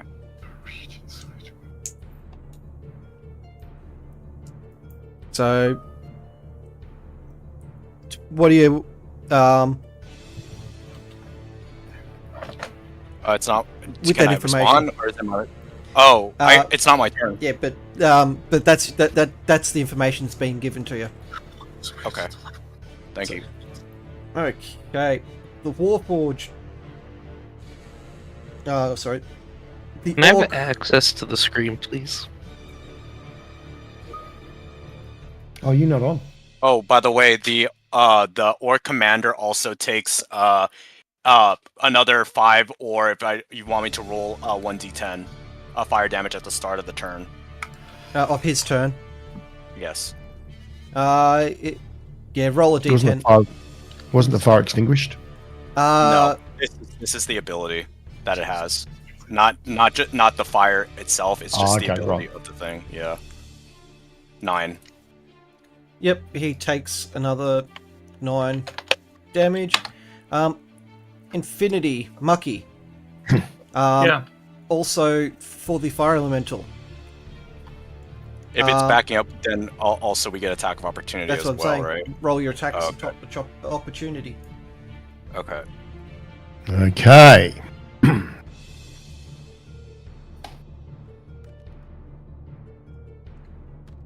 Or probably doesn't hit.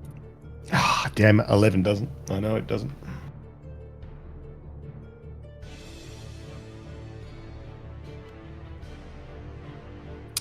$17 probably doesn't. That's a miss. Yeah. You need something like 22, 23. Oh, fuck. Yeah. From there, as he steps back towards this guy here, and this guy here tripped over something on the ground and face planted when he swung. He is going to make 3 attacks against this poor sod.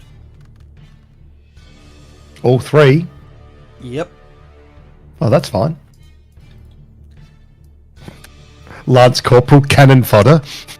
And he essentially gets mashed into nothing. He is dead. He died doing what he wanted. Taking hits for me. Are there any other guards coming in or anything like that we can see? There's guards. They're slowly filtering around the stadium and into the in through the gates. So they're still a couple of turns away. Oh, we should fucking hurry up and get Fluffy the Care Bear. The guy's gonna Okay, piss me off. Tiana, you're up. All right.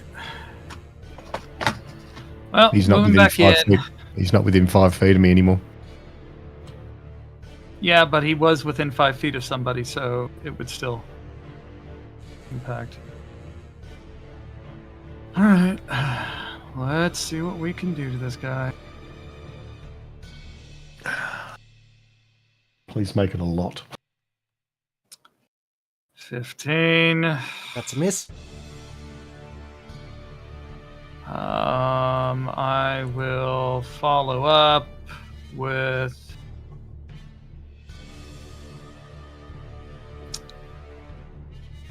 a sharp dagger. Damn, with another 15. And that's it.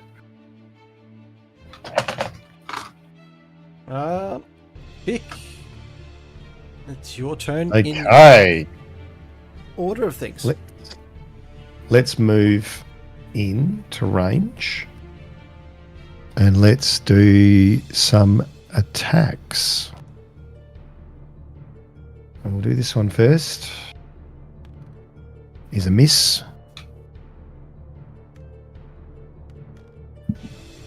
Is a miss. And then I will use my bonus attack.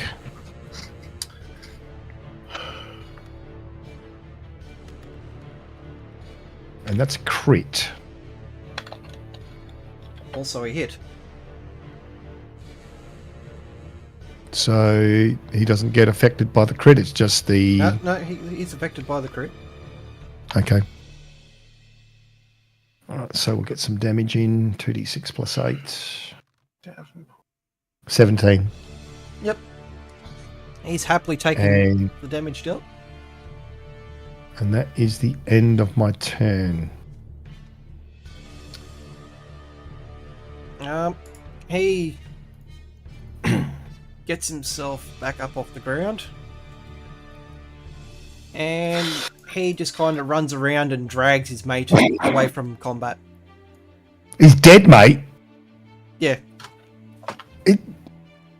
Mate, he's dead. Exactly.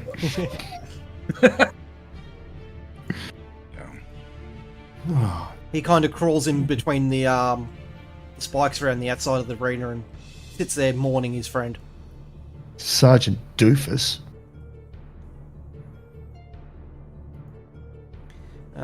Neo.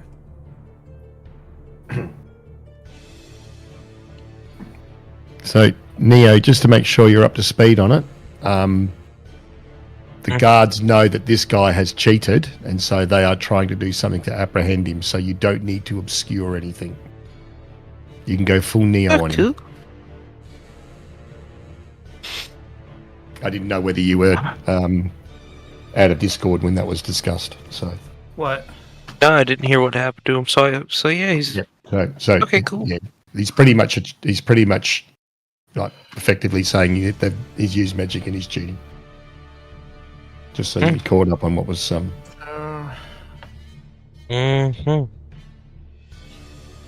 Cool. You should make it. Hang on. What's that for? Oh wait. You said I didn't have to do anything because he's getting fucking done up. So we're good. Well, you got the werebear that's just attacked one of the guards, and this guy here is just decimating the guards that were here. So the werebear has been shown to is attacking the guards. Looks like the werebear's not on our side. Okay, cool. What was the roll for? What were you rolling against? Hellish Rebuke, you need a 17 dex. That's a fail. Hmm. And that was against the this? Werebear? Yep. Yep. And was it are you in range of it? That's my next question.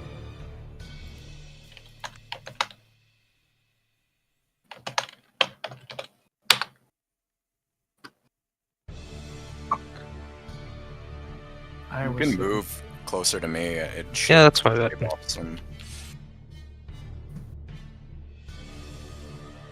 30 feet, yeah. That'll give you about 60 feet. If it's within 60, I can hit you. And if you jumped up on the railing. There you go. Just in range. Okay, cool. Awesome. And he turns towards you. What level? What level did you throw it at? 4. Nice. Okay, is that all of your turn? Yep. He is going to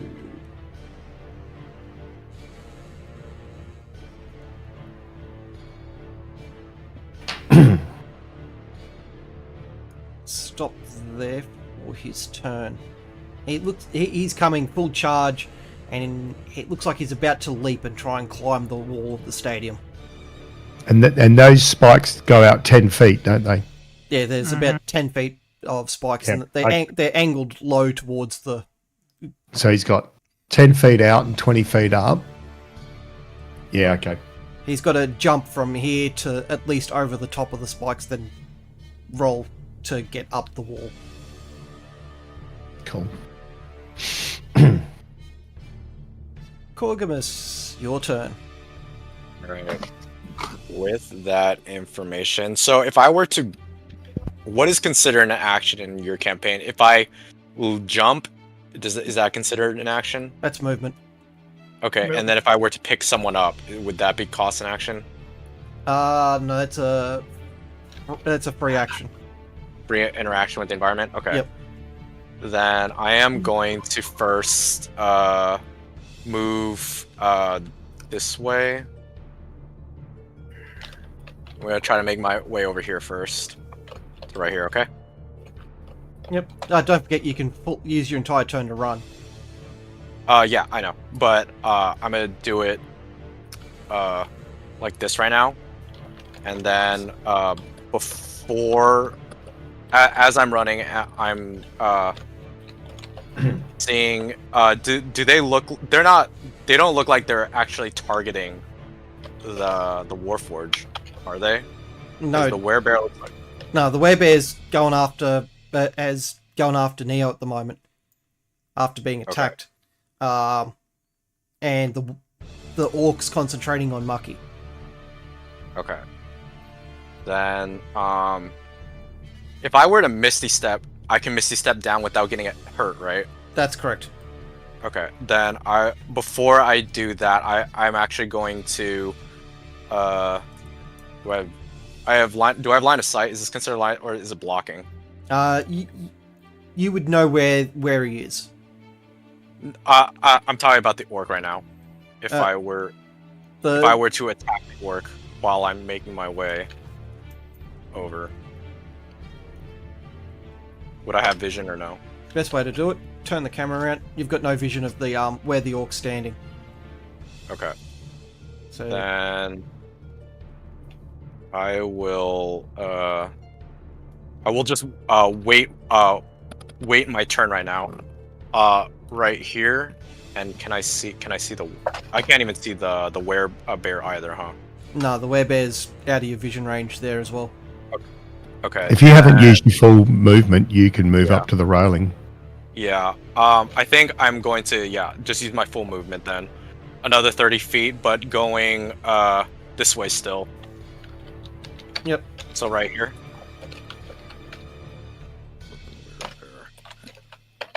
Sorry. Okay. Yep. So right here, and then I can now see.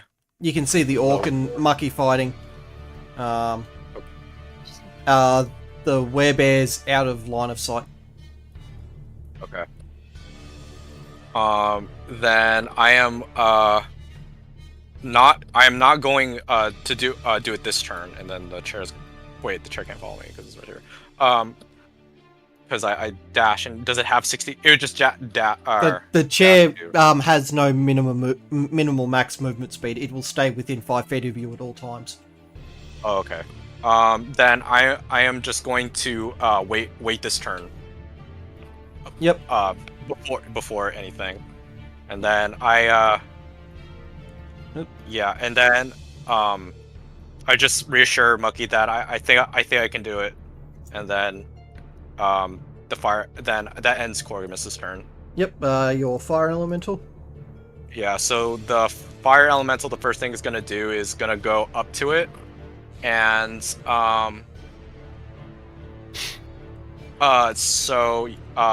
and it's going to do its two melee attacks. Yep. Again. So it's +6 to each roll. 18 plus 6 and 14 plus 6, so 20 and 24. One hit. Okay, then and then it's this +3. So 10. Yep, it's happily taking the damage. Okay. And then I'll just move. And then the fire elemental moves again into the thing, and it takes another 4 damage. Yep, and once again, as the flames ignite on him as the elemental enters the same space, they extinguish almost immediately. Okay. And is there anything in the anything that I can perceive or something that's like that could potentially be like tethered to him, or some kind of object that that I've seen passing by that might be making him more powerful or resistant to any of this stuff that I'm doing to him? The first time you really saw him was from a distance, as he entered the arena at the start of the event, and only the few times that he's been up on in the arena or up in the stands waiting. You haven't really been close enough to observe anything that he could be carrying that's the source of his power. Okay. All right then. Then the elemental will end its turn, and then that's it. Yep.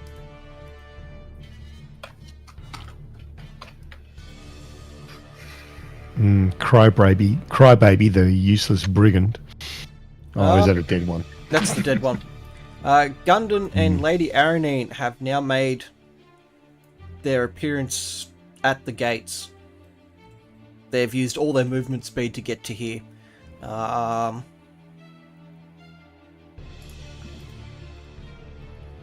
Along with them, we have...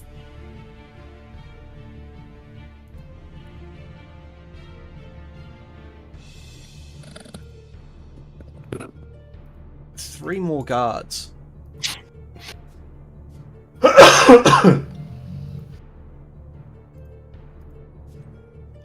Into the order.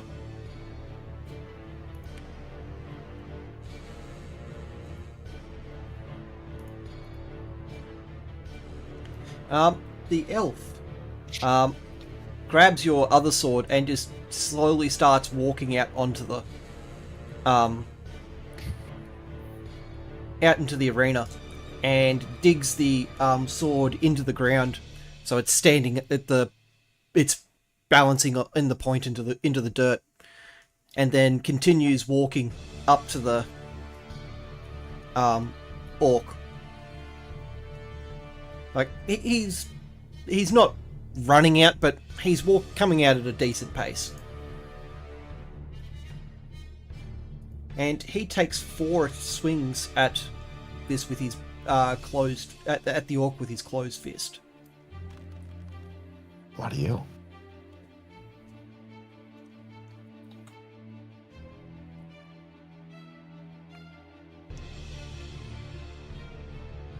He makes 1 successful hit there.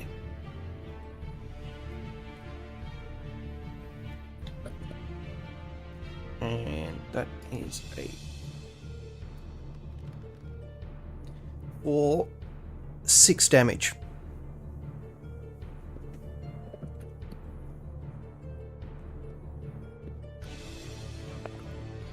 The Warforged crawls a little bit further away from the combat.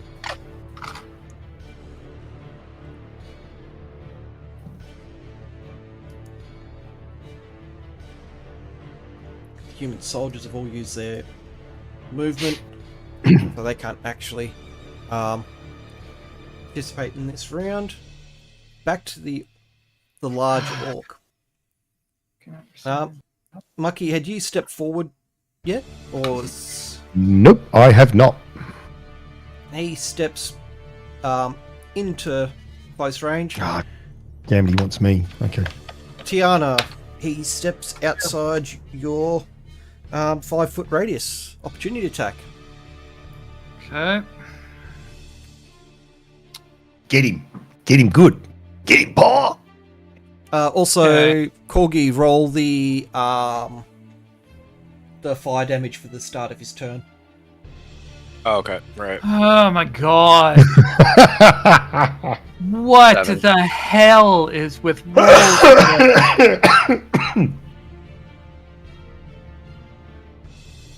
This is fine. Fine. It was 7, by the way. Yep. If it wasn't, yeah. All this damage so far looks like is inconsequential. He's just pretty much soaking up all this damage. He's definitely getting the wounds and all that from it, and he's feeling the pain of it. Each attack, it's just he's powering on through all of it. Okay, so it doesn't look like he's just negating the damage. He's actually taking it, but he's just really strong. Yeah. And he's just taking. Okay. Upon getting back into melee range with you, Mucky, he makes 3 attacks. That is 2 hits. Yep. Sure, what, 21 armor now? Yes, I am 21 armor now. Your sword is roughly 20 feet away, embedded in the ground. Yeah, but I've still got the staff in the other hand, so I've still got Yep. 2 weapons. Yep. I was just saying, if you wish on your when it comes to your turn, if you wish to make a to go swap the weapon out, it's roughly 20 feet away. Yep. All right. He hits you for a comfortable 20 damage. 20 damage.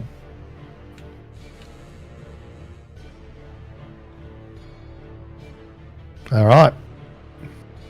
I am under half hit points. All right. I am bloodied. Tiana, your turn. Back in and attempt to hit again, but miss. Get out better dice. 18, obviously No. miss. When you hit him, it's going to be glorious. I sure hope so. I will. If you hit him. Yeah. You go from one extreme to the other for every time you roll. You'll either roll like stupidly good or stupidly bad. You have no in between rolls. I know. It's something else. Anyway, I missed both my attacks. Mucky.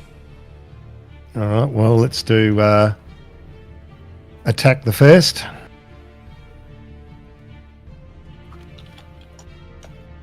Miss. Attack the second. Miss. Erectile dysfunction attack. 20. That's Miss. a miss.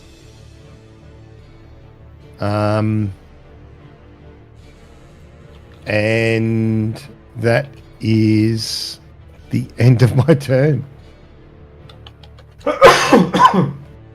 This guy's just still mourning the death of his mate. He's pretty much useless. Neo. Fuck's sake. Man, You've got the threat. he's still at it. He's still pissed off at you, and he looks like he's about ready to jump up and try and climb this wall. Full story. I cast Hypnotic Pattern. What's that do? Make a 17 Wiz save. And I charm you. Hang on.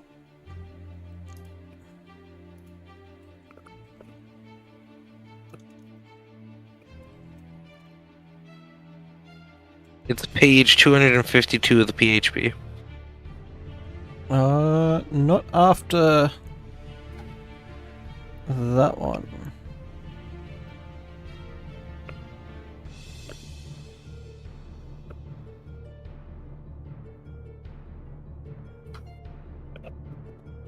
It is a 30-foot cube. You create a twisting pattern of colors that weaves through the air. A 30-foot cube within range. The pattern appears for a moment, vanishes. Each creature in the area sees the pattern, must make a wisdom saving throw. On a failed save, the creature becomes charmed for the duration of the charm by the spell. The creature is incapacitated and has a speed of 0.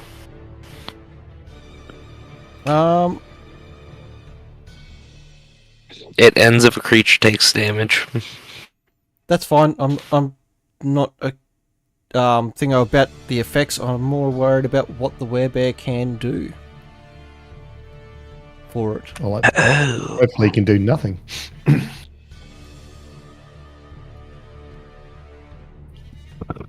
And that's a pass. Fuck me, dude. Hang on, doesn't he have to get more to save? You have to exceed it. Yeah, he's got a +1 wisdom. So that's 18. He Okay. passes. And for this, it's either for wisdom saves and all that, it's equal to.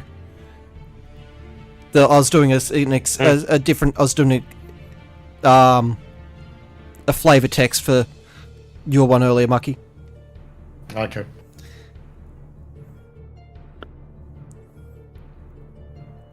So yeah, he passes the thing. Does that change anything? Hang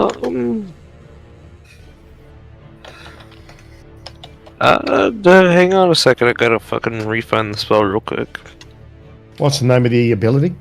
Hypnotic pattern. Hypnotic pattern, and it's page 252 of the PHP.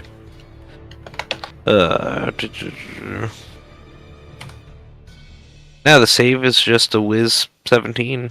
No, on a failed save, the creature Oh. becomes charmed for the duration, though. He passed. Okay, cool. Oh, okay. Yeah. Okay. Yeah, I don't know about that one. So it just fails.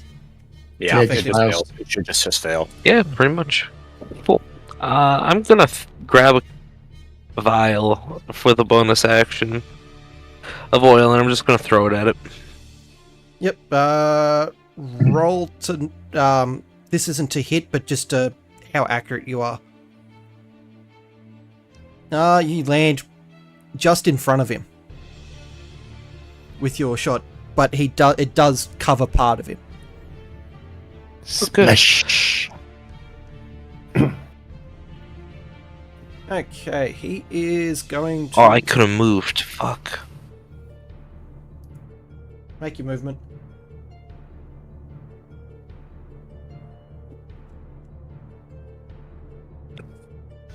Okay. You don't want to split them? He's running for his life. Okay.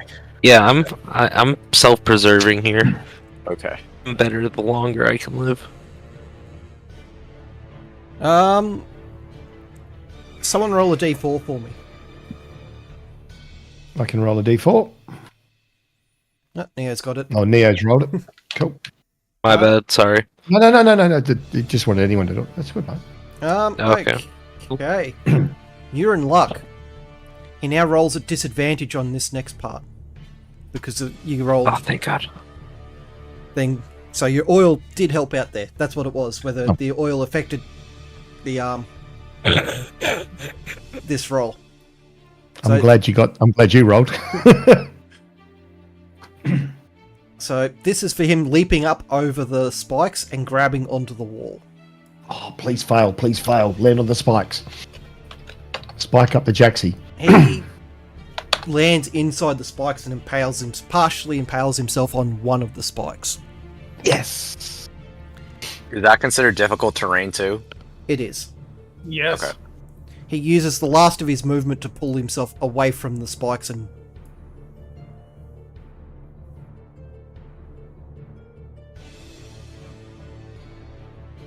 King Finerb's admitting that he cheated.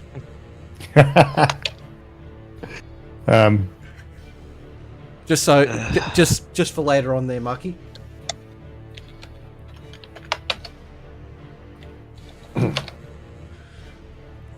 Finerb had hacks on for 3 games. Because Humber never loses a game of golf.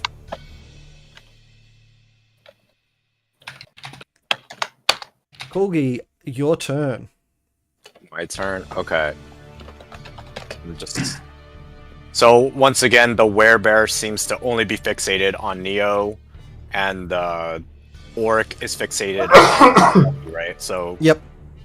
okay. So then what I'm going to do is I'm going to Misty Step 30 feet over Yep. first. So I should be like Misty right Step. here. Yeah, as a bonus action. Isn't it like stupidly? Can't you get like stupid amount of range? I thought it did, but apparently this thing is saying it only has It only has 20, It's 30 feet. 30 feet. Yeah, 30 feet. yeah. It's So huge. You teleport up to 30 feet to an unoccupied space that you can see. yeah, it should be 30 feet. I thought it was like 60 feet. It is I 30 thought feet. so too, but it's fine. That's It's a right. bonus So action. Yeah, and it's a bonus action. So I'll just go over here. Yep. Yeah. Oh. Close I wanna enough. board this one up. Okay. And Uh, you hear a sudden like crashing and thing as the chair falls down and then runs over. Is the chair impaled on a spike? No, it missed. Good. Nice. But it does clearly have a broken the legs like barely hanging in there. But the chair seems okay still, right? It's not going to die. Okay. So that's good. Okay, then what I'm going to do is dash as an action. Yep. So I'm going to dash, or first go over here to the 21 feet and pick him up. Yep. And then- Give us a strength check because this is a Warforged. Okay. Let me check what I got. Okay. Is it just a strength saving throw? Could it be acrobatics? Or This is athletics? a strength check. You're trying to lift up pretty much dead weight. Okay. 17. You comfortably get him back up onto his feet. He's kind of like launched over your shoulders. Okay, sounds good. And then I'm just gonna move 30 feet into the arena area, back over here. Yep. Or okay, so I'll go as far as it should. I took 21 feet, so I should be able to go like this far. So what's your movement speed? 30. You'll be only able to move 10 feet. As dashing. Oh wait, dash. Yeah, so I took 20 to get there, and then another extra 30 feet. I took 21 feet to get there, so I should have around another 29 feet. Another 30. Make it 30. 30. Yeah. Make it 35 feet. 39. Yeah. 35. Yeah. Okay. And you're able to slowly drag. The chair's giving you a hand as much as a chair can help. Okay, and that doesn't. Okay. Sounds good. Okay. And that was I guess my action. And I guess that'll end my turn. Yep. Roll for your fire elemental. Okay. Right. Hold on, let me get up the sheets. Okay. So +6 this attack. Nat 20. That's a hit. Okay, so Even at I'm it's 26. So yeah, that's a hit. yeah. Nat 20 doesn't Nat 20 automatically hit too? Yes. Okay. Okay. And then 7, it probably misses. That misses. So if And then you only had a plus, say, 2 or something like that for your attack, you would have hit the target, but it would have been a non-critical hit. That's how I generally play it if the armor class is higher than the total value. oh, okay, I see. There's only so much. Okay, and then this. How do you want me to roll the critical? Is it double whatever I roll, or do I roll? Roll 4D? roll 2 sets of dice for the attack. So if it's 2, it becomes 4 plus the modifier. Okay. Double the dice. Don't double the modifier. Right. Yep. Okay, 15. Yep. 15 damage, and then it just moves in again, and then it takes another 1 damage. Yep.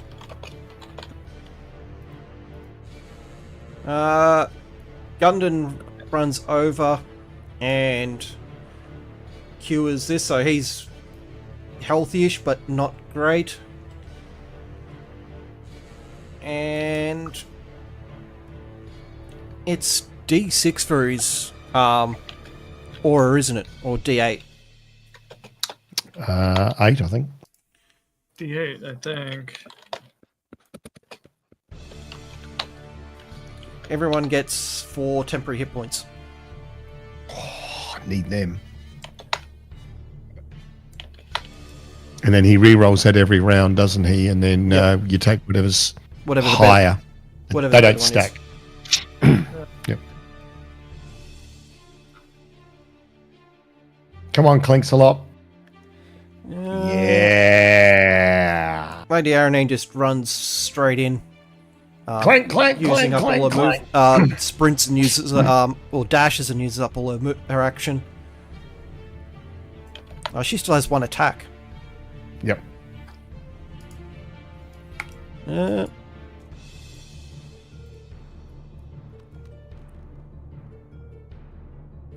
She misses on her attack. I think she's like a She plus, meant well. I think she's a +6 on her attacks. So, There's going to be a lot of denting going on, like last time. the elf steps up and makes 4 more attacks Ooh. and hits twice. Yes.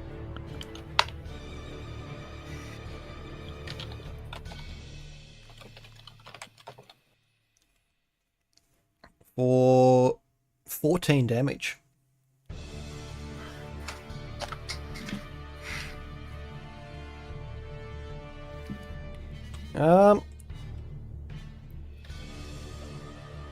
The Warforged reaches up and touches you, Corgi.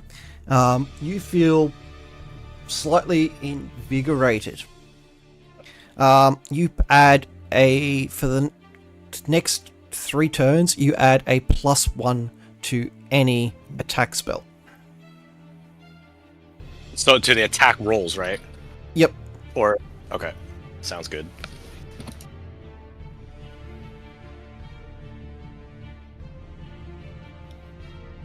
And I just say thank you, I guess. He kind of just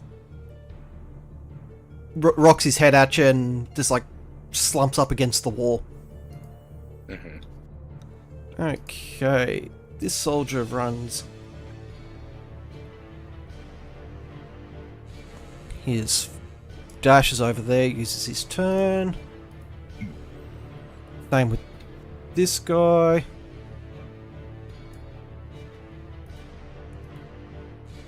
And he figures that guy, those 2 can handle that one, and he runs there. Was about his max range. He's going to make 2 attacks.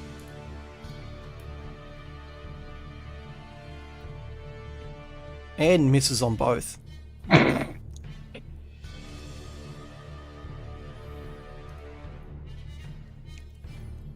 Okay, roll your fire damage.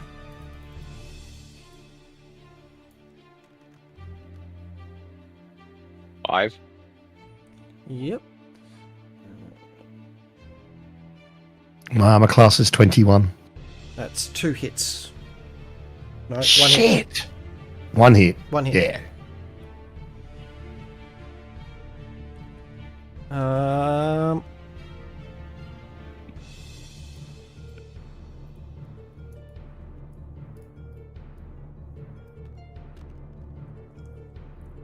That is 7 damage. 6. Oh, 6. Yeah, 6. Sorry. So that takes all of my temp hit points and 2 more real points. Okay. All right, cool. All right, Tiana, come on. And as he Hit him. as he makes his swing, he goes, "You will die, demon."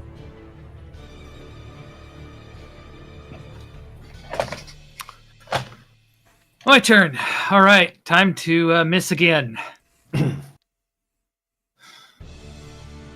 Oh, Come on. Come on. Crit hit. God.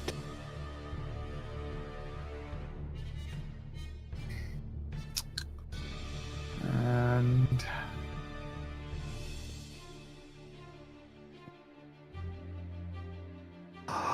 That's a miss.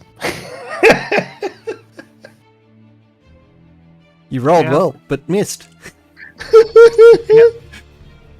no. Oh my god. Okay. All right. Well, got to keep going. It's Miss.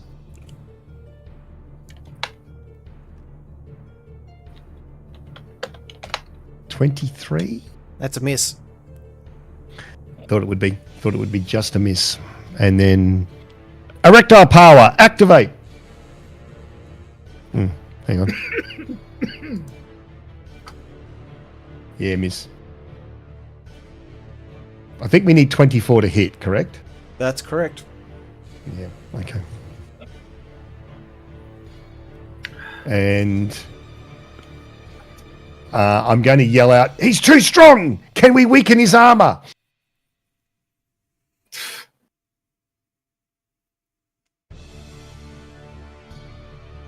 Let me see. Okay. This guy's finally gotten some anger about him, and he's going to run in with advantage because he is pissed off, Captain blubs a lot. and he misses anyway. Like, these aren't trained guards, these are just hired guys to... Neo, up to you.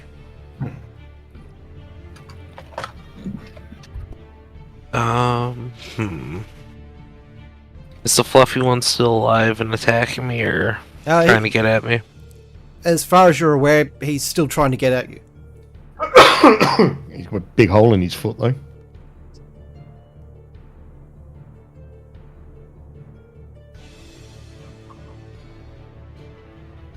Is it 23 hit? The werebear? Yep. Yes, it does. Alright, cool. I'm gonna cast Firebolt Yep. and aim for the spot on him that has oil on him. Yep. He's now on fire. Awesome. I'm gonna throw another vial at him.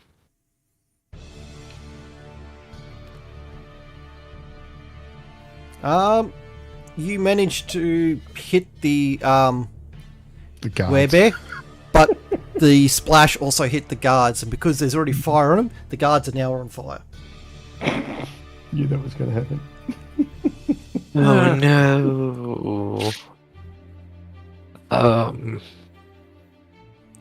Ooh. Roll Yeah. us 3d8.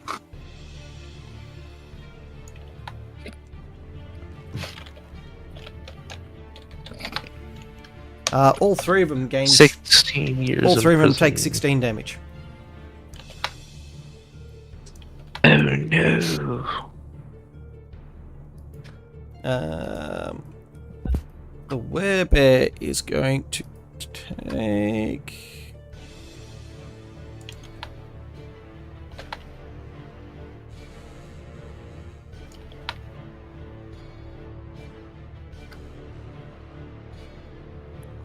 Okay. It's going to make 2 bite attacks against these guards. 1 for Those each. guards, they'll have to die anyway. They'll turn into werebears. He misses on 1 and hits the other.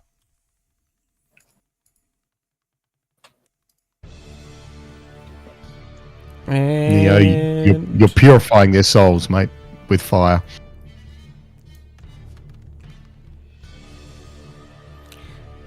the humanoid there takes 12 damage on top of the fire damage he's already taken. He's not looking too healthy. Yeah, let's see. Do the DC save. And he's not cursed. It's a DC 14. He has a +1 on for his constitution.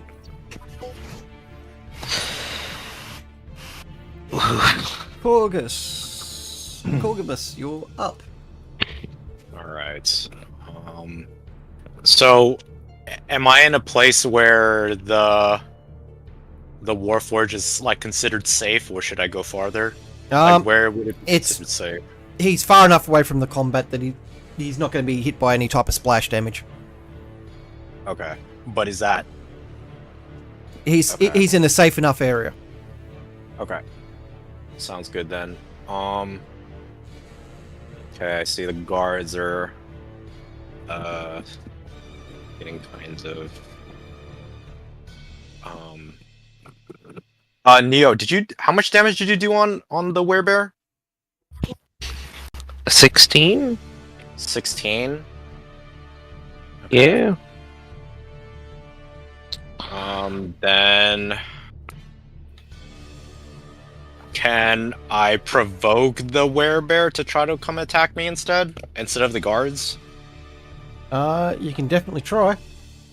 Okay, maybe persuasion, intimidation, or something. But let me try. That was an intimidation. Or yes, intimidation. What's the bonus to that? A 0. It's no bonus. You shout and scream at him, but he doesn't seem to take notice of you. Like, he's looking in your direction, but you're not sure whether it's just coincidence he's looking in your direction or if you actually managed to taunt him. Sounds good. Okay, then I am going to move farther back a little bit. Maybe back over here. Yep. Into actually no. I'm going to move to the side over here. 30 feet. Okay. 30 feet, and then Chair comes with me. And then I am, and the orc doesn't look like it's going to attack me, right? No. It's still really focused on. It's focused on Mucky. Really badly. Okay, so then I am going to cast, even though that I have that +1, I think I want to try to cast Magic Missile using my magic wand, with the magical item that you gave me that at the start of the game. Yep. I want to cast 5 of them. 5 of them? Yep. 5 magic missiles. Will they all hit? They all hit. They must hit. So, and then it's this is also +5.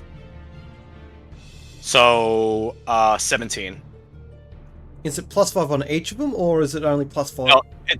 No, in total, it's +1 to each one, but I just added the 5, because it simplifies it. Because it's 1d4 +1, 1d4. So I just I +5. Yep. Okay. Okay. 17. Yep. Each of the missiles lay into the target. He's still not overly bothered about the damage that he's taking, but He's still taking the damage.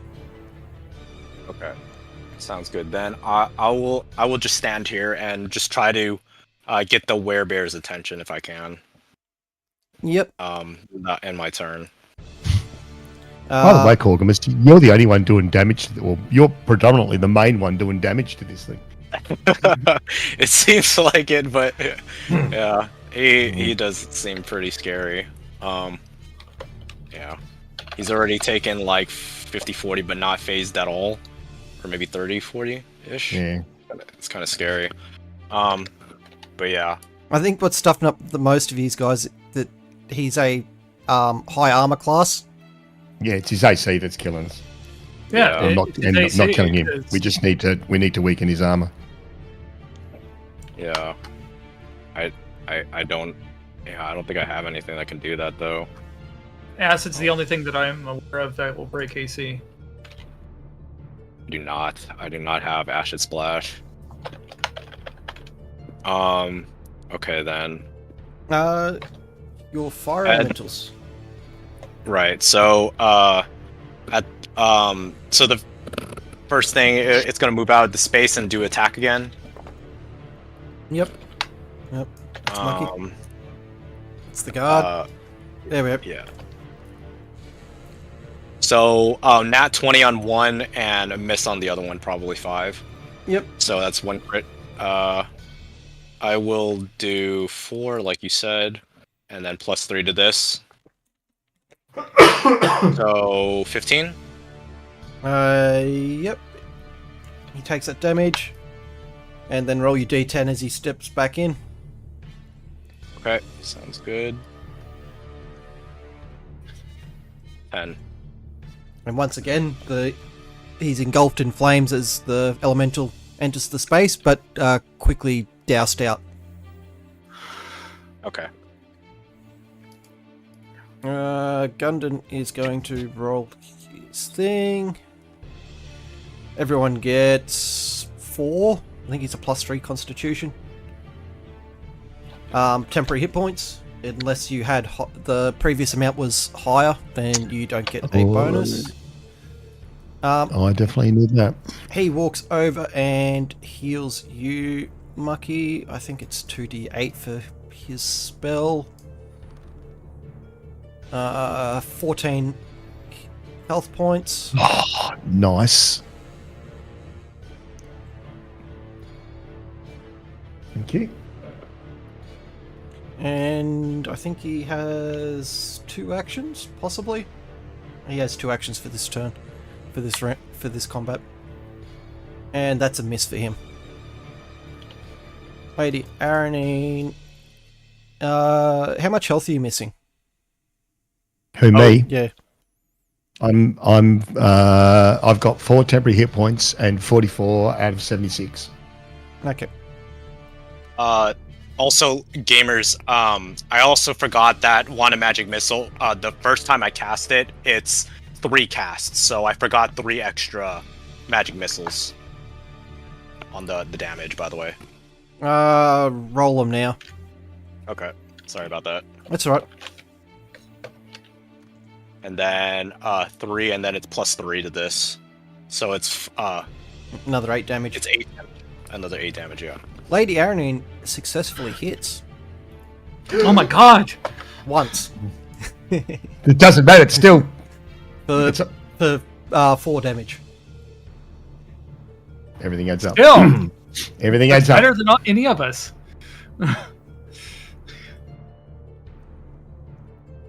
The elf winds up for 4 more attacks. I want the elf. Knock him over. Knock him over, elf. Knock him over. Elf hits once. You know what we could do to try to stop the armor is if someone grapples the person. I think you get advantage to attack.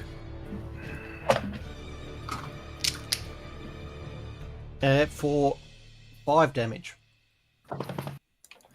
Yeah, but that doesn't lower. Our problem is his high AC. Even if we have advantage, that's at best a still 50% chance of hitting. We need see if we can get him prone. Yes, prone. Yeah, that's The great. Just get him prone at least once. the Warforged reaches into his robes and grabs out a bluish green vial and consumes it.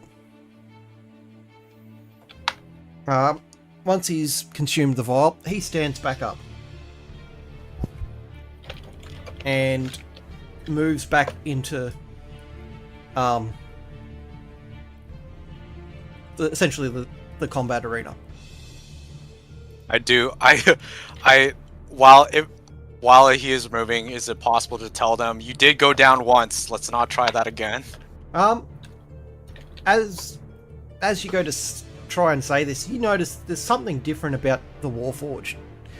You can't quite pick it, but something is different. Okay. Okay. Human soldier here is going to do an attack. He misses. The other guy, let's see if he can hit. He hits.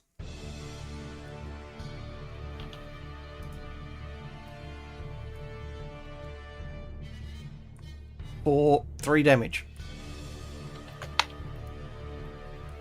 Now this guy's going to try and help you guys over here.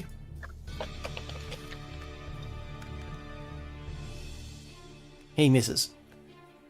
This guard needs natural 20s to hit. Pretty much I do too. I think most of us No. need almost neutral 20s, No. except for Mucky. No, I don't. You've got +8 on your attacks, don't you? You only need 16. 16. 16 I only need a attacks. 15. I only need a 15 to hit with my But still, for the way I've been rolling, yeah, I need that Yeah. 20s. You're getting unobtainiums. Yes.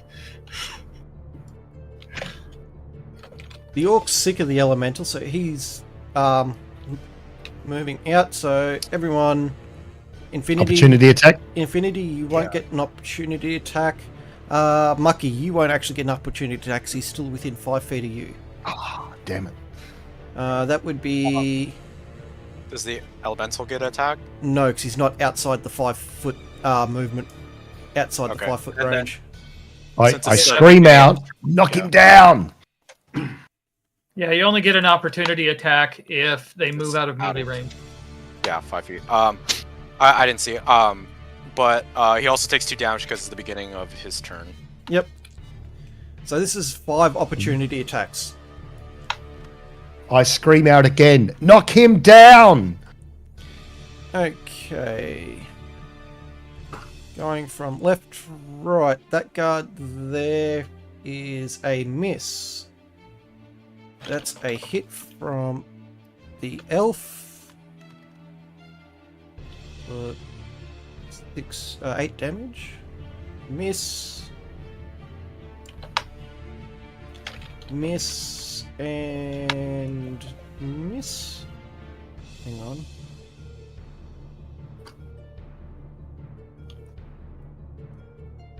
One, two. Yep, the only one successful hit out of all those. And the orc is going to do his 3 attacks onto the elemental. It's only got 10 armor, doesn't it?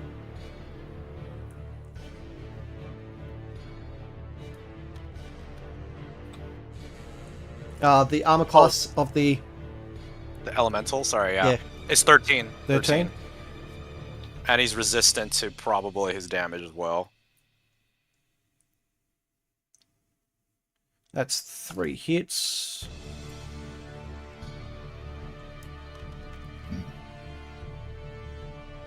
That is 30 damage. And it is magical 30 damage. It's magical? Yep. Okay. I'll just put... if you can just make a note on the fire elemental, just put 30 on him. How much health does he have left? It has a total of 102. And that's after... Okay, so it is magical attacks, Yep. though? Okay.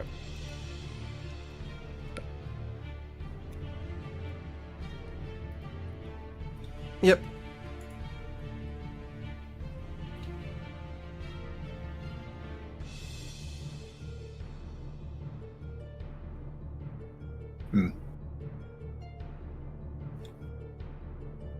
Okay, Tiana. Oh, before. All right, sorry, time to Oh. miss. Sorry. so- Cool.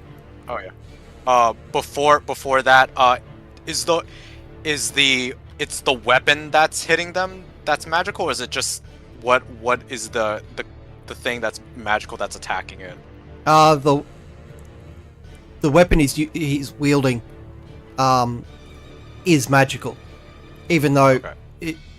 even though the weapon he picked up was a standard weapon, he's managed to turn this thing magical. Okay, so it's the. Okay. And Infinity's finished his turn. Yeah, I missed both times.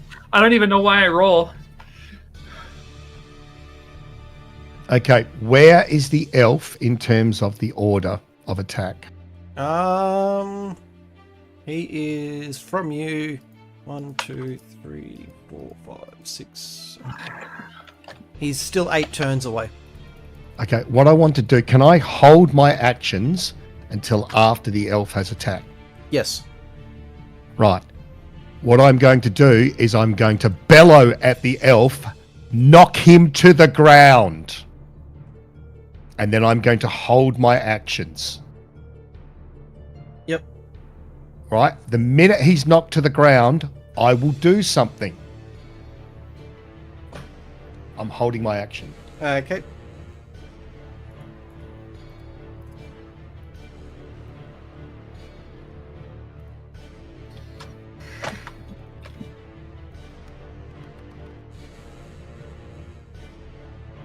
Well, the guardsman tried. We'll leave it at that. The guardsman knocked himself to the ground. Neo.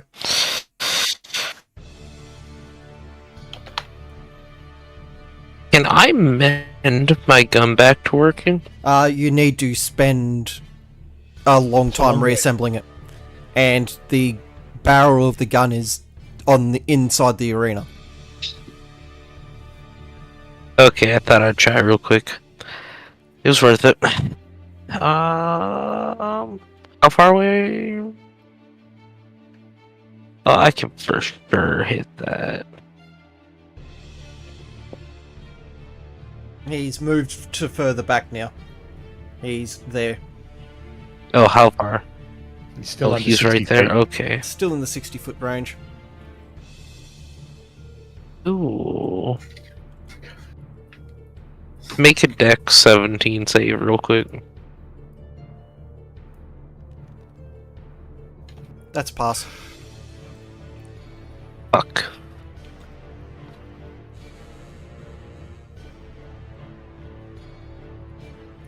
He's going to make 2 more bite attacks. Both of those are hits.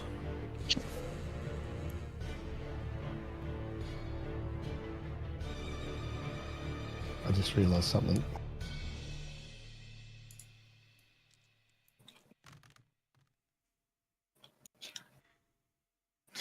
And both die.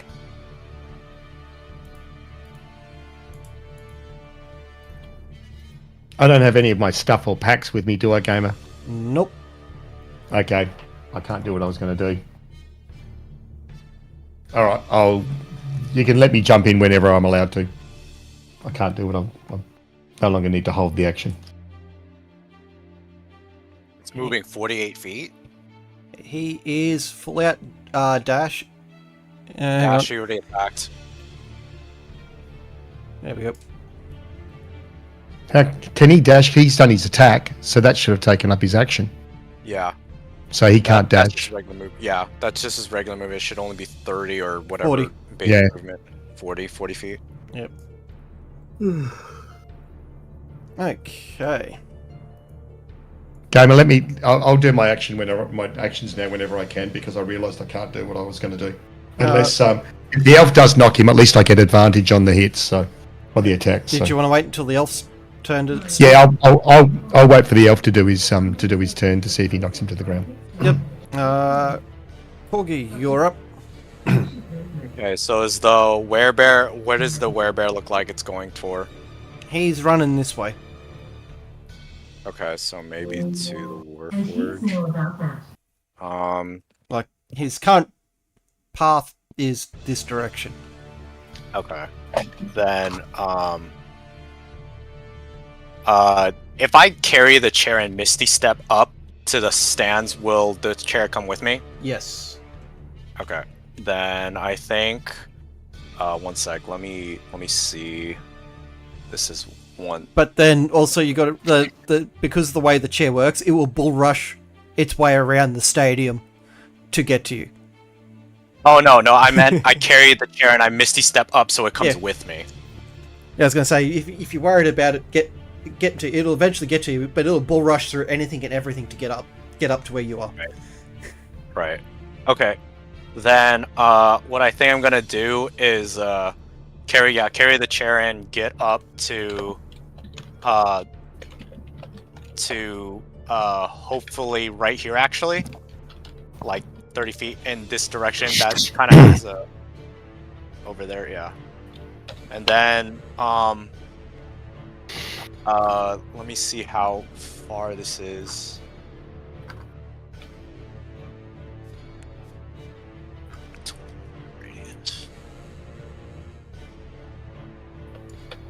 20 feet radius? That's 14-foot radius, so a bit higher. Yeah, so if I have a 20-foot radius, I can hit the werebear and also the orc, probably with fireball. But I need to check real quick because that's a Fireball lot of also people. hits friendlies.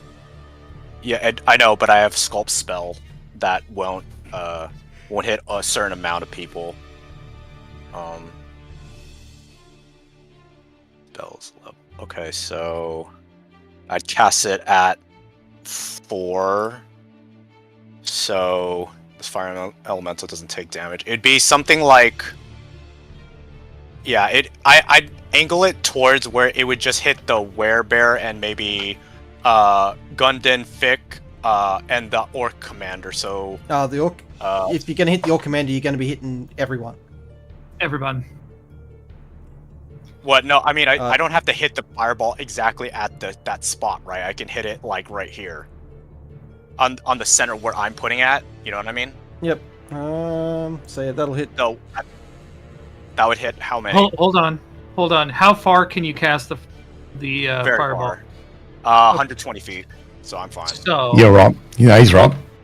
Hold on. It's only 60 feet. The circle he had before, which hit the werebear, Gundin, myself, and the orc, works. do that, which only hits.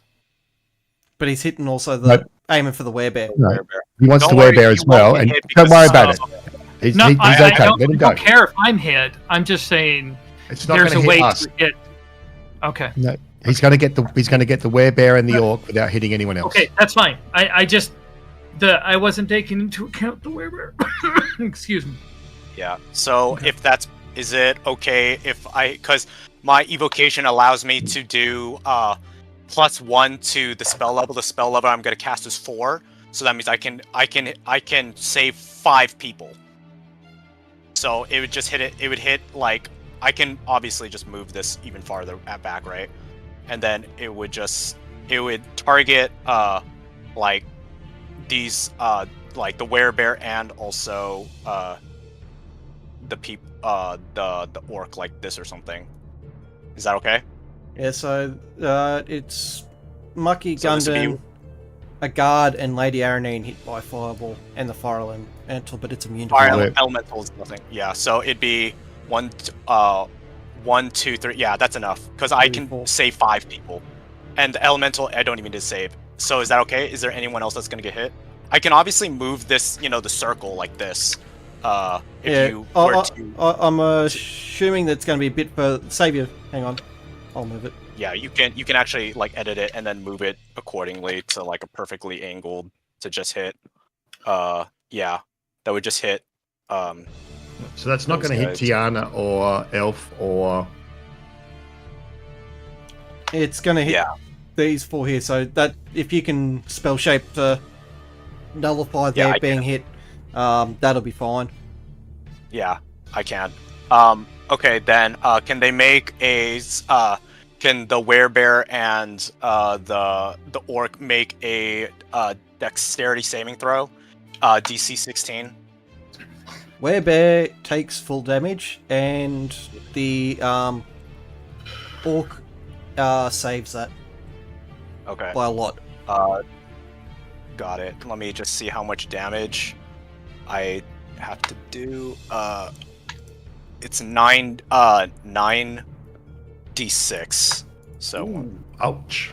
Nice. yeah. Yeah, So I don't if care it- about myself because I can use uncanny dodge in half the easily. So Well, I was we're just not getting thinking it. he was wanting to hit the commander, not the werebear as well.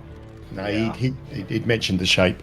30 damage. So the commander takes 15 and the werebear takes 30. Yep. The werebear's not looking healthy. Okay. Sounds good. Then sorry, I'll move actually more this way because I only misty stepped, right? Yep.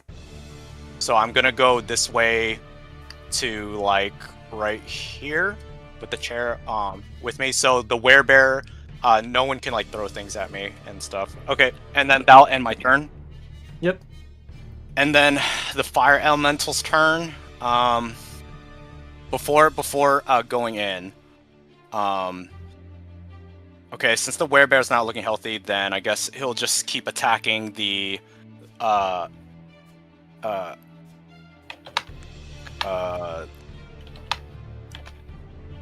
Warforged. Yeah, he's going for the Warforged. So Oh, the orc. actually, yeah.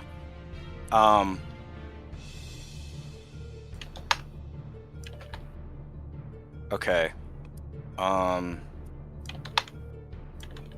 the Warforged seems like invigorated, so maybe it can do it now. Okay. I'm going to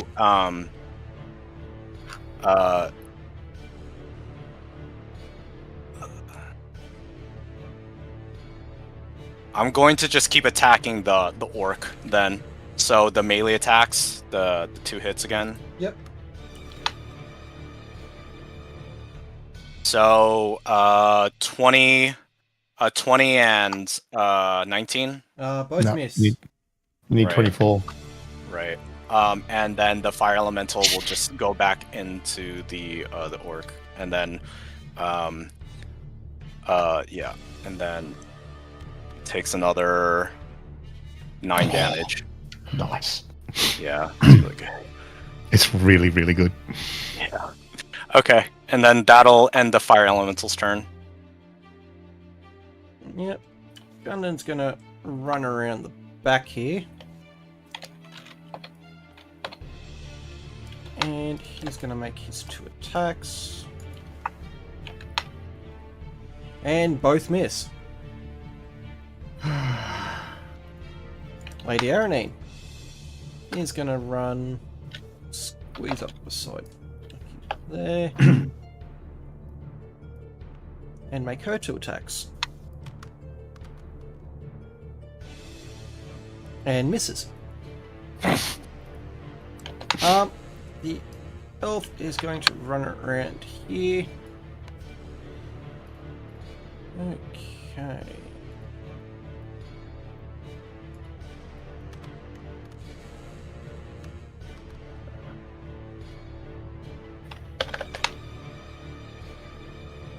His first attempt at trying to knock the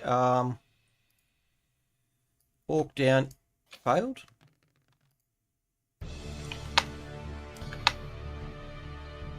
Second one failed.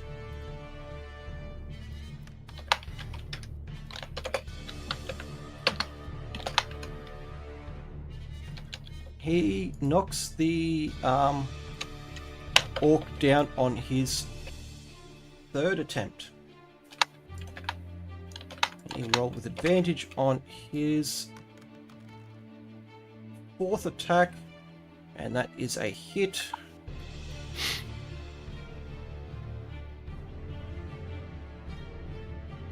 And deals 5 damage. Alright, so I'll jump in now with mine. What I was going to do, until I realised I didn't have it, was to get my immovable rod, plant it in the middle of his lower back, and press the button. Because then the orc would have needed to have done a fairly good strength check to be able to move it. And then that way he would have been stuck immobile, but I'll just take the advantage on the rolls. I realised halfway through that I don't have my stuff. Alright, so I'm going to attack.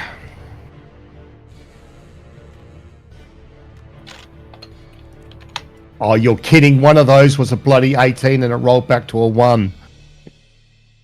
Fucking hell. 20's a miss, and then erectile damage.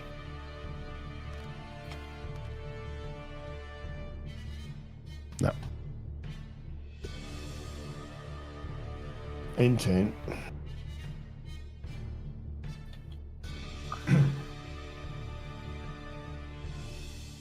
Okay. Hang on, you've got to go back to the original order because that was me holding a turn. Yep. So I was straight after Merchant. So now, yeah, him.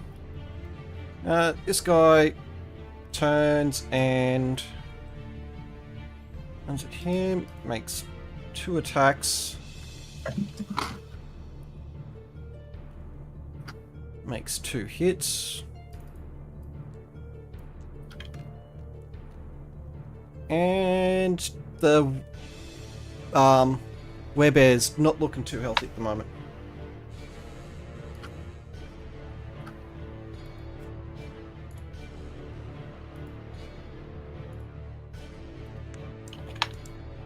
Two of those soldiers are dead, aren't they? Yep.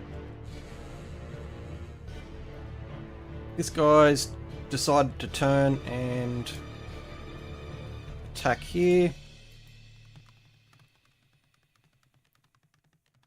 That's a hit.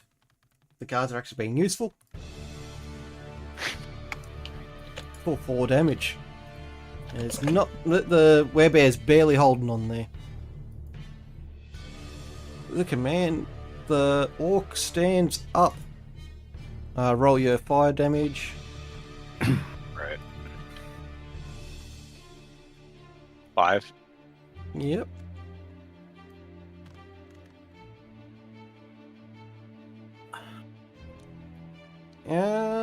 He hits you, Mucky, once Mm-hmm.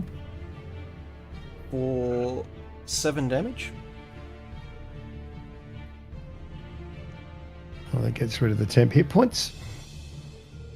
And 3 others. So we're still alright. We're still above half. And Tiana. Come on, Tiana, you can do this. All right, time to miss again. No, it's not. No, it's not. Positive attitude. Come on. Yeah, positive attitude. Yep. And missed. Butterball. Because you said it before you rolled, you should have got in with a positive attitude.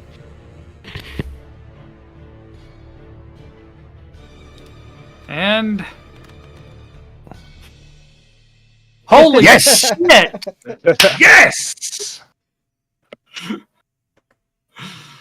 All right, poison dagger. So he takes 1d4 plus 1, 2, 3, 4.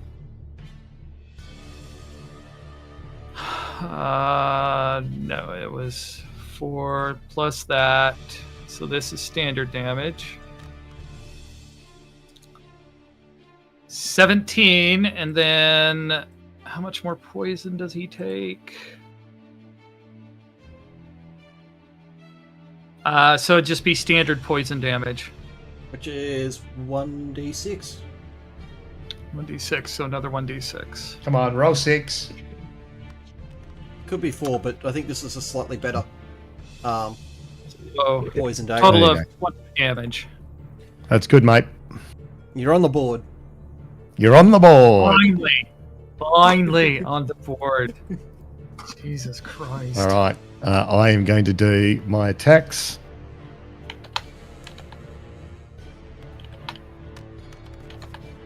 There is one for a 21, which is a miss.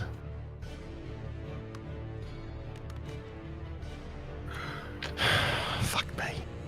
Roll your percentile there. All right.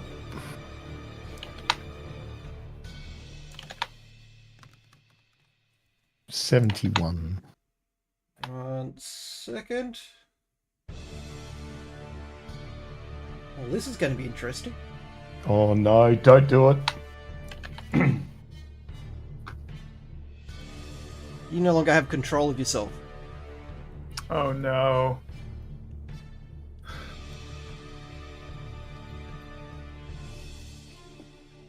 Mind you, now your turn starts again. It's 3 attacks, is it? Yeah.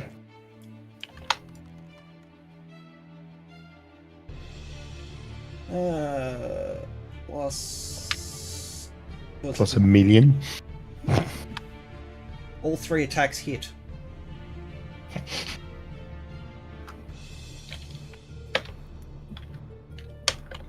And that's 3d10. 4, 22. What's your plus modifier for damage? So on my sword, +4. Plus 4, that's another 12. That's 36 damage. On who though? On the orc. It'll be on the orc. We just don't need to. If I kill him, We run.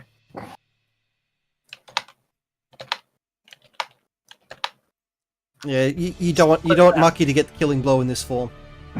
So he'll kill pretty much everyone else in the. yeah, because I'll kill someone and then it will keep going, and Okay. Yeah, when he has no control over it, this form is quite powerful. How does it dissipate? Or I guess I wouldn't know, right? You wouldn't know, but outside the game, once something lives through an attack. Well, let's live through an attack. Okay. You transforming has just scared the fucking living shit out of the thing. He's gone.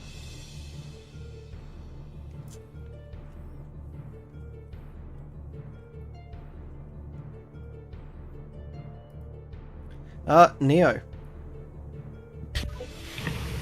Cool.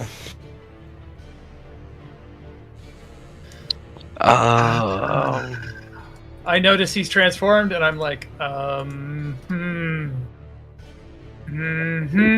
I can't even communicate. I've got no control. I can't provide any advice. Right. If you can't communicate, which means you're probably not in control. Hang on.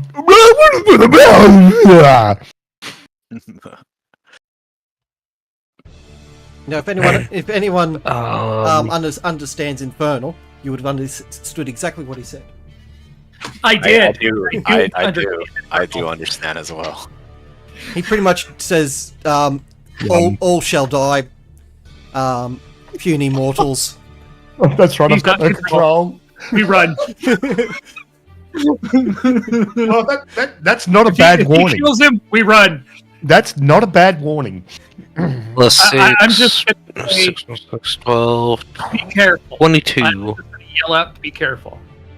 That's all I'm gonna yell 22, out. that is a miss. 20. You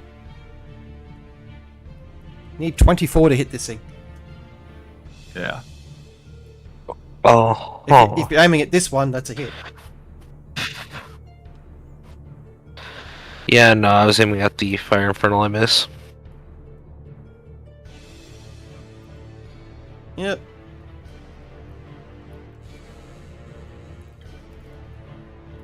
Fluffy's going to take 2 attacks here. 2 bites. He hits on both of them.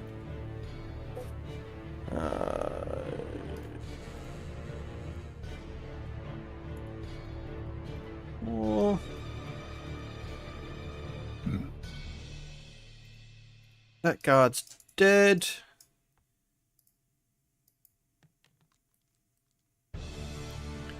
Warforge saves the curse. But honestly, I don't know how Warforge work and a curse that affects the blood, because they technically don't have blood. Yeah, they do. It's called oil. Oi! Corgi, what are you doing? I probably just go up and cast Fireball again. Same strat. Yep. Are you going to do anything with the information of seeing a monster or a monstrosity spawning, standing roughly where Mucky was last time you saw it? Right. I probably recognize that this is the demon form that he was talking about earlier. Probably after hearing that, I see that this is what he was talking about, and I'm like trying to formulate like how can we deal with this. I know it. Well, I would say actually, because that would be meta. I would say how do we stop this to anyone in the arena, pretty much. But Yeah, the moment Mucky transformed and started hurling Infernal out, the rest of the stadium starts screaming and clears out. Okay. Like, you guys have still had, even though there's like things getting blown up and people getting mutilated, there's still people cheering this fight on because they think it's still part of the fight. Oh. They think it's all part of the show. And Mucky transforming and screaming Infernal kind of kicked the rest of them out of the stadium. I see. Okay. Yeah, since my character doesn't know how to stop it, he would probably just say, how do we stop this to other people, while probably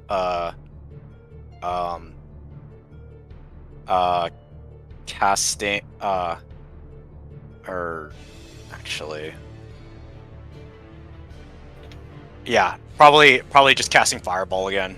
I don't have much else I could really do. Yep. I have to wait until the other turn for a response, right? I can't just like learn. No, you have to wait until their turns come around. Okay, yeah. So I'm going to cast. This round, when it comes back to the commander, that's the one turn of 6 seconds. So all this is one lot of 6 second of movement. Right. Okay. Then I go up to the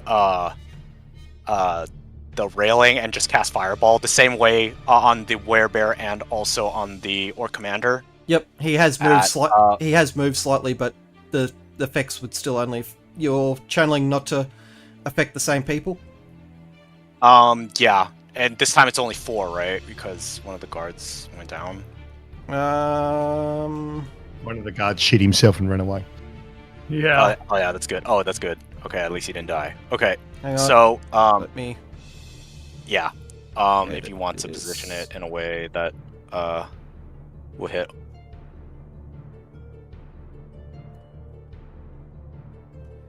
Mucky's technically an enemy here, so it will affect him. I think I can actually. It's not that it has to be an ally. It's I can target whoever I want not to hit. Okay.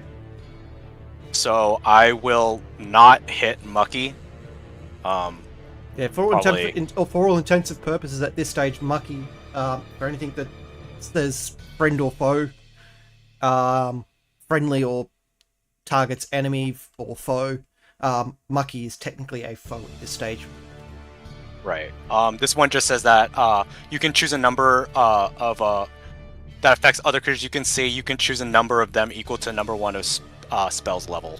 So I can just choose whoever I want to automatically succeed on their saving throws, and if they succeed, then they take no damage. Yep. Okay, so same thing.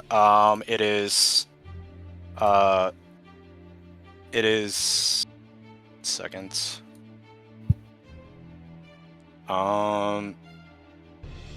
96. And the saving throw is 16, so it's 30. The damage is 35, and the save is 16 for the Werebear and the Orc Commander. Orc Commander just saves on that one. Mm-hmm. Only just. That equals your save. And What was the roll?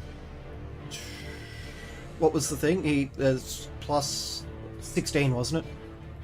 Oh, yeah, it was 16. And what Yeah. did he roll? He rolled 16. He's got plus 16. 5. Oh, okay. I see he had 11. Okay, so and then the Werebear Is dead. So, okay, the Werebear is dead, and the Orc Commander takes half of 35. I don't know if you round up or down. Always round up on enemies. Okay, so it is 18. Yep. Okay, He's starting to look bloodied. Okay. Sounds good. Then I guess that ends oh, and yeah, I'll just move back into the range of the chair. Yep. So they can't see me. And then the fire elemental is going to Move out, attack. Yep, roll your 2 attacks. yeah. Yeah. Same thing. Miss, and then go back in to Yep. do its thing. And does 3 damage. Yep. Okay. We move to Gundam next. He's going to do his Stingo. That is 5 temporary hit points for everyone. Unless you had higher temporary hit point value. He's going to make 2 sweeping attacks or trip over things. Let's see. Yeah, no, he doesn't successfully knock over the orc. Lady Aranine's gonna try and knock him over. Do I get the temp hit points as well or not? No. Okay. Lady Aranine doesn't knock him over.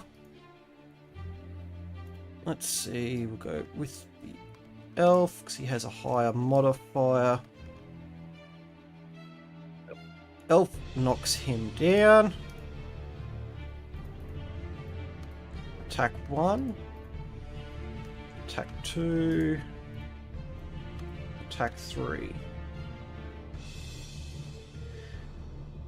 That is 3 successful hits, 1 critical. So 1, 2,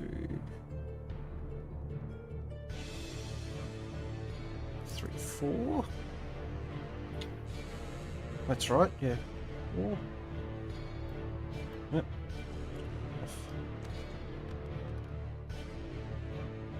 21. It's 12, that's 31. 33 points of damage onto him.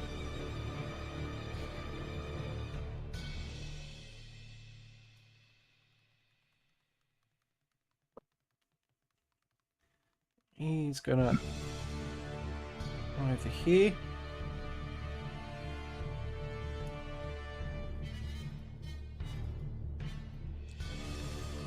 His first attack,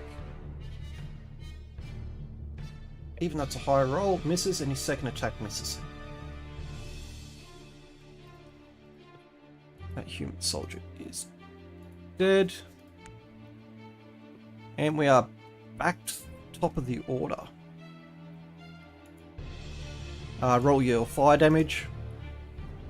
Okay. 4. Oh, and when I asked when I asked about how to deal with Mucky, it was their turn. So would they tell me, or Lady Erin, or They just said, Lady Erin, that just said, get ready to run. okay? Then I Yep. guess my character Kanali would just get ready to run. Okay.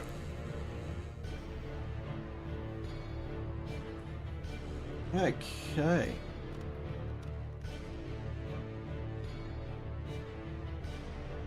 I should be harder to hit. Oh, you're much harder to hit. And those are 3 misses on you.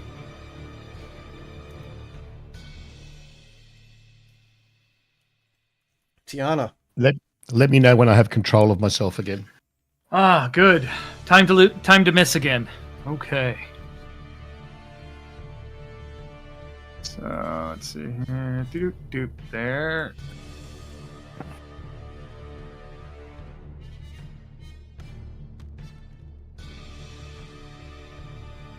One short. See, missed. No, it's. Oh, no, you didn't. Hey, it's a good roll. It's just And missed. If it had been if it had been any other fight, that would have been 2 nice rolls. Yeah, any other fight? Mucky, what's your strength modifier at the moment? +4. Do I have control of myself yet? No. You are stepping forward and essentially grabbing at this guy, like everyone's seeing you walking up and just grabbing the orc. Please don't kill him. You grab at something around his neck and yank it, and tearing essentially the entire front section of his armor plate and that away from him. I love a good plot device.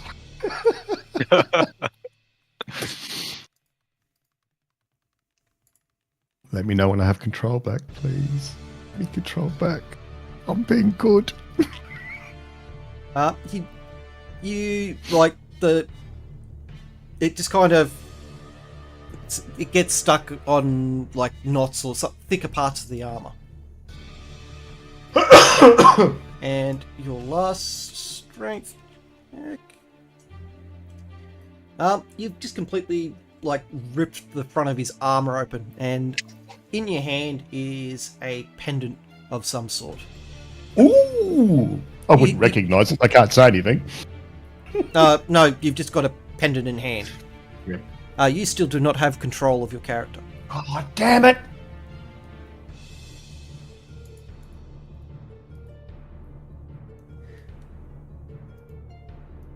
And this guy is gone. He's no longer in turn order. Neo. Where are you hiding? Yeah, man. Over there. I'm standing right here, man. Yep, what are you up to? Killing How's the somebody- elemental looking?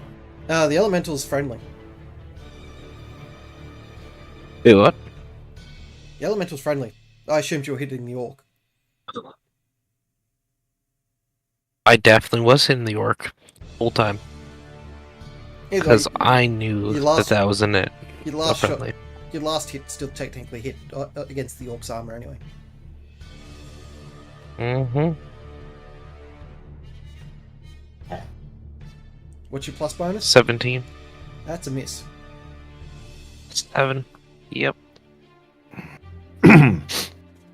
And Even tearing through the armor. Well, Fluffy's dead.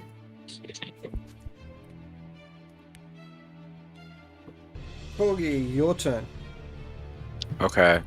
How badly damaged does the orc look now? You can clearly see he's at the point on the lower side of his health. He's really struggling. He's starting to slow down in his movements. Okay. Then I'm going to cast Magic Missile at 2nd level. Yep. So that's 3 plus 1. And then this is 9 plus 4. So 14 damage. Right. Yep. And just prepared to hopefully do something about Mucky if it doesn't work or we have to run or something. Yeah. I feel like that's but that will end Corgamis's turn. Yep, your fire elemental. And the fire elemental will actually not attack the orc and try to actually like kind of I don't know, is it restrain or something, like to stop them from attacking? Is there something like that in 5e? I Grapple. forget. Oh yeah, but like they have disadvantage to attack or something. I forget what was grapple again. Initiative, turn, bonus actions, reactions. Advantage against them, but do they have disadvantage? 1 second.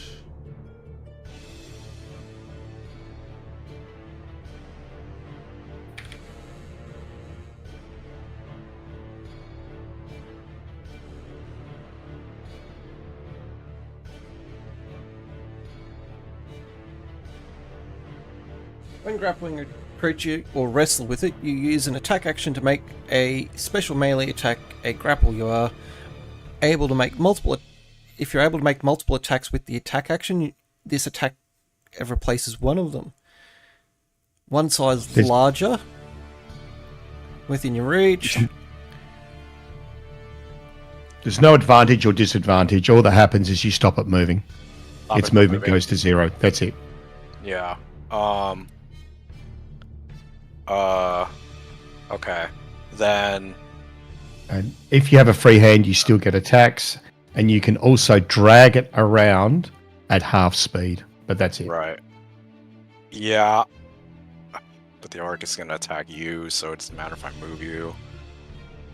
Oh, I guess the fire elemental is just gonna make the attack. I guess I can't really stop him from attacking. Can I?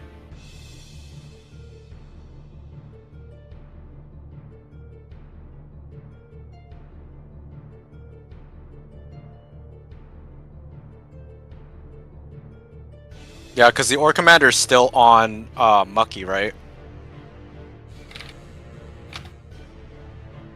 Gamer? 1 second. Addition. It's paralyzed. Grappled. Becomes 0.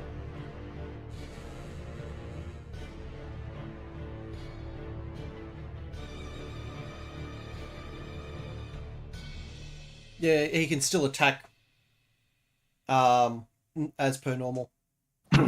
Okay. Is it possible to attempt to try to as the fire elemental to make Mucky attack the fire elemental? Or is that meta? Because they didn't tell me how to stop it, right? All they've told you is be prepared to run. So yeah, no, I want to know. You know, not even by that statement there's you'd probably determine that they haven't figured out a way of stopping the uncontrolled version. Right. Okay. Then the fire elemental will just attack the orc. Then sorry, that took a while. Yeah. That's right. Okay. Both miss, but I stand in the orc's way, or in the orc's area, and it takes 5 damage. Yep. It's the fire persists.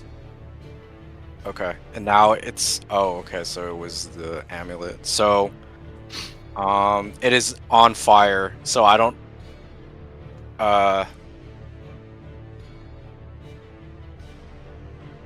yeah, so I don't know how you're gonna do igniting or fire damage or ignition damage,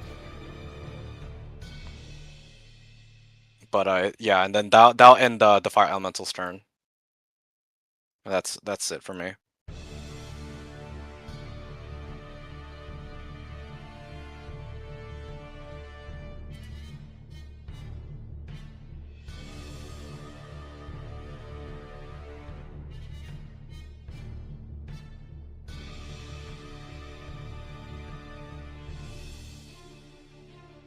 Yeah, that ends the fire elemental's turn as well. So Yep. that is...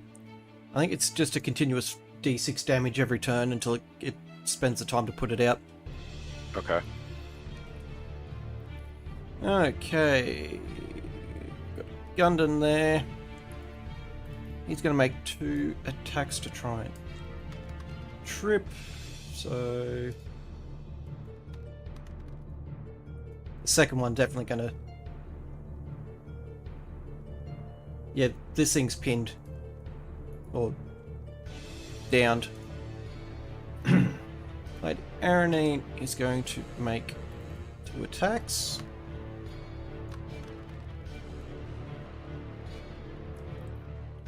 Crit.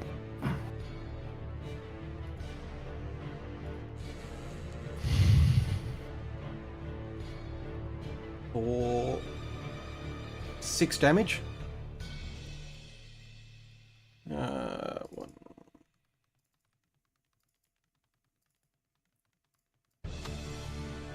Okay. First attack's a hit. Second attack's a miss. Third attack's a hit. Fourth attack's a hit. So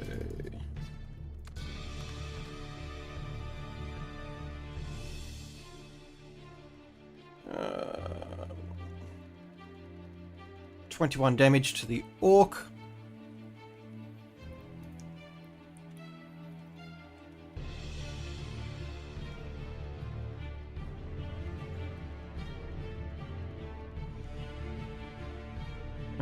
He's going to make attacks. They are all misses.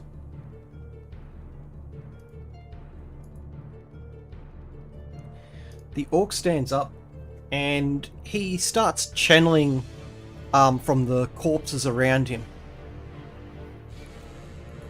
He seems to be getting healthier. Okay.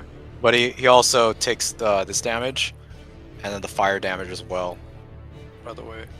Yep, roll a d6. Another d6, so... okay. So, 11. Yep.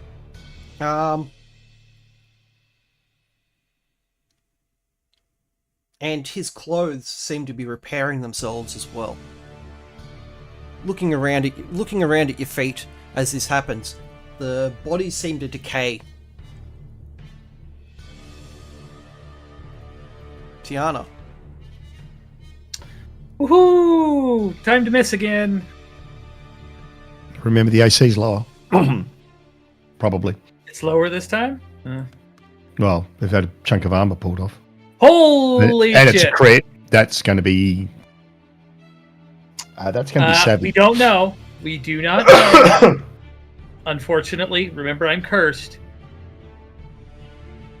So... was it high crit, low, no crit? This was for... It's a 50-50 chance. That's right. I have a 50-50 chance. So... Are you cursed? Yes. Remember when we went and saw that gal, the wizard? She cursed me. So whenever I do a crit, it's 50-50. I know. Bitch. I know. High's got to be good. You crit. Okay. So that is now 2d6 plus 1, 2, 3, 4d6, and he has a poison marker on him.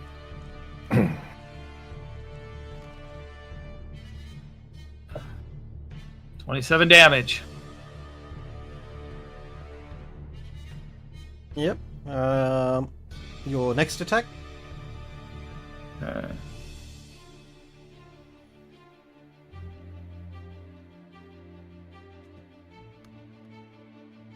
oh my god! 2 crits in a row! Oh my god!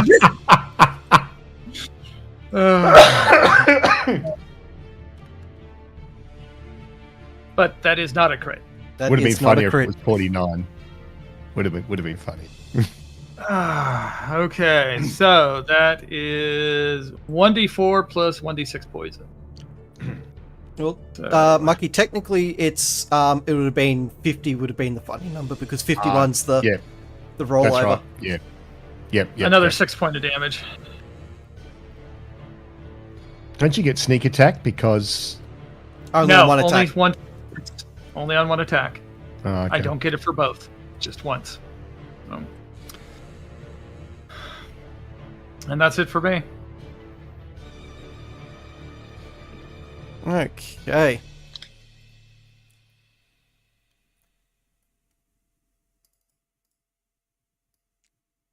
Mucky's making 3 attacks.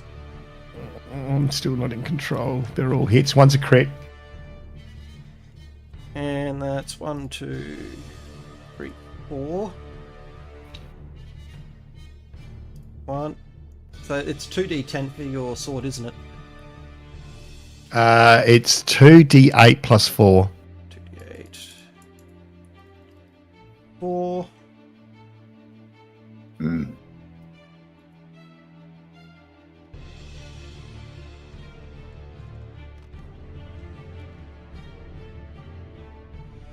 That's 11, 19 damage on that.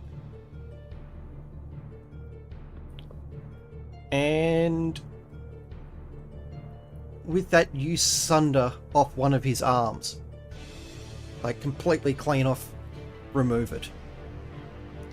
Your sword starts glowing. You still do not have control of your character. Neo. Hello.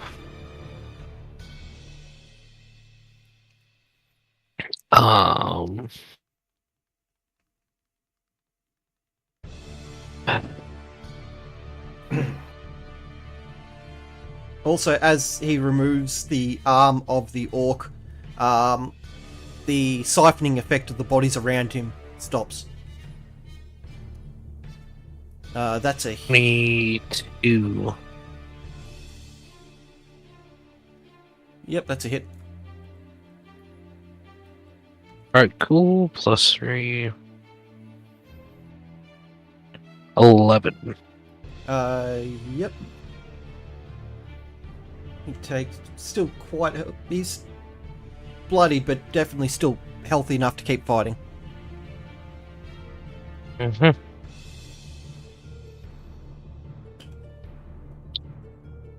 That's all I got, sorry. Corgi. All right. I didn't mention this because partially I forgot, but also it could be just lore breaking. I do have a spell called Remove Curse. If I cast that on Mucky, does it completely remove his curse? His Does his cursed is applied by a god. Remove curse will have no effect. All curses affecting one creature or object end. So it's It would work on any other type of curse, but the curse that specifically afflicts Mucky is set upon him by a god, which is DC 100. 100. Of course. Can you roll 100 on a D20? Of course. Then is it possible if I could at least stop him from rampaging with Remove Curse? No. Lessen the effect right now? Or else Remove Curse is like kind of okay. Good chain of thinking, but to save you the spell slots and all that, not worth it. Okay. Yeah, it's just lore. Yeah, okay. It's not supposed to. Okay, then. By the way, just side note, can I do that for Tiana though? You're unaware of her curse. Yes, you I'm do not- not know about my curse. Yeah. I know, but like if I did, I don't know anything about it yet, of course. But like, let's say if I did. Since it's a normal curse, I would believe so, but that's up to gamers. Well, it wasn't cast by a god, so only a demigod. So Yeah. yes, it would be removable under the pretenses of remove curse. Yeah, if Tiana ever tells me. Okay, then in the But not Then- even Tiana really knows that she's been cursed yet either. No, I do know. I do know. Okay. I just care to not, because she told me she cursed me. Well, actually, no. I know something. She did something to me. Definitely, I know it's a curse of some sort, but I don't know what the curse is. We'll put it that way. Yeah. So in the long run, if you figure out that what if Tiana's cursed, you could you could remove the curse. But the fact is that when I told her, when she gave me my little curse, I was essentially basically, yeah, so what? This ain't going to affect me. And so you're going to find it very hard to know that I'm cursed. Because I don't even consider myself cursed. Right. Okay. Even though I know it's there, she did something. I'm just ignoring it, basically. Got it. Okay. Then I'm just gonna cast Fireball up to 4 again. Yep. Well, you're only hitting Then 3, so yeah. So 9. 29. DC save is 16. Should fail. that's still a path. Still a pass? Wow, plus 10. Okay. So that is 29 15. 15, sorry, yeah. Yep.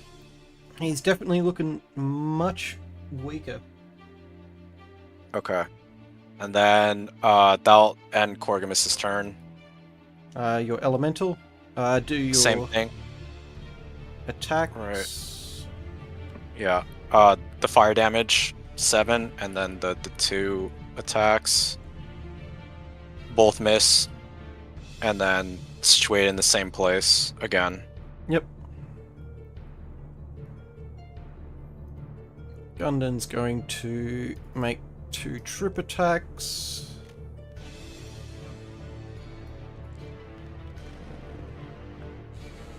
He passes both of those.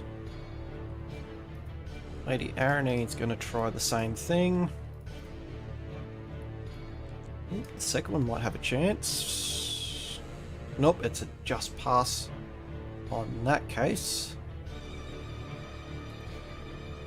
He's just going to go ham and attack. It's 1, 2, 3. This orc isn't looking overly healthy at the moment.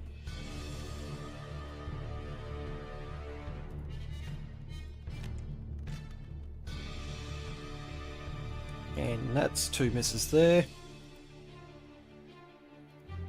The orc's turn. With his last bit of strength, well, the remaining strength he has, since he doesn't have the arm to make the offhand swing, or his bonus action, he'll make 2 attacks against you. There, Mucky. And that'll be 2 hits.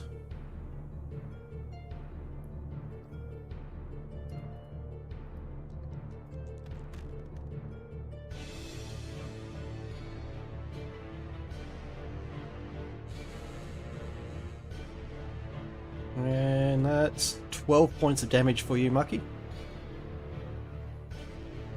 Yep. Tiana. All right. Since I've used up all my luck, let's begin missing again.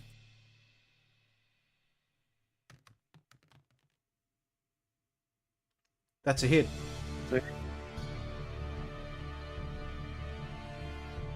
Okay. That's the second stack.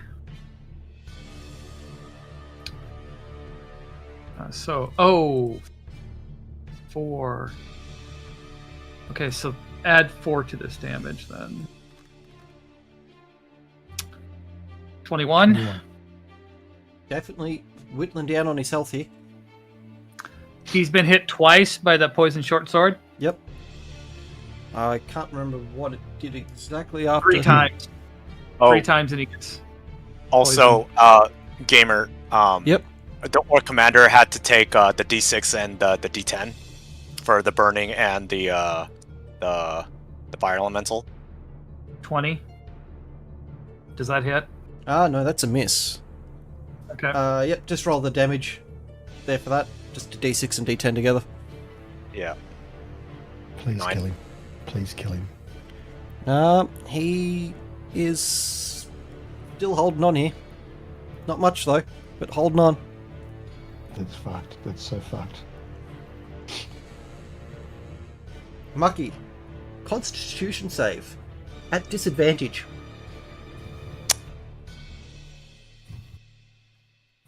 A disadvantage. Yep. Okay. Well. But I do get to add half of my proficiency bonus being a remarkable athlete. So, add 2 to this. 17. Unfortunately, you do not have control of your character yet.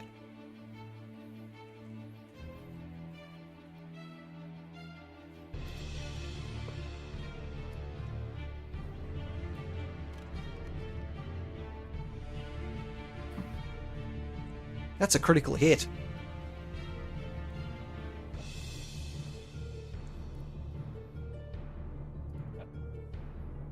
As I said, this guy, he doesn't have much health left. 17 wasn't enough to give me... Really? You're fighting against the demon here for control of your own body. I'll be right back. I didn't get to do... I didn't get to... Why is it at disadvantage?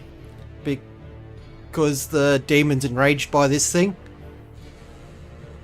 So you're fighting, really fighting to control to force yourself back into control.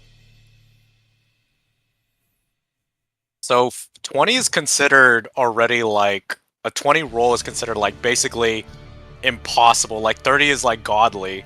So like him, it's like basically you're saying it's like from 18, 19, 20, it's almost impossible. I would have thought, I would have thought a high check, yes. Disadvantage is harsh. That's really harsh. But it, like, yeah, you're doing it.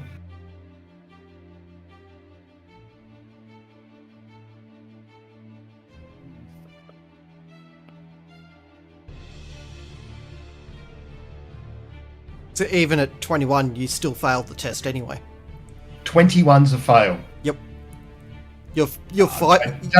Don't even ask me to check then, because there's you still got the chance. That's why I asked. You only failed by 1. Let me know when I can do anything. But it wasn't enough damage to kill him. He's only holding on though. Come on, Neo.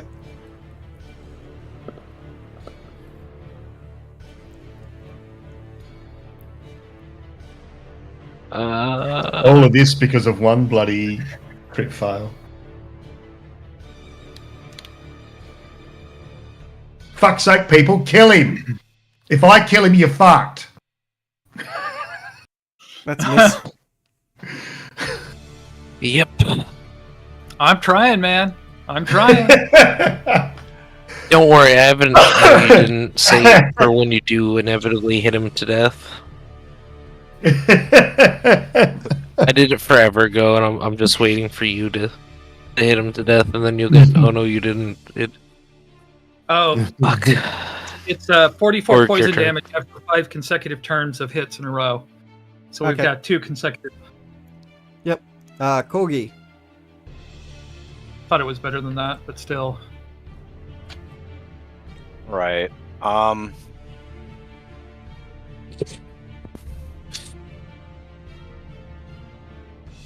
Actually, how is it possible to for in your campaign, like, I know how much HP my allies have?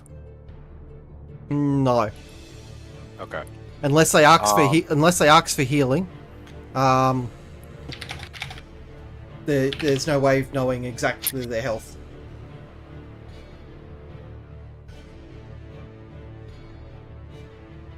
Okay. Then I am going to just shoot. I guess I don't know. I'll just cast magic missile at first level. Yep. So this plus 3. So 14. And he dies. Nice. Okay. It's only overkill by a couple of points, but your elemental would have finished him off if you hadn't dealt enough damage. Oh, okay, for sure. And then since we still see Mucky, Corvus would end turn here. And the fire elemental actually will try to stop Mucky. Oh, no. You would... Okay, never mind. Go ahead. Okay. Roll a grapple. Mucky, what's yours plus strength? 3? 4? 4. Okay. If it's if it's saving, it's +8. It's a contesting roll for grapple. Okay, yeah. So +4, but I'm a remarkable athlete, so it'll be +6. But I got critical success. That doesn't count. 20. Doesn't count. On a that's only on combat. You're grappled with a fire elemental at the moment. Okay. Even with your remarkable athlete, that brings you up to 18. So he still rolled higher than you. No. Oh, okay. Yeah. So. Yeah, that's right. Yeah. No. You. Oh. Phew. Yeah, Okay. and then yeah.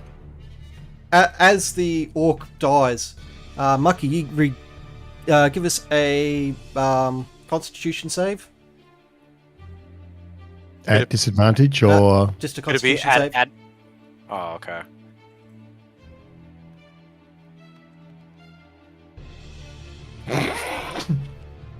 You still don't. fair enough. We'll stay. Do a contest on the grapple. There, Corgi. Okay. 15. You still hold Mucky in place. Mucky, another Constitution.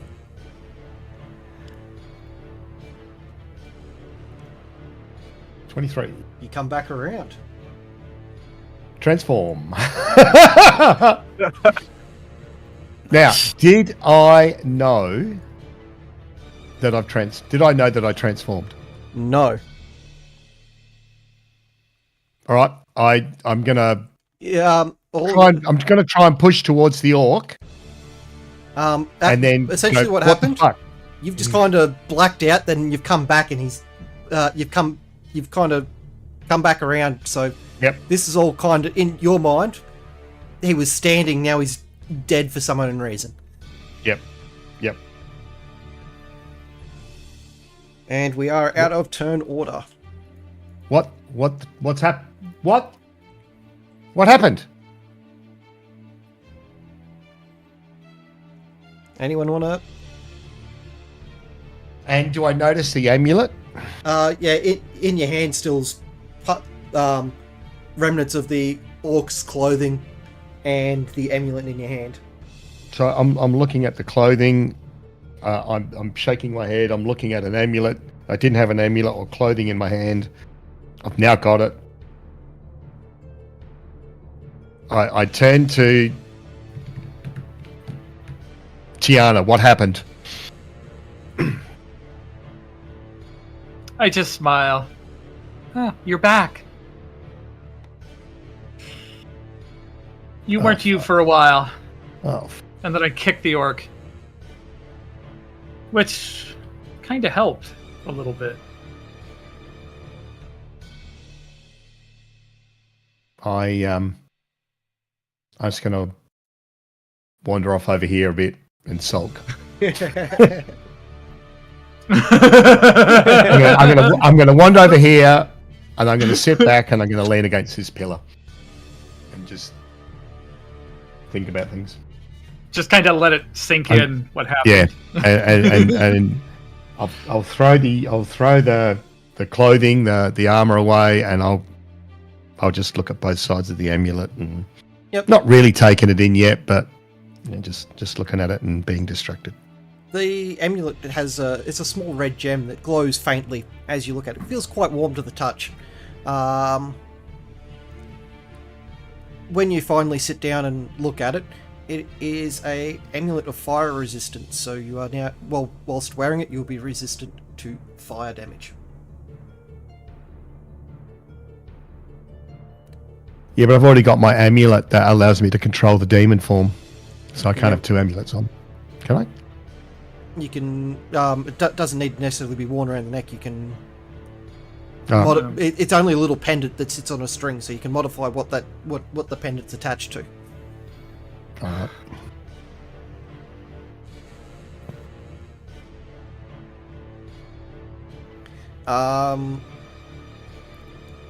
And also a bonus effect on it. It automatically douses any fire that catches on your clothing. Yep. Alright.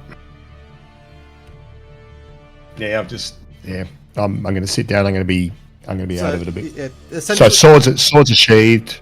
I go and grab my long sword. Swords are sheathed, and I just sit there and do nothing. Yep.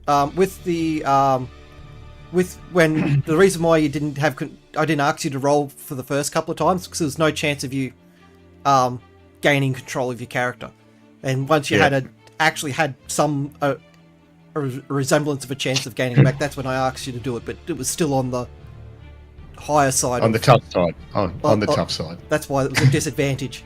And after that disadvantage, you only missed out on your next... On the disadvantage roll, you only missed out by a result of 1. Oh, man. So I knew you had a +7, so... And all you needed was 16, a result of 16 on that last one, so dice, you overdid it on the last result. That's a killer. That's a killer.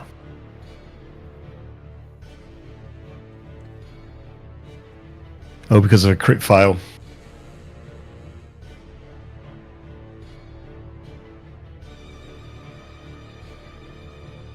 So you've got some control. You've gained a fair bit of control over it, but there's still a chance that you lose all control like you did. My is now. Do I notice anything about my sword? Because while I was in demon form, you said sword glowing. Yep. Would I still notice? Is it still glowing? Would I notice it, or did I not notice? It's still glowing, and it's flickering between red and a dark blue. Like it's like color changing between those two colors, but it gets police lights. It gets no. It's like a really deep red type color to a really deep blue, and it never goes past those 2 points, and it's always the same colors it siphons through to get to those colors.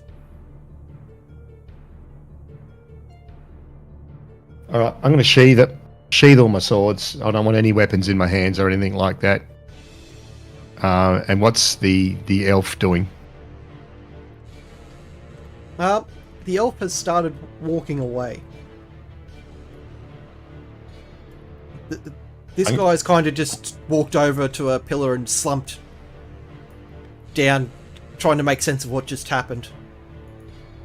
Corgi, you lose concentration on your elemental, or are you keeping it up? I actually I want to go down there and go see my fire elemental as well as everyone that's possible. And I'm going to run after the elf. I want to talk to him. I'll search the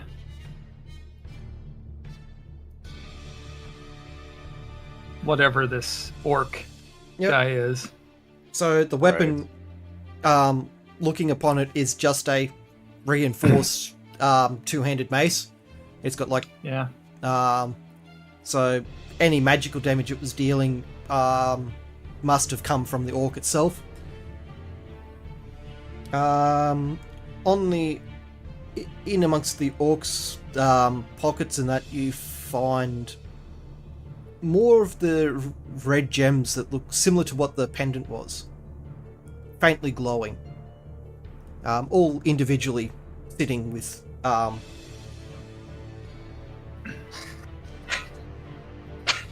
no way of So there's a pendant on him. no, Mucky's sorry, got the pendant. These are like they're very similar to the pendant that Mucky had hanging from his hand. So they're a faint red glowing gem. Okay. Okay, sorry, I'm lost. You looking for yourself, are you? Yeah, I am, and I can't find myself. No, I was just like I said, I'm searching the orc, see if there's anything on him. Yep. And you find a bit of parchment with several drawings on it, one of Mucky and one of you. Okay. And what looks to be instructions to bring at least one of you back alive. It doesn't say where. It just says to bring at least one of these two alive. And there's no sign-off signature. I sigh, and I look towards Neo. Yep. Wherever he's at. Where did he go? He was up there. Did we lose our Neo? Oh, he's here still.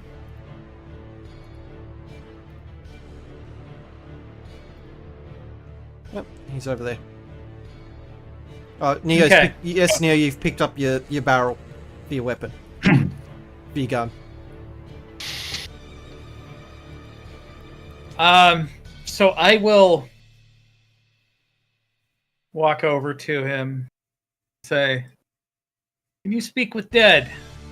Because I have some questions for him." And I just kind of motion back towards the corpse.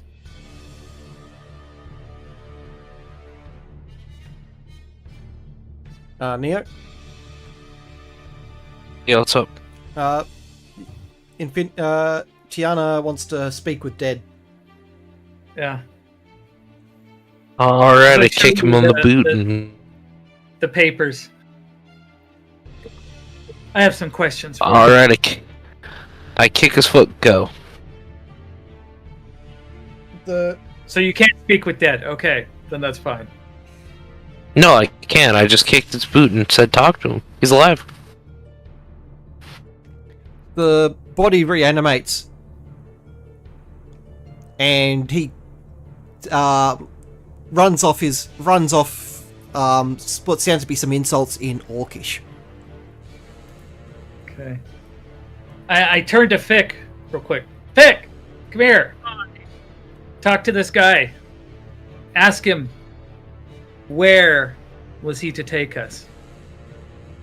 I'm going to turn to the elf very quickly and say, "Please wait.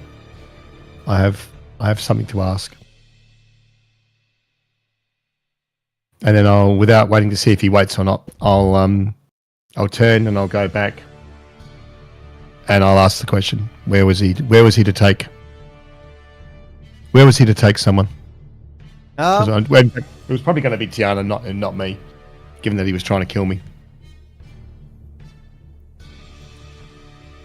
It was the corpse turns to you and goes, "To the city." Which city? The city in the clouds. You have one more question.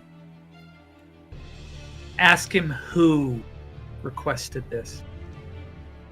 Who requested this? He goes, upon that request, he tells you he doesn't know. He was just sent. And the corpse falls. Was God it the damn city in the clouds or on the clouds or under the clouds? Because we had a debate about this last time. Anyway, I'm going to run back. I'm going to run back to the God elf. damn it. We don't know who sent him. Fuck.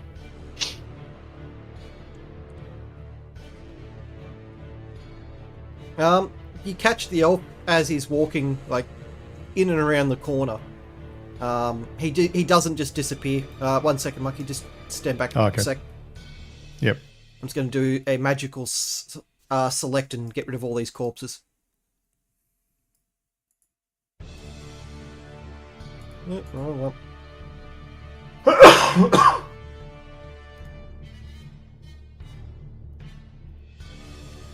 There we go. Now you can walk around the corner. All right. And I'm going to turn to him and say, "You said I've come so far. Sounds like I've got a long way to go." Give us a perception check after you. This is happening just after you finish that sentence. Okay, perception.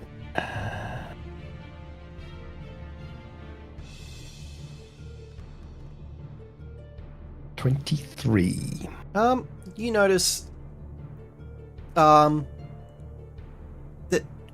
he seems to flicker like it's almost an illusion.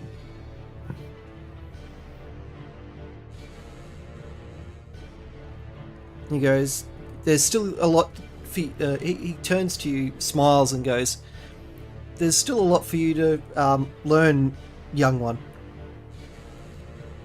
We'll catch up again at some other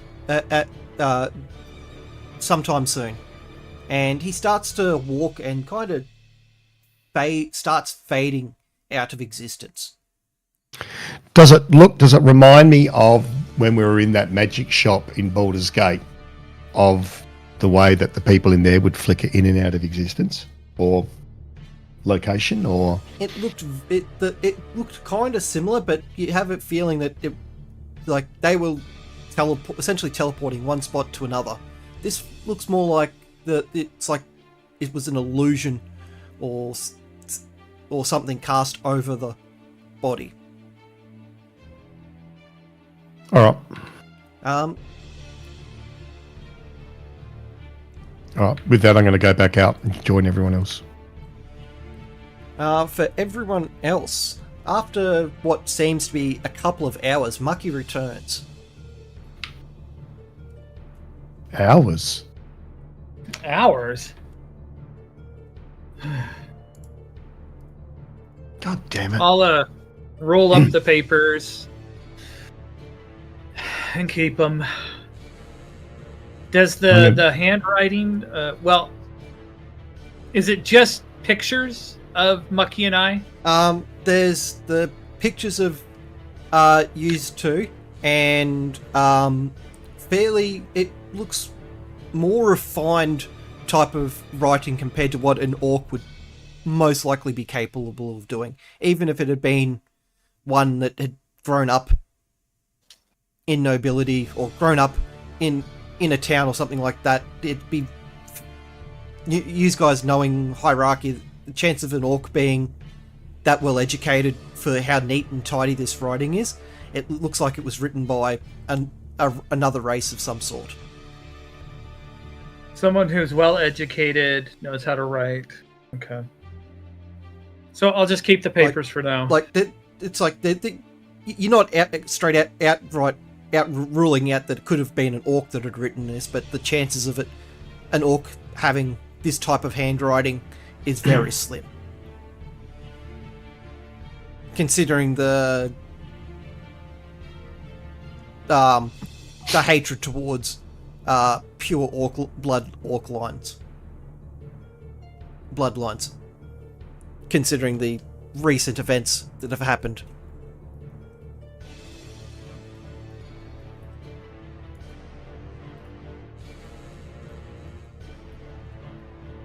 So, all these events took place in the matter of.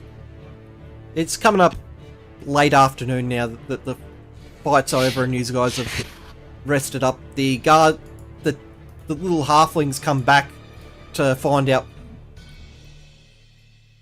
what exactly was happening and all that. You can give him like the basic information that you want to give him without giving away trade secrets.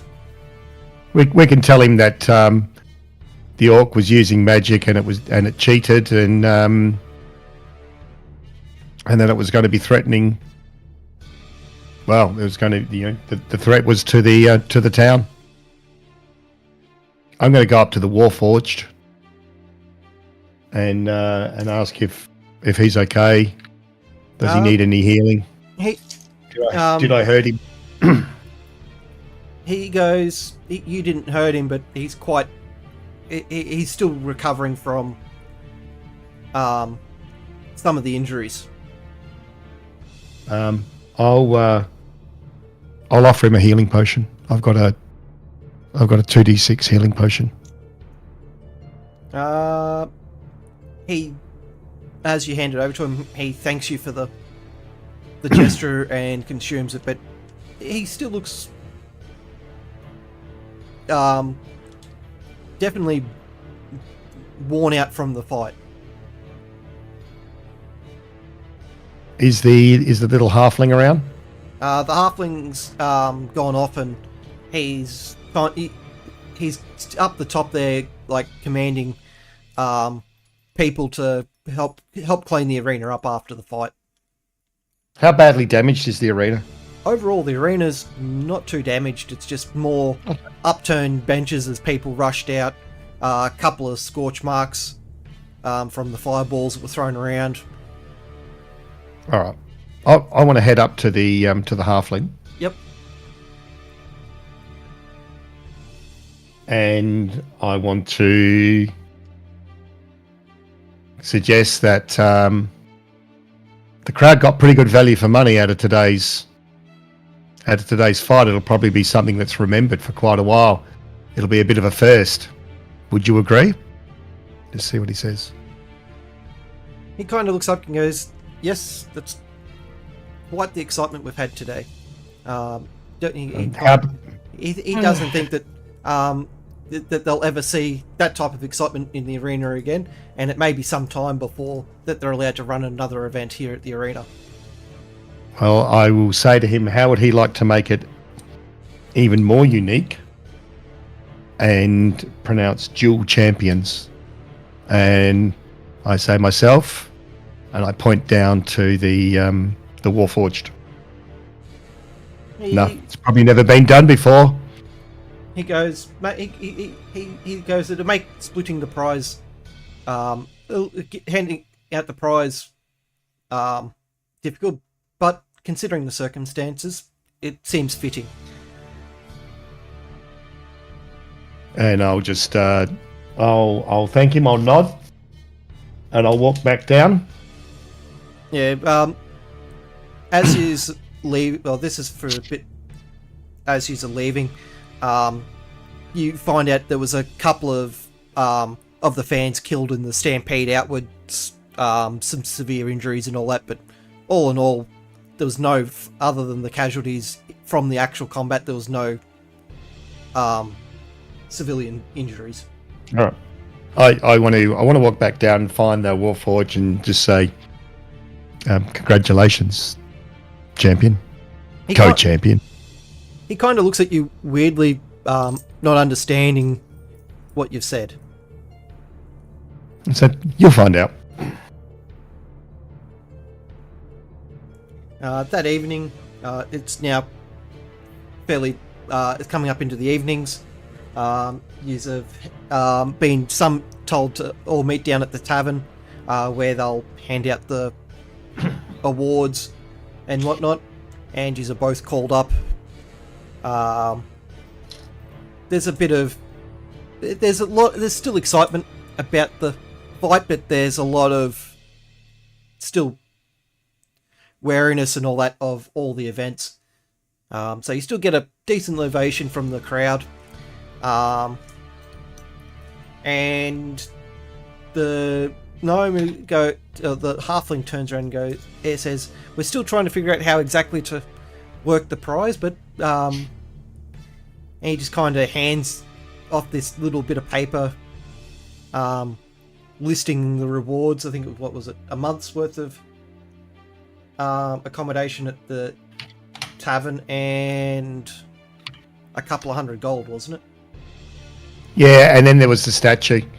And what I'll do is I'll talk to the Warforged and say, because it was only accommodation for one person, so that doesn't benefit the whole team. So I'll just say, you take the accommodation, let's split the gold, and let's ask, because it was also a statue. Yep. And let's see if we can get some sort of statue of us together in a dramatic pose. We'll see what they say. He goes, when you bring up the thing of the statue, he goes, all in good time. The stonemason will be here in the morning. For now, everyone get some rest.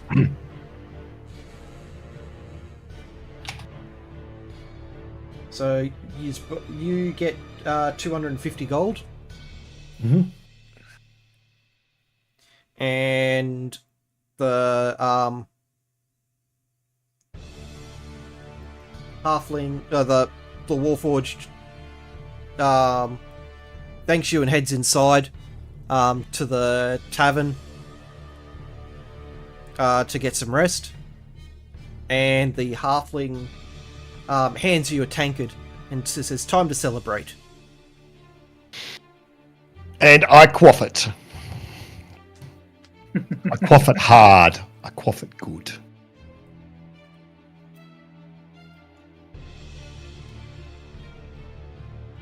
You are...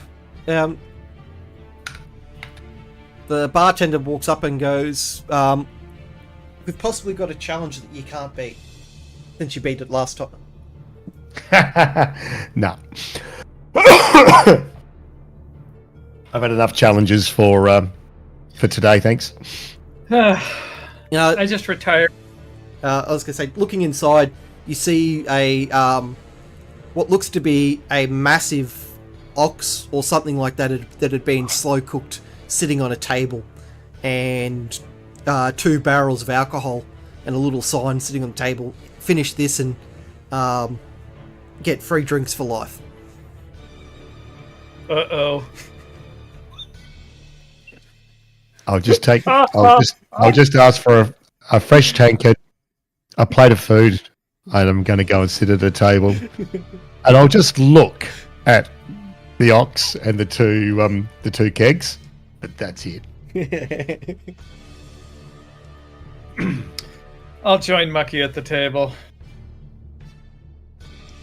And then when you do that, I'll just say, did I hurt anyone?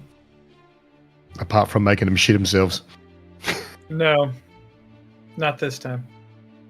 Thankfully. And then I'll Yep. I'll is Corgamus in with us? I would probably I don't know how long you guys have stayed there, but I'd probably go help the people who fell in battle, attend to the families, make sure that they're okay, and then come join you guys when everything is done. This is well after that. So in that time period, yeah. So I would have just came back to you guys then, and yeah. So I guess I would be there if that's all done, based on if Gamer's okay with that, yeah. And you've told us what you've done, what you've been doing. Yes. Then I will. I'll put some gold your way and say, help distribute this to the families of those who had fallen. Thank you. I will, and I'll probably do that. Yeah. And then I will explain a little bit more about the whole curse and everything that happens, and point to the sword. Now that is it still flashing red and blue? It is still glowing. Yes. Glowing from red and blue. And I'm going, this is new, by the way, the colours. Explain to him the fact that it is a sentient sword, that I thought it would be fun to talk to it.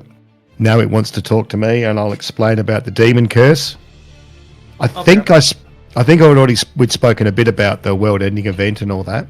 Yes. And I'll show the amulet that allows me some sort of level of control, and how I can change if I want to, but I don't really want to. Because I think every time I do it, I think there's more of a hold over me.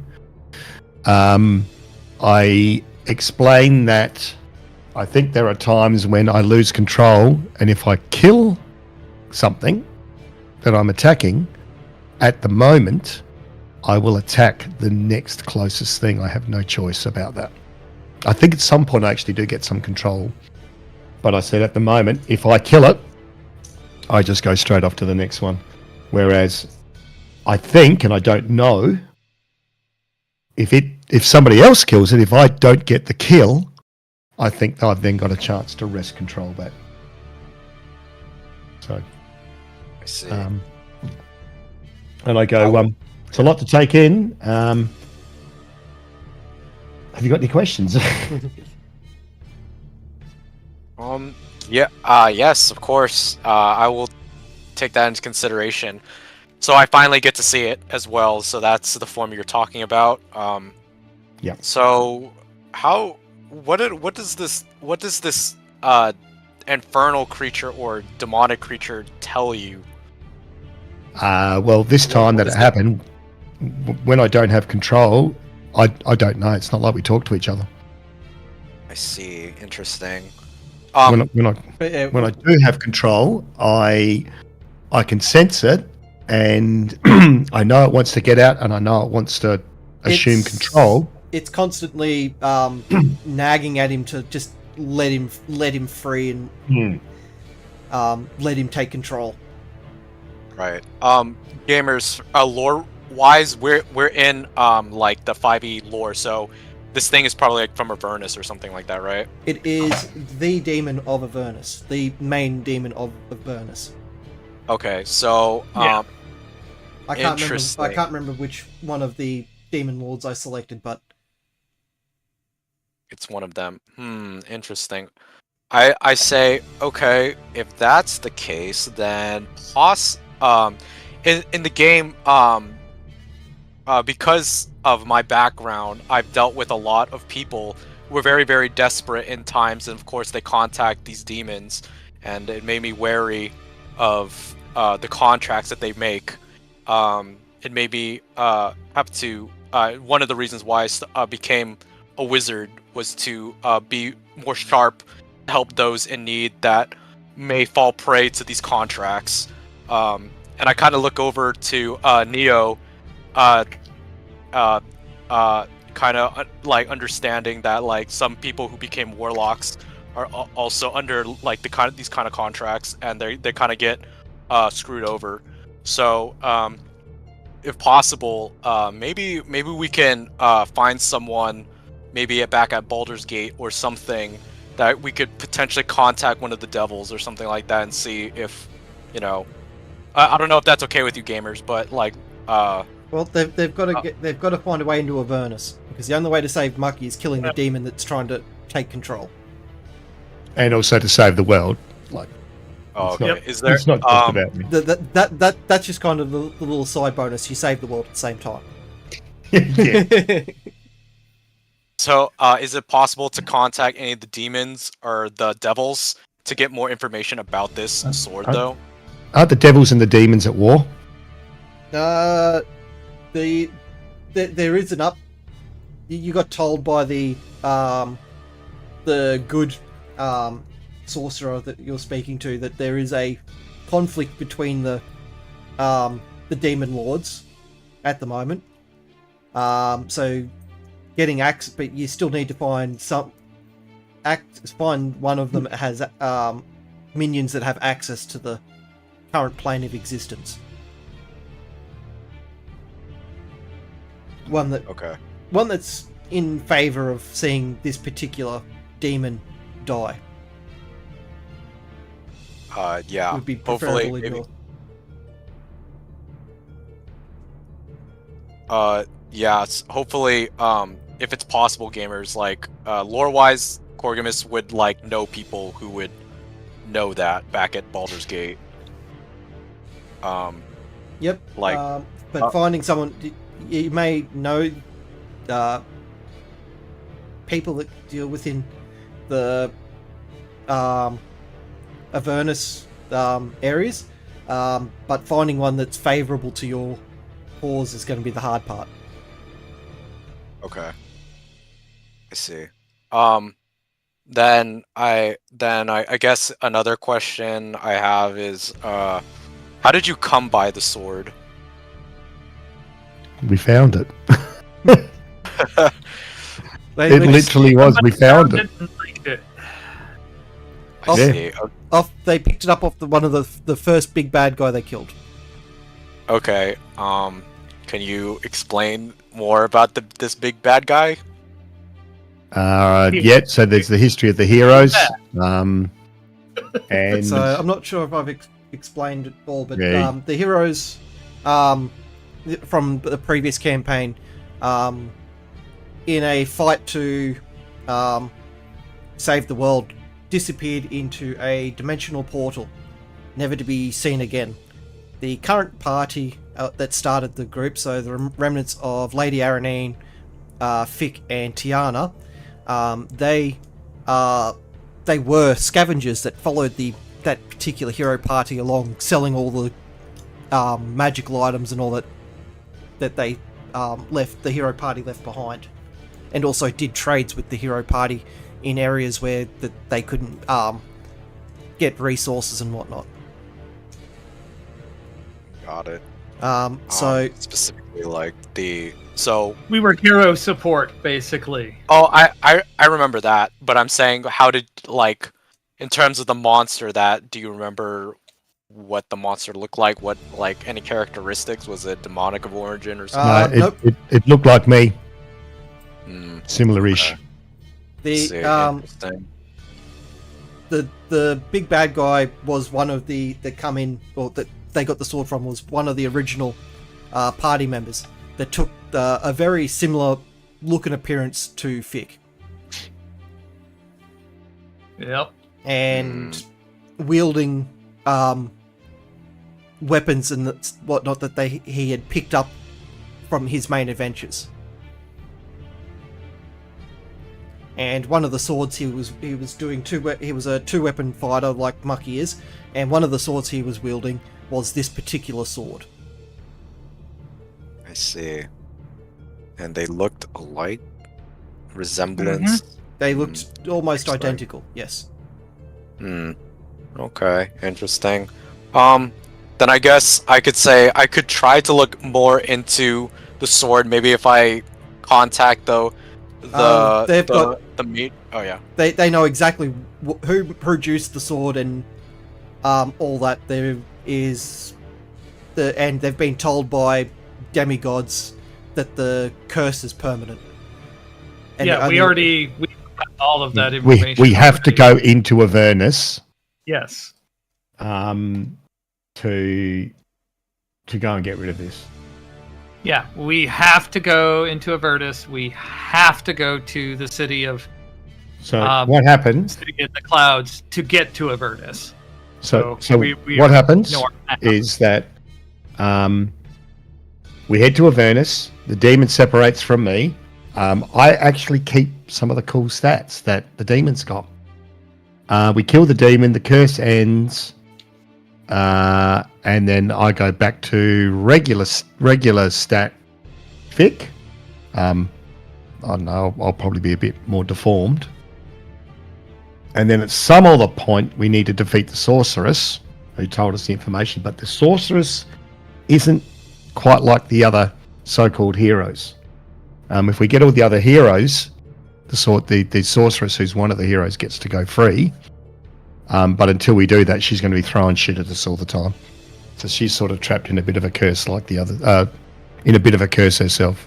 So we have to go to Avernus to stop a world-ending event, kill the demon, sword goes away, I think, and then yeah.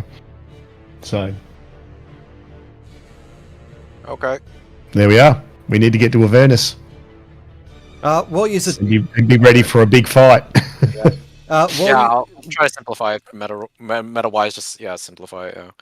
Yeah.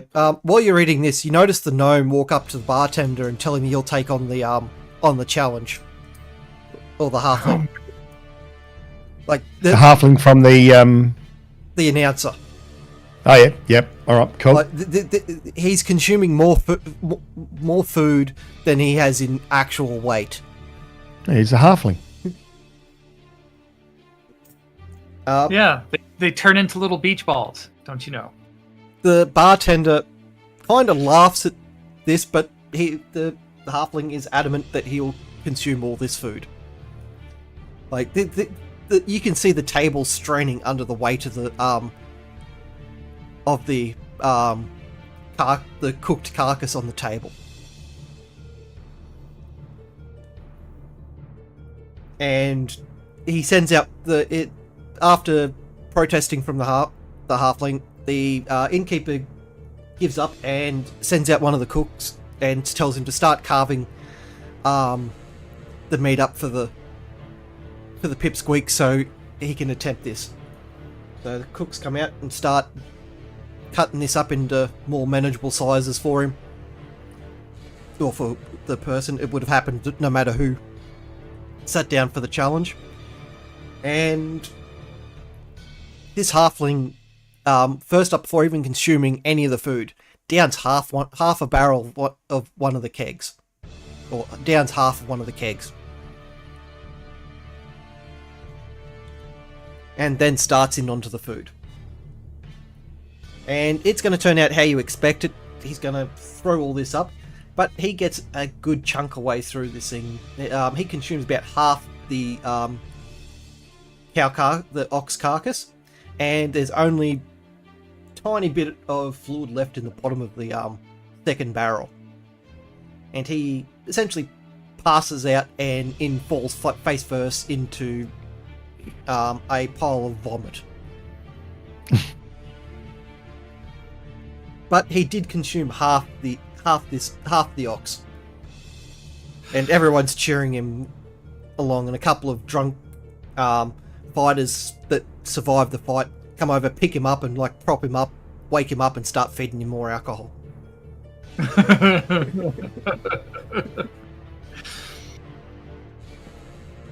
I'm gonna sit at a corner table and just work on my gun because Yep. it takes for fucking ages. You realise that when you last tinkered with the rifle, you forgot to screw the barrel all the way, and that's why it fell apart. Well, at least it didn't blow up. You know what? A win's a win. I just screw it back in and I go on my way. You take note to put a securing nut or something there so it doesn't happen again. That's why you use pins when you're making firearms, kids. The only thing the Russians did right. Anyways. Make a small drill hole, put a fucking pin in it. And noted. Okay. What do you guys want to do? We're at a good stopping point. Yeah, I think it is. I think it's an excellent stopping point. Yep, so do I. Mucky, upon sitting down and reattuning with the weapon, or essentially reattuning with the weapon and taking extra notes, you realise that now, if you dig the sword into a victim, you'll drain its life essence, gaining roughly 30% of its life force's temporary hit points until your next long rest. Hang on, wait a minute. Sorry, wait. I need to wait. What happens with the sword? stabbing it into a slain foe. A slain foe. Yep.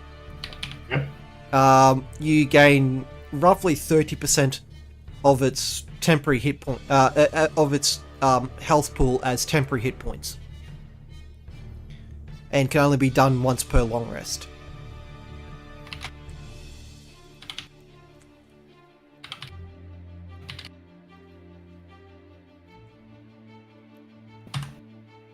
Ooh. Okay, cool. So pick the right thing to jam it into and start sucking out those precious hit points. You also get the feeling that there could be fairly bad side effects from using this ability on the regular. Right. So I don't have to. I have to actively jam it into a dead body and go slurp out those points. If I just jam it into a dead body, it won't do it until I activate it. Is that correct? That's correct. Yes. Okay. Cool. So yeah, because that depending on which creature you choose to stab into, 30% is quite a large amount of temporary hit points that you'll get. Yeah, you don't overcharge the battery. Yep. And yeah, there will be. You have a feeling that going off the excitement this demon has every time you poke and prod at this particular ability while you're studying it, you feel that there's going to be some ill effect for you and benefit for the demon. Okay.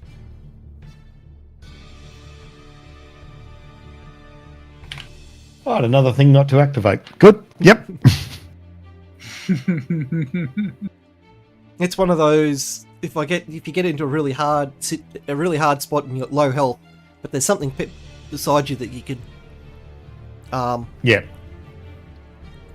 But So in case of emergency, break glass type thing. Yep. Yep. But yeah. Yeah, but you do. I am gonna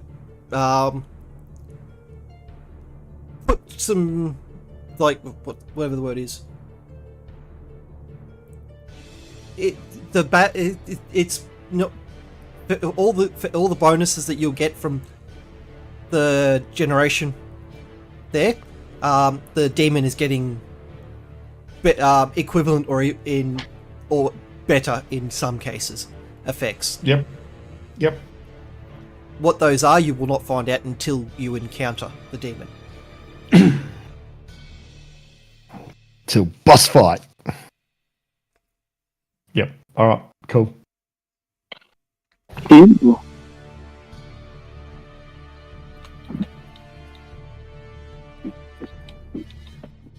And you are also slightly scarred from the fight as well, from your transformation. You're getting more prominent spines down your back. Oh no! Like you can see like they're not big spiky things, but you can definitely use like tense up your shoulders and back. You can see the indents of individual spines coming through your clothing. Okay.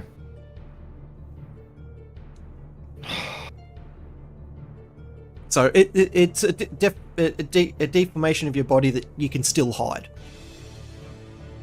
For now. Yeah.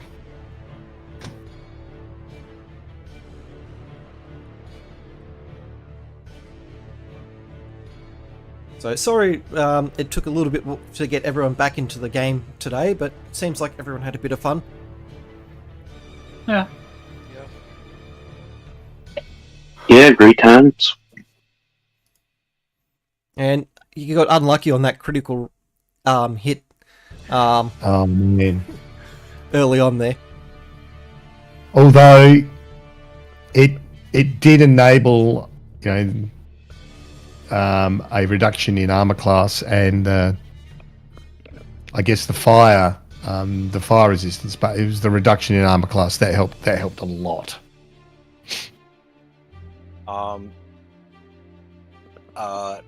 Gamer. Yep. When it came to me throwing all those fire, was it getting resistance from it? From my fire hits? Yep, it was resisting 50% of all fire damage.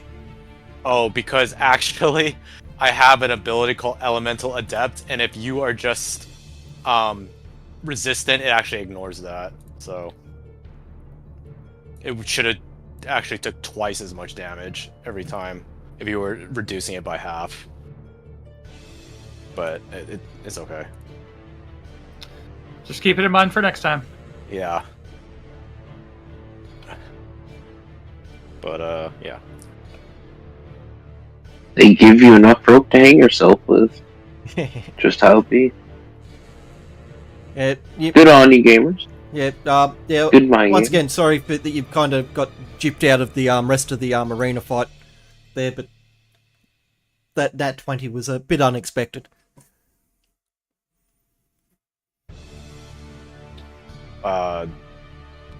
Sorry, who? Oh, Neo. In the arena at the start of the arena fights when he got knocked out pretty much first round. Oh yeah, I know you got. It was chill. I was like, yeah, whatever, man. Fuck it.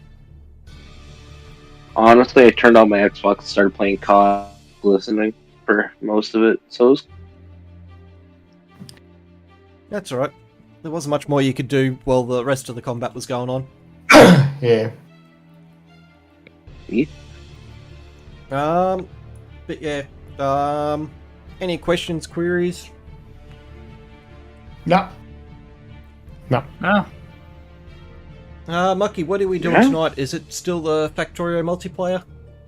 Yeah. We'll continue with that build to, I don't know, see how quickly we can get it done.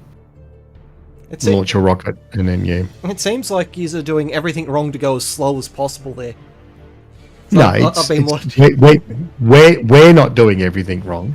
It's the order in which stuff is getting built. There's no consideration for the order in which everything gets built. It's gone from a small thing to a very, very large. And so what happens is that the bots are now going out and trying to build everything really quickly, or as quickly as they can, but they're spread out across the entire base. So what it means is that all of the base is 50% built rather than having some bits of it 100%, which then makes the rest of it go faster. So, yeah, it needs to be a more targeted build. That's fair enough. Yeah, we'll get there. So, the VODs are now being saved to YouTube, as the pinned comment says. I've been live on YouTube the entire stream. So if you've missed anything or want to go back and watch anything, I think I was live. I'll have to go through and try and figure out how to do timestamps and all that, so it can pinpoint the start of the D&D game. But I think it was at about the 2.5 hour mark anyway. There. And so yeah, that's all live on my YouTube channel. If you follow the link. Trying to find someone to raid out to.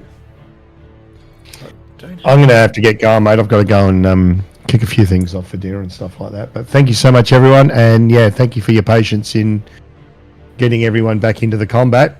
Thank you. That's good. Might actually raid into you do. Subby. Take it easy, everyone. See ya. He's a fellow Aussie streamer. If you're into Minecraft and watching people get tortured by the chat, Subby's definitely the person to watch. He has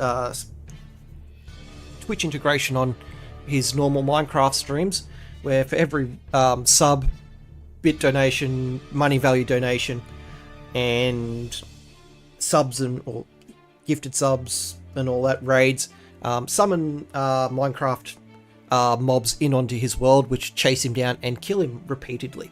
I think the best, or the worst, the most amount of times he died was about 1,800 times in one sitting. It took him 9 hours to clean that up. So yeah, we'll go and say hello to Sub. he's currently playing some the Telos Principle, which looks like a puzzle game.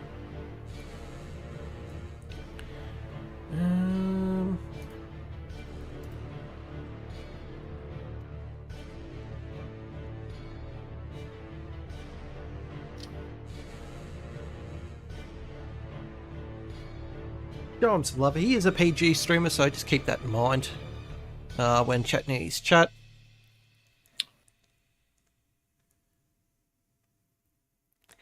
And have a good one all.